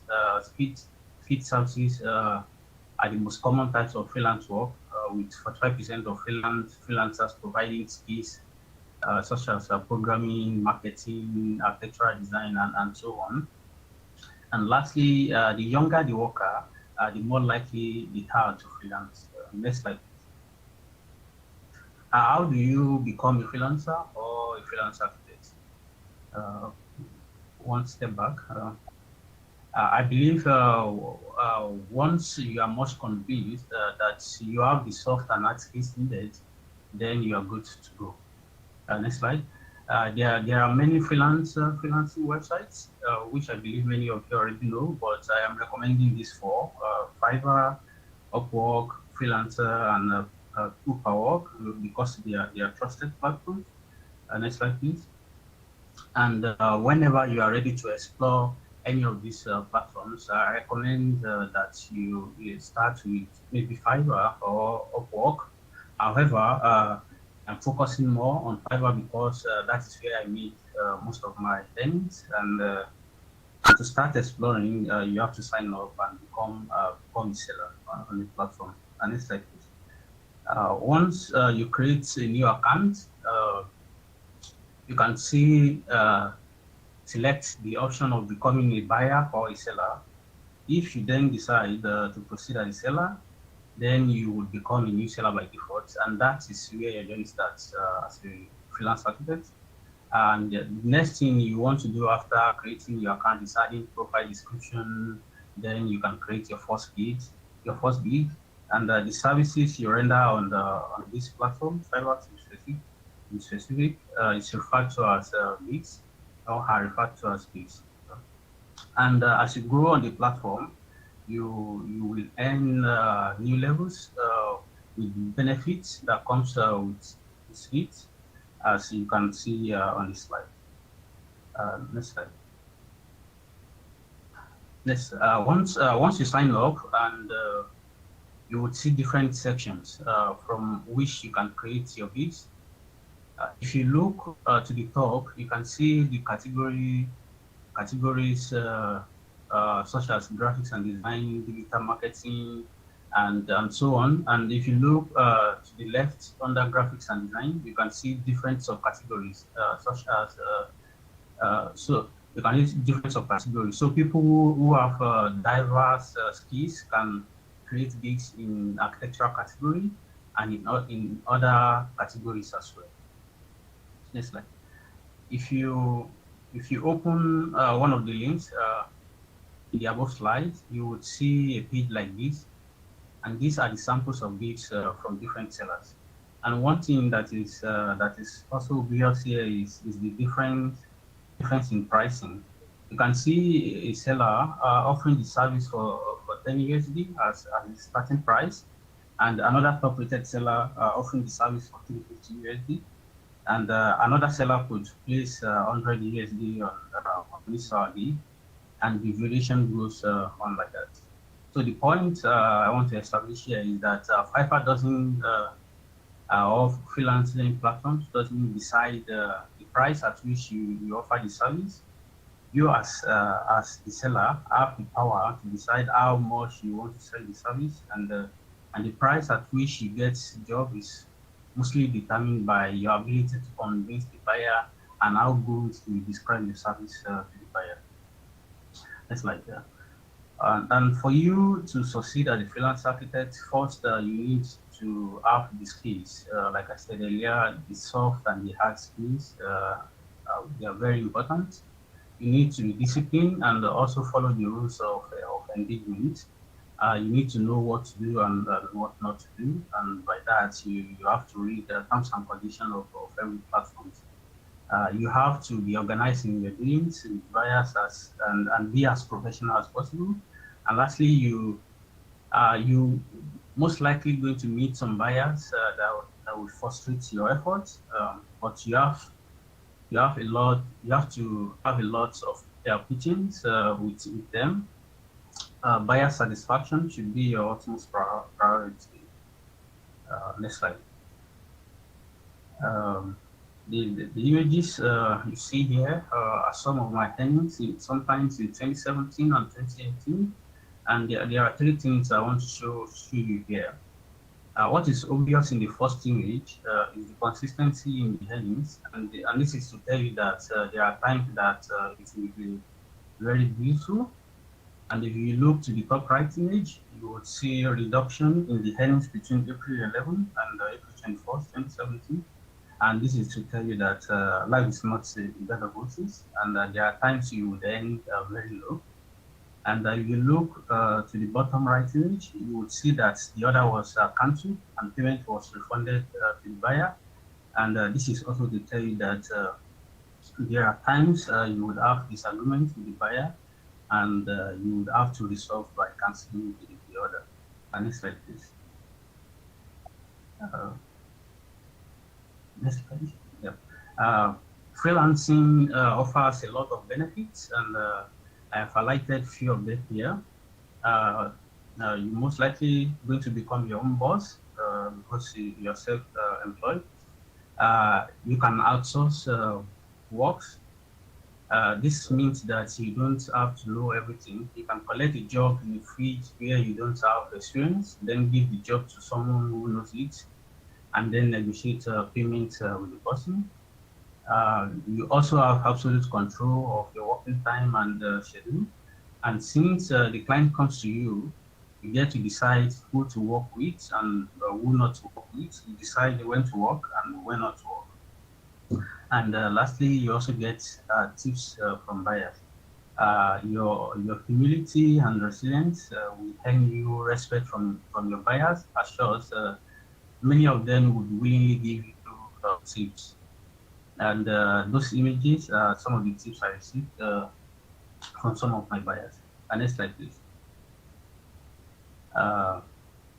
That is me in Futa Studio in December 2014. And a year after this image was taken was my transition period from being broke to self-fulfillment. And the drivers of my success as a freelance architect was being focused. I was very focused. I was consistent in making the buyers happy. I had control over my spending, and because I could control my spending, I was able to save for the future. Next slide, please. This is Lim, a Senegalese-born TikToker based in Italy. He became famous for creating short comedy skits where he sarcastically points out people who complicate simple tasks for no reason. And I believe many of you would have seen some of his videos on either TikTok or Instagram. He became second most followed TikToker in July of this year, with over 1 million followers and over 40 million Instagram followers. He turned his passion into fame within a year, and I believe if Kavi can do something meaningful with social app, you can also do better as well. There is a niche out there that people are yet to explore, and you just need to dig further. And once you find it, you need to build on it. And next slide, please. I'm going to conclude that by saying the freelancing platforms are like marketplace. The market is very competitive, and you have to be the best of yourself to succeed. I want to tell you that the success won't come without a fight, and whenever you start the journey, don't walk alone. Work with brilliant minds. If possible, have a mentor. Consume a lot of information from YouTube videos, read articles, and have it at the back of your mind. There is no shortcut to success, but your efforts and determination will bring the positive results. I strongly believe that at the end of the tunnel comes the light. Thanks for listening. Yeah, question.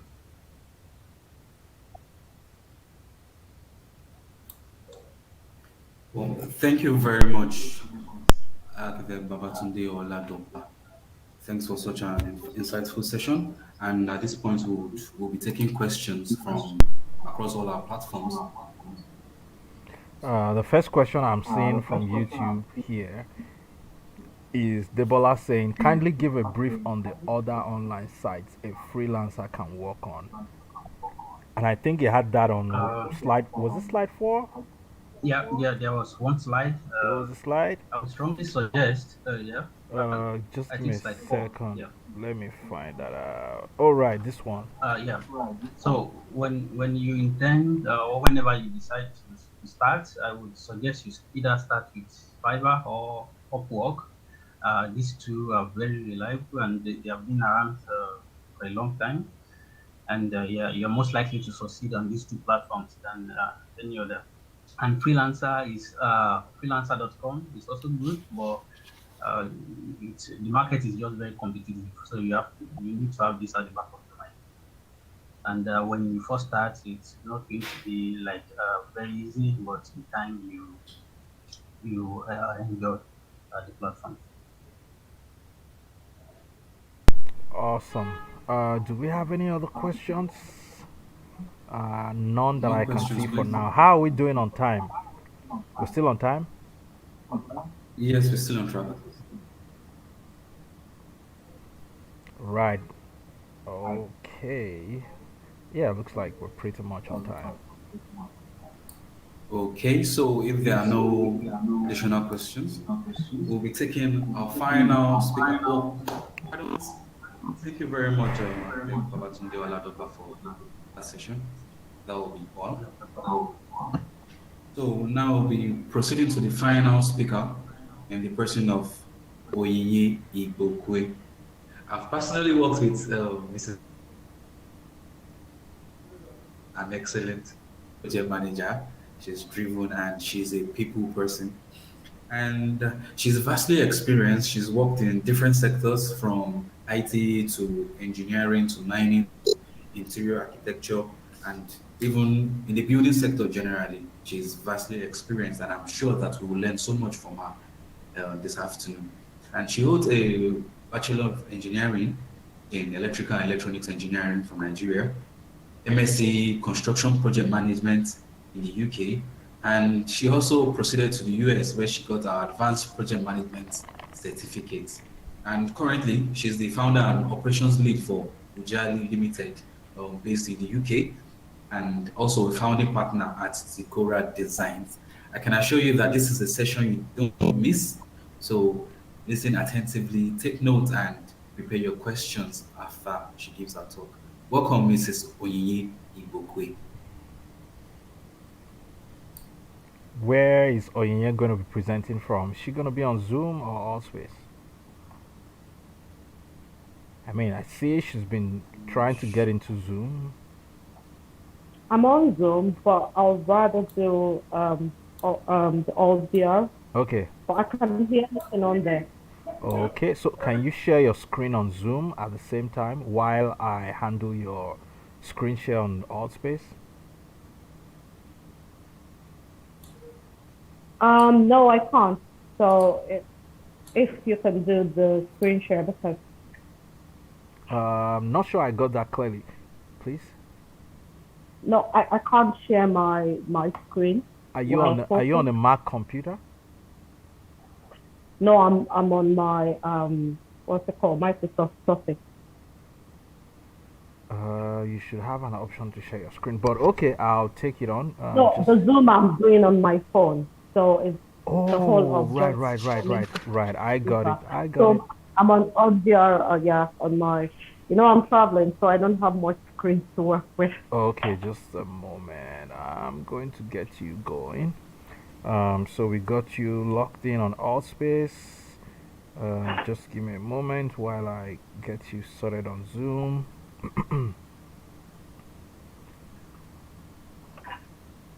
And you should be good to go.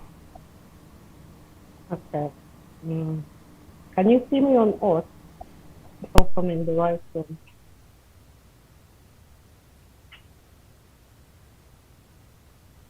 Trying to come on stage. let's roll. So I'm on stage now. Yes, please. Okay, let me turn off my. Let me turn on my microphone. Okay, so you want to go on air? Go on. Yes, I'm on it. Can everyone hear me? Should I amplify? Yes, if you can. But I believe we're good. Yeah. Okay. Okay. Can everybody on Zoom hear too? I believe so. Yeah. Are we getting affirmation? Yeah. Let's So go. Let's go. everyone Let's can go. hear me? Yeah. I'm certain. If people can't hear you, they would say something. Yeah. Let's roll. Okay. So hi, my name is Onyinye Igbokwe, and I'm a project management professional. I really don't want to dwell a lot on the protocols. For my background, I'm electrical electronics engineering and project management, and my core experience is in operational management, project engineering, and management. So that's me. Now to the reason why I'm here. Change management as a strategic approach to organizational dynamics. Now, what is change? I don't want to make this too high level because it's everyday thing that we see. It's something we encounter while we're managing projects. It's not like this high level thing where we're talking about change management and the dynamics in the organization. So I want to really bring it down to grassroots. Change, we know, if you look at all the definitions of change, the things that stood out to me was to replace, to create, to alter, to modify. Now, change is constant. The world is constantly evolving to accommodate the dynamics of the human nature. Human beings are in a constant state of change. These changes can be quantified by the level of growth or regression they experience. I went through different definitions, and to replace, to create, to alter, to modify. That is to change. If you're looking to alter the appearance of something and make it look better, it's change. If you're looking to recreate or to redesign, it's change. And the organization as an entity consumes human resources and is always looking to improve itself. Now, organizational change entails, but not limited to, change in culture or strategy, change of stakeholders, organizational restructuring, or even a move to attain competitive advantage. Now, in construction, change or change order, you see, I had to change it up because we talk about change, but we have change order when we're managing construction work. So if you're looking to make a change, that is something that you have to send out. So change or change order is a bilateral agreement between parties to the contract, maybe between an owner and a prime contractor, or a prime contractor and a subcontractor, or two or more subcontractors to alter the contract. So that is change. Why manage change? I wrote two things. I said cost, time, and quality. These are the major parameters for measuring the success of a project. In project management, these are the holy grail. So just a moment. I think we got on. Is it on Zoom? Did someone just say they couldn't hear anything on Zoom? On all space.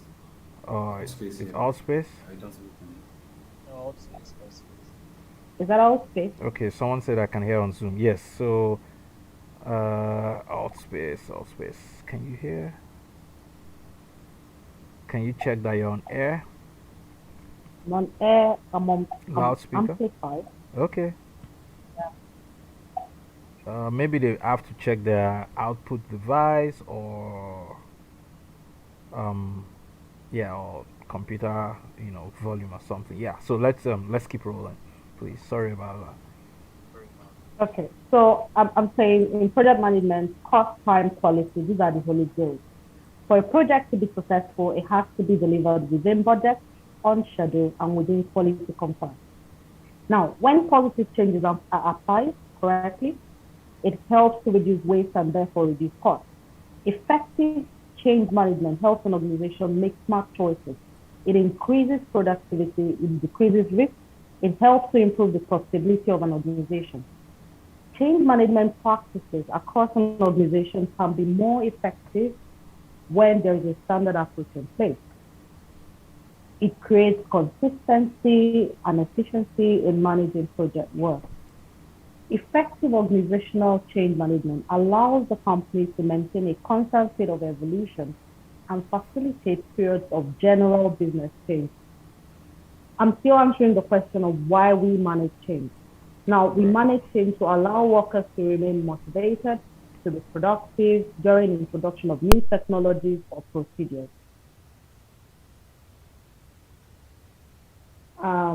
I go to the next slide, the evolution of the global construction industry. Now, for hundreds of years, the construction industry was largely unchanged. It's a thing that I study. I do a lot of academic work and research on, the productivity of the construction industry in the UK, not here. But for hundreds of years, the construction industry remained largely unchanged. But in the past 2 decades, the construction industry has seen more rapid fire changes than in any period in history, including both the Industrial Revolution and the post-war era. From digital records and 3D imaging systems to smart construction software, drone technology, the construction site functions a little differently than it did when we used to strap on 2 belts and just go to work. I listed 6 ways that I think the construction industry has changed in the past 20 years. I said digital records and plans. Now, people go to site with their tablets and they have all the plans on there. You don't need to start calling who has the plans. Do we need to print a new one? You have smart gadgets that we're using to make construction project management very easy for us, even for the architects as well. Then construction management software. We're looking at BIM. We're looking at all the ways that we're collaborating using smart technology to make sure that projects are delivered within budget, on time, and within the confines of quality. Now, the health and safety standards have changed, at least globally. I don't know for the Nigerian construction industry, because there are a lot of things we still need to do. But drone technology is coming in. We have modern methods of construction procurement. At least in the UK and some parts of the world, they are looking at how they can, make construction now a manufacturing process. So these are the changes that are happening, and these are the changes that have happened over 20 years. I think it's still ongoing, and in the global construction industry. So let's look at Nigeria in perspective. Despite the obvious wins that we've recorded over the years, don't get me wrong, we've come a long way. The Nigerian construction industry is still struggling with the following issues. We have cost and time overruns, resulting in wastefulness. There is this road that they're constructing, I think is the road that goes from the east to Lagos. I think before I was born and since I was born, that road has been under construction. Every new government gives a new contract, and the cost and time overall, we can't even quantify it. So it's a major problem in Nigerian projects. There are a lot of projects that are left unfinished, so resulting in cost and time overrun. You have substandard work and shoddy workmanship. I think from my time at working at Coronet, I think the short time I did work there, we had some issues where you churn out beautiful designs, but you have the workmen say to you, I can do this thing, and they come in and they spoil it. And now you have to go to the client. The client is not looking at the workman, he's looking at you, who the project has been given to. And you have to probably scrape through your profits to replace work that these shoddy workmen have done. Now, project abandonment, client and contractor dissatisfaction, non-compliance, you can trace the client and contractor dissatisfaction to probably substandard work and shoddy workmanship as well. Non-compliance and lack of enforcement of health and safety procedures. This is a very big deal, because I've seen people doing painting work on ladder, probably strap themselves to the ladder and just there. There is no safety harness. The level of neglect for health and safety in the construction industry is something that we really need to look at. So despite the changes that have happened globally, I feel like the Nigerian construction industry is still lacking in terms of how we enforce some of these things. Now that leads me to a model that I really do like to use to manage change. There are lots of change management methodologies and frameworks to choose from, like the Porter's 8-stage process. I don't know if anyone knows that. There's Lewin's unfreeze, change, and refreeze model. I think that's more. I think that's something that everybody maybe must have heard of. The Lewin's. But I'm quite fascinated by Balogun and Haley's 1999 change kaleidoscope framework. I came across it when I was doing a research on change management, and I've used it since. I find this to work because it's very expensive. I also like this change kaleidoscope because it leaves room for flexibility for change managers. The change kaleidoscope is based on the idea that each organizational change context is unique. The outer frame helps to make decisions on the context of the change, whereas the inner core helps determine what design choice to adopt. Now, if you look at it, the inner part is the inner core is where you have the decision-making process, the design choice.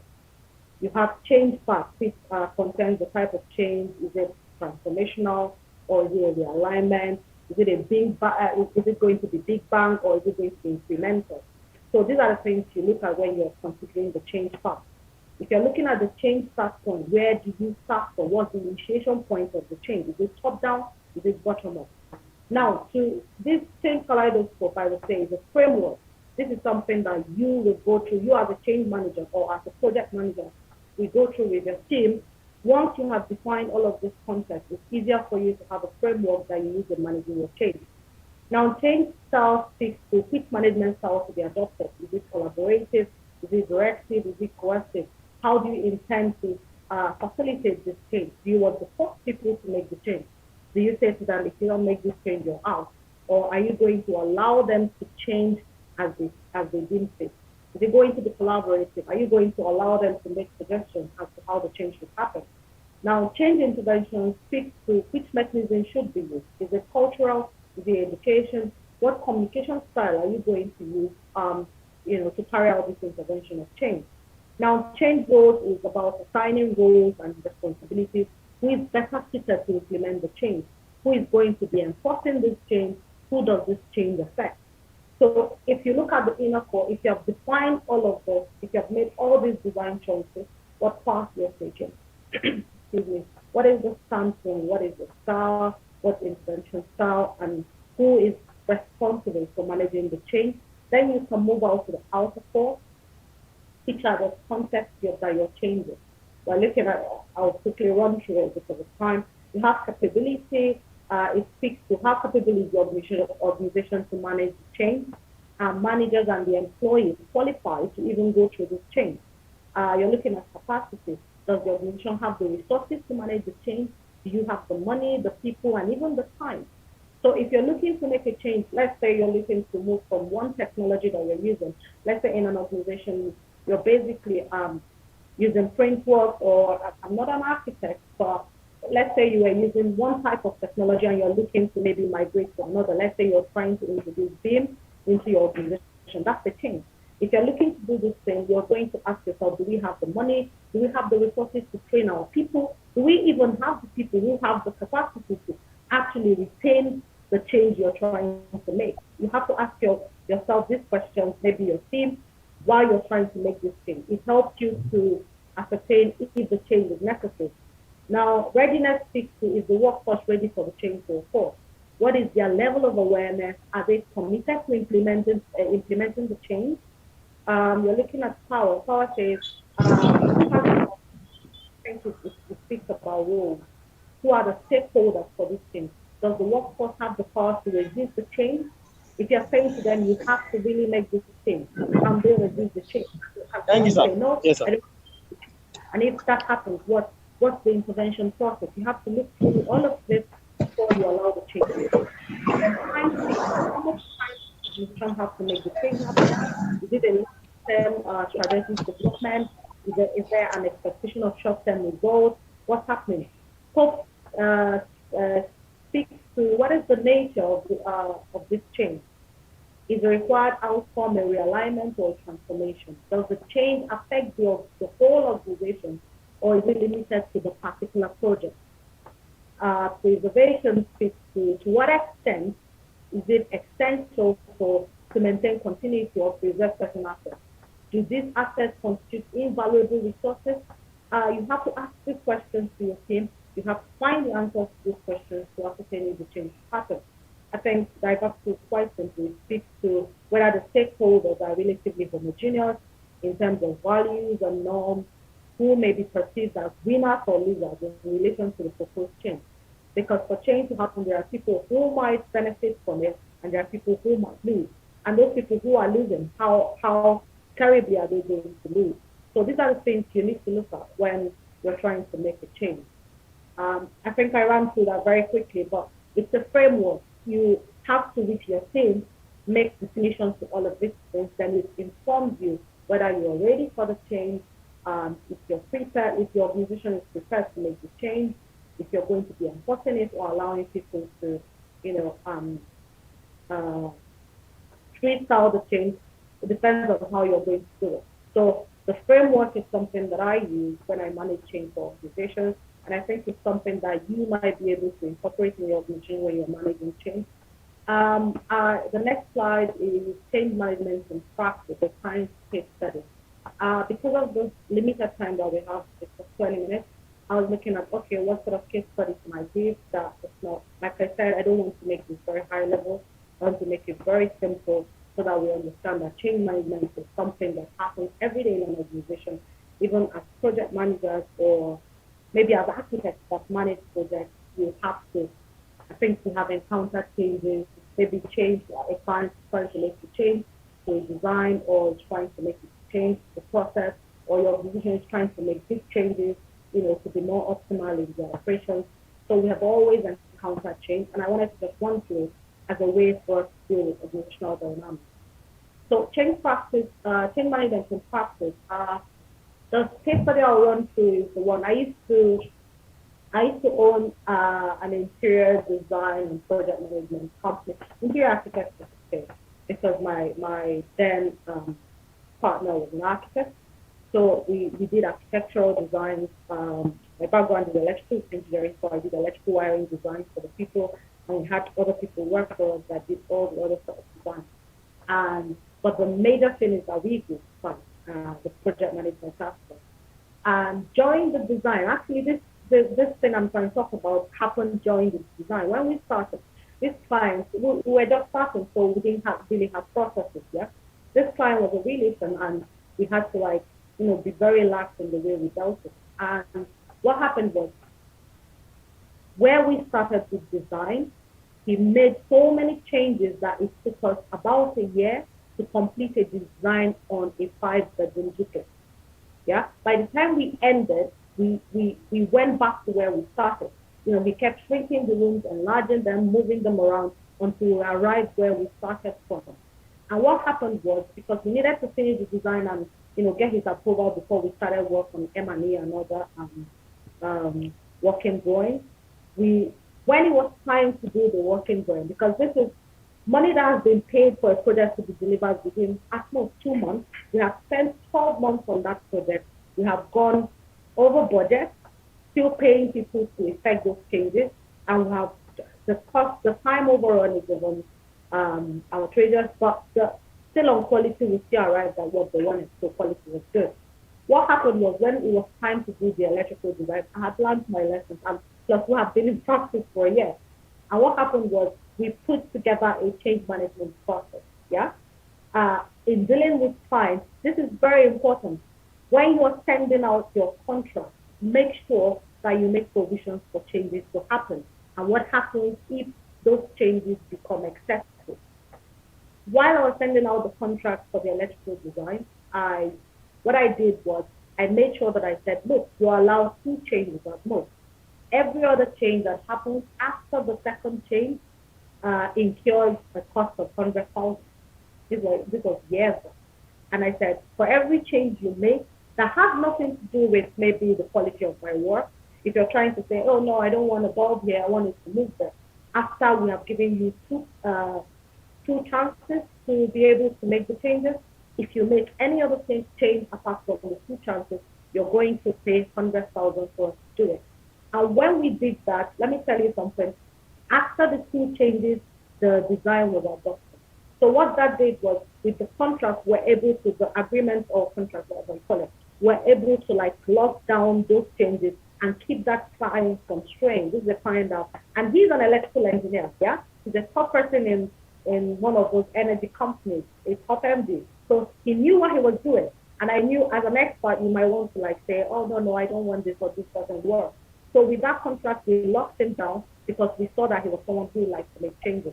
But after that time, for every contract, for every design we did, for every work we did, in the contract, we make provisions for changes, allowing clients to make a certain number of changes and allowing them to know that once you exceed those number of changes, this is what will happen when you do that.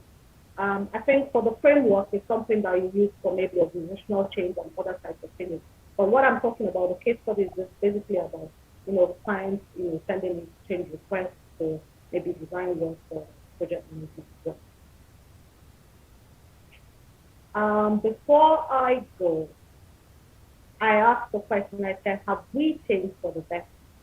Yeah, I will say that we have, because where we are now is not where we used to be.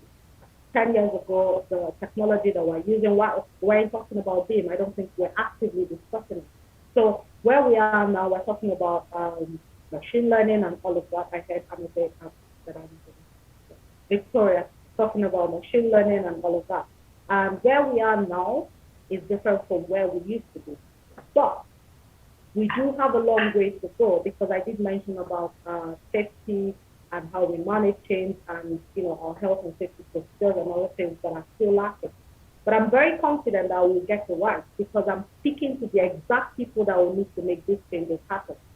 I'll leave you with this. It's a quote. It says, change has a considerable psychological impact on the human mind. I'll read from the slide. To the fearful, it is threatening because it means that things may get worse. To the hopeful, it is encouraging because things may get better. To the confident, it is inspiring because the challenge exists to make things better. Change with new journey. Now, in conclusion, I will leave you with this. It is our job as project and change managers to put procedures in place to ensure that our people are confident enough to embrace and implement change. Because if they are not confident, they will resist the change, and when they resist the change, your change management processes will fail. Thank you very much, and I'll take your questions. I hope I'm in time.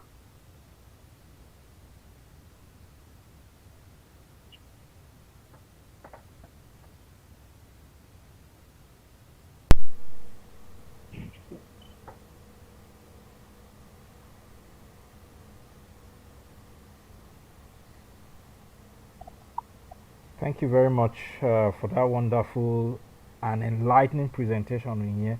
Mr. Debo, are you there?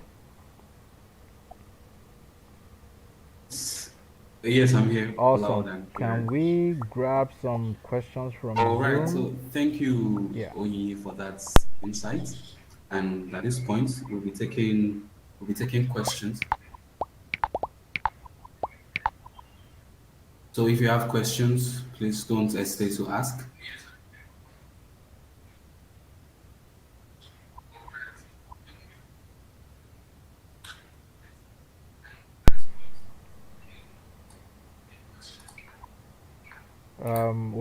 So I have a question. Questions from I have a Zoom question. platform, YouTube.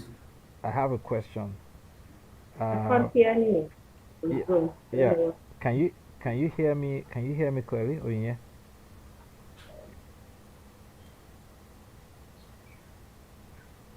Hello? Hello? No, but I can read the transcript, so I can still answer your question. Oh, okay. All right. Awesome. So, I was going to ask, so we've talked about organizational change. We've talked about changes even in project management. What's your experience with what's your experience with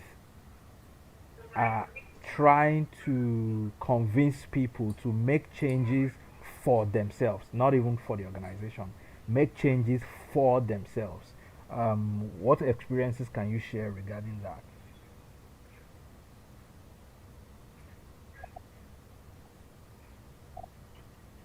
Okay, if I'm correct, you're asking my experience. So keep talking.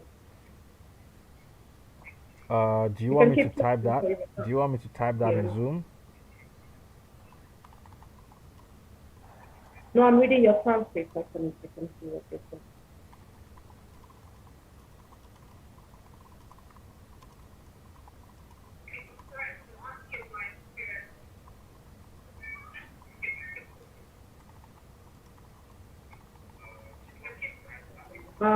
If you're done speaking, I can maybe answer. All right. So I just, sorry, I'm just gonna put that on Zoom right now. So can you see that on Zoom?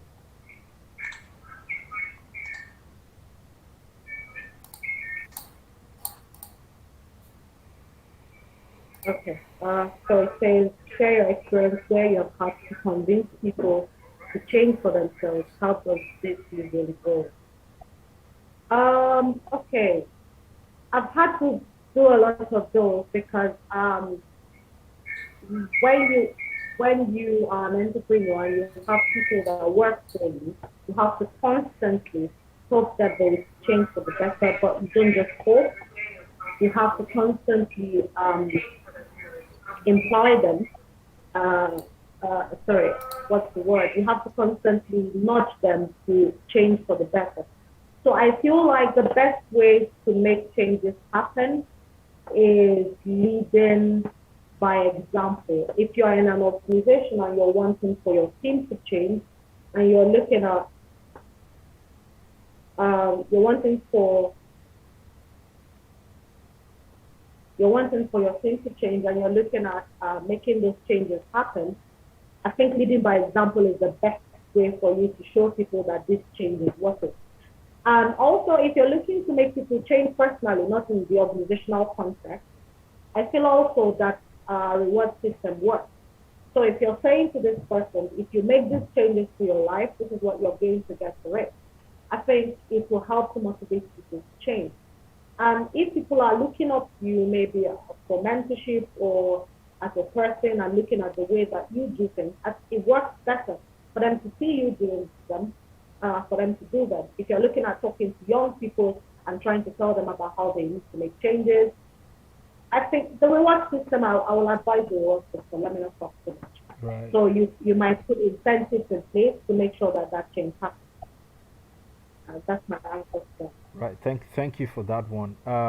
Someone said, Victoria said, Onyinye, what lessons have you learned from the UK that you believe Nigerians can simply copy and paste?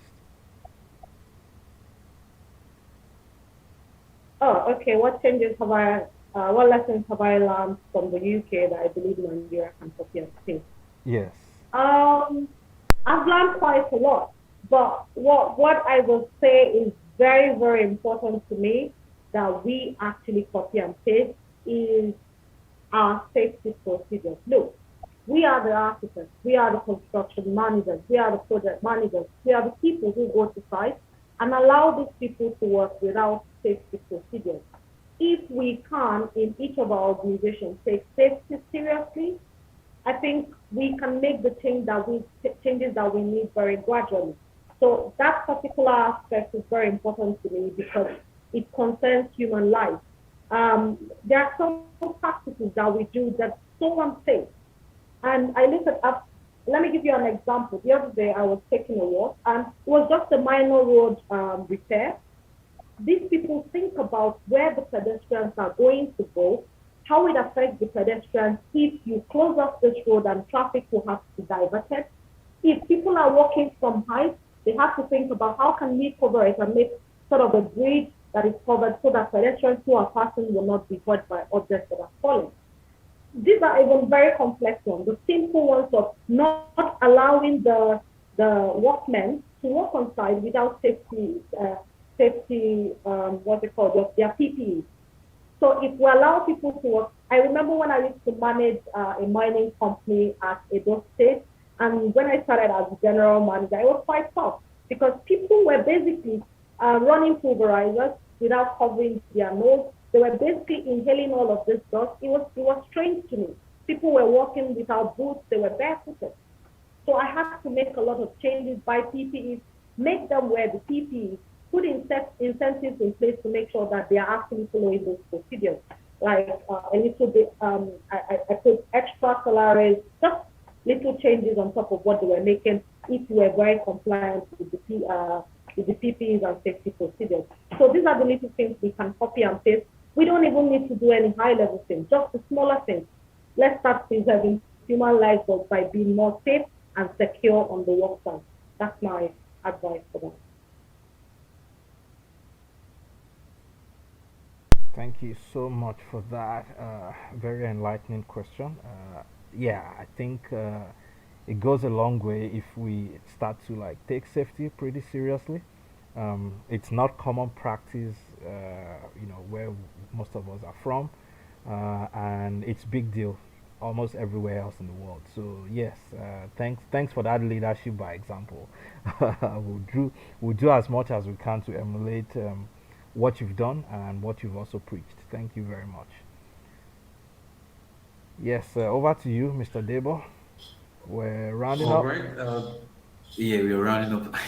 I think we've got into the section where we've been anticipating all day, the presentation of prizes to this year's competition winners. But before we go into that, I would like to appreciate everyone who's been part of this edition of Creative Architects. We say thank you for being here. And once again, I would like to appreciate our partners and our sponsors, Print My Drawings, Swiftwall Solutions, Prime Stack, Motivo, MDAD Atelia, Chrono Studios, Living Spaces, Build Ace, Studio Stone, RYG Designs, The Unreal Place, and NFO Glass. We appreciate everybody for taking time out to be here today, and we say thank you. And right about now, we'll be going into the presentation of prizes, and I would like to call on Ms. Mo Esson to handle that section. Ms. Mo, over to you.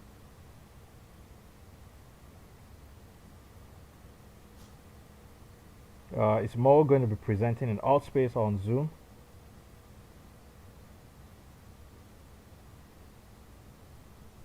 Where is Mo going to be talking from? Okay, Mo is in Altspace, but you have to go live and you have to go on air. You have to use your speaker. Yep. I have to go on air? Yes. Bottom right, host tools. Yeah, just choose the loudspeaker and then the antenna. Yeah. Did you get that?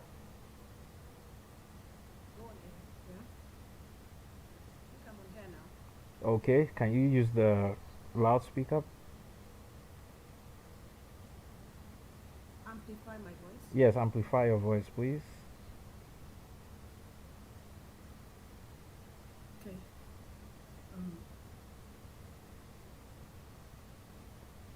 Just a minute, please. I'm so sorry. Mic check. Okay, we can hear you louder and better. We can hear you now. Okay, great.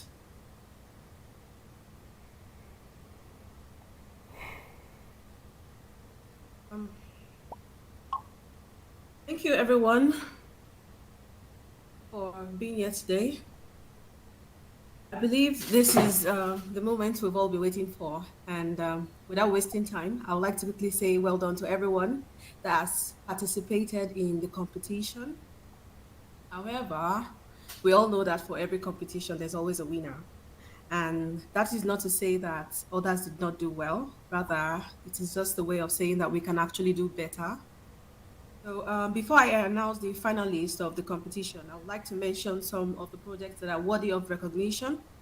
And these projects, although didn't make it to the finalists, but they will be recognized for their effort, nevertheless.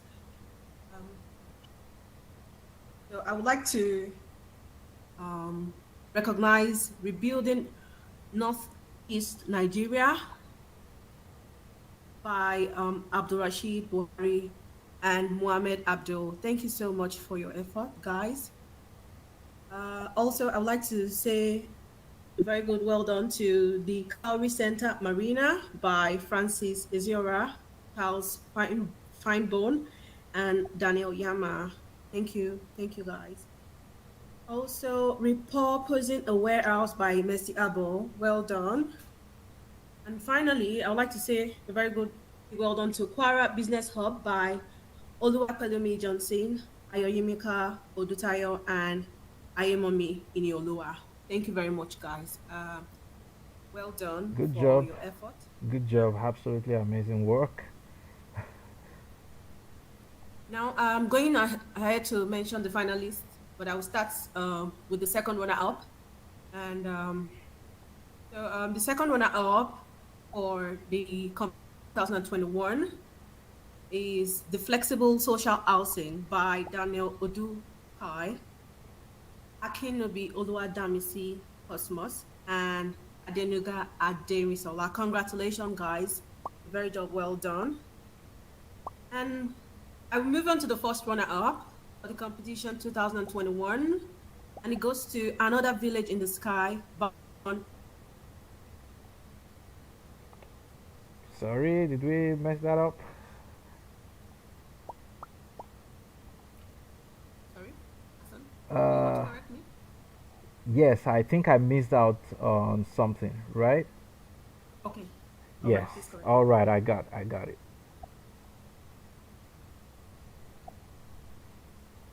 Are we all on? Are you there, Hassan? Yes. Just give me a moment, please. Okay, that's fine. Right. Here we go.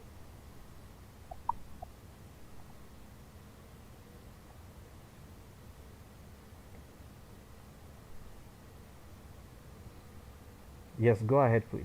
Mo. Am I fine? Yes, go ahead, please. Okay. So I would like to take the first runner up again, and that is Another Village in the Sky by John Adeweso and Emmanuel Ojo. Congratulations, guys. And now we'll be announcing the winner of the competition 2021, and that goes to the more post by Adebisi Damilare and Akande Mayowa. These are the winners of the competition 2021. I would like to say congratulations to you guys. Hassan, do you want to say anything? Yes, so I'm going to showcase some of the works really quickly, and just a moment, please. So congratulations, guys. I mean, a lot of efforts went into the projects. Yeah, I'm seeing the congrats. I'm hearing the congratulations, popping. I'm hearing the emojis popping. Congratulations, guys. Lots and lots of work went into the entries. We had at some point, I think we had just 1 point difference between the second runner up and the first runner up, and that was a pretty tight. Um, that was a pretty tight one. Yeah, we had absolutely great submissions, very thoughtful design processes, lots of very good visual clarity. So yeah, it was a pretty good and challenging one to to judge. We had quite a lot of back and forth with the judges, who also yeah, had a good time judging the entries. So for just a moment.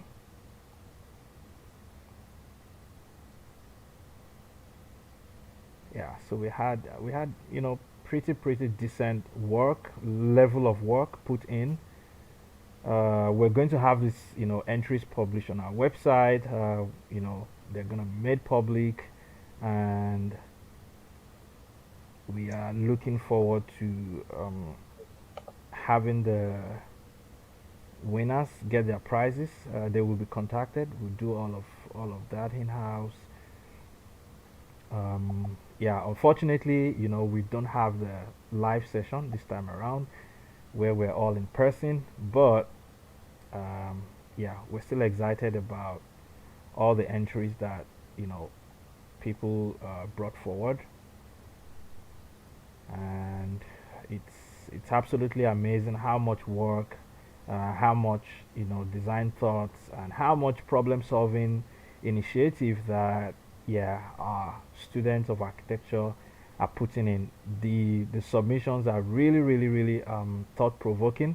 Actually, for this year we actually had them write their own briefs and prepare their own solutions, which is quite different from what we've always done in previous years. But yeah, absolutely, it was a very thorough process. The judges went through lots of computation analysis to just make sure that all the figures, all the scores are nicely aggregated and weighted. And I mean, this was a very rewarding experience for everyone. So congratulations, guys. I'm proud to see what you guys are doing. The worthy mentions are really superb. We have some offers from some of our other sponsors who are silent at this time, but we will get those offers across to the worthy mention guys and to the winners. We have RYG Designs offering mentorships in their next program. We have MDAD Atelier providing a piece of furniture. We're working on some software licenses with some other organizations, and of course cash prize money for almost everyone we've just mentioned today. So we're excited. Thank you guys, and we are really looking forward to all the beautiful, amazing things you're going to be doing, just even right outside of this competition as you go much further into the world. Congratulations, guys, and that would be all of it for us. We're going to keep our sponsors ads running in the meantime, and if we still want to have conversations with anyone in the hall, we're welcome to do so. But the Creative Architects 2021 event will now officially come to an end. Thank you guys for coming.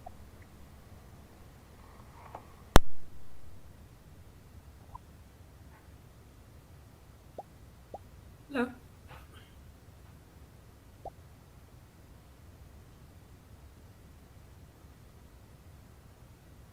Fitting out your home? Then you need to start with glass. Hello, Hassan. Versatile, it will enhance any bathroom space and inspire fresh thinking and ideas. Glass that's been specially designed to make it much easier to clean and is so crystal clear it's almost invisible to the eye. Glass that not only provides a safety barrier but opens up space, adding light to dark internal staircases. Glass that is so versatile it lets you complement and coordinate with wall colours, flooring, soft furnishings, or even replicate a favourite artwork. Glass that allows beauty and safety to go hand in hand, not only for the protection of the ones that you love, but also for a great looking home you can enjoy for a lifetime, both inside and out. Fitting out your home? Then you need to start with glass. Glass that is so versatile it will enhance any bathroom space and inspire fresh thinking and ideas. Glass that's been specially designed to make it much easier to clean and is so crystal clear it's almost invisible to the eye. Glass that not only provides a safety barrier but opens up space, adding light to dark internal staircases. Glass that is so versatile it lets you complement and coordinate with wall colours, flooring, soft furnishings, or even replicate a favourite artwork. Glass that allows beauty and safety to go hand in hand, not only for the protection of the ones that you love, but also for a great looking home you can enjoy for a lifetime, both inside and out. Fitting out your home? Then you need to start with glass. Glass that is so versatile it will enhance any bathroom space and inspire thinking and ideas. making you lose so much money. Did you know that PrintMyDrawings.com caters to the needs of architects and engineers in the design and construction industry? Yes, we print architectural, electrical, mechanical, structural drawings, project reports and documents, and even land surveys, all from the comfort of your computer or smartphone. There's more. We deliver anywhere in Nigeria at affordable prices. Talk about the project site in another state. With our perfect timing, you never have to miss deadlines with us. All you have to do is visit www.printmydrawings.com, upload your drawings, and we do the magic. Your files are secured, safe, and encrypted. Print My Drawings is convenient, fast, and reliable. We take on the stress while you focus on making money. Take advantage of our free shipping and same-day delivery options. PrintMyDrawings.com. Anytime, any day. Printing problems can make you miss deadlines and slow down your projects, thereby making you lose so much money. Did you know that PrintMyDrawings.com caters to the needs of architects and engineers in the design and construction industry? Yes, we print architectural, electrical, mechanical, structural drawings, project reports and documents, and even land surveys, all from the comfort of your computer or smartphone. There's more. We deliver anywhere in Nigeria at affordable prices. Talk about the project site in another state. With our perfect timing, you never have to miss deadlines with us. All you have to do is visit www.printmydrawings.com, upload your drawings, and we do the magic. Your files are secured, safe, and encrypted. Print My Drawings is convenient, fast, and reliable. We take on the stress while you focus on making money. Take advantage of our free shipping and same-day delivery options. PrintMyDrawings.com. Anytime, any day.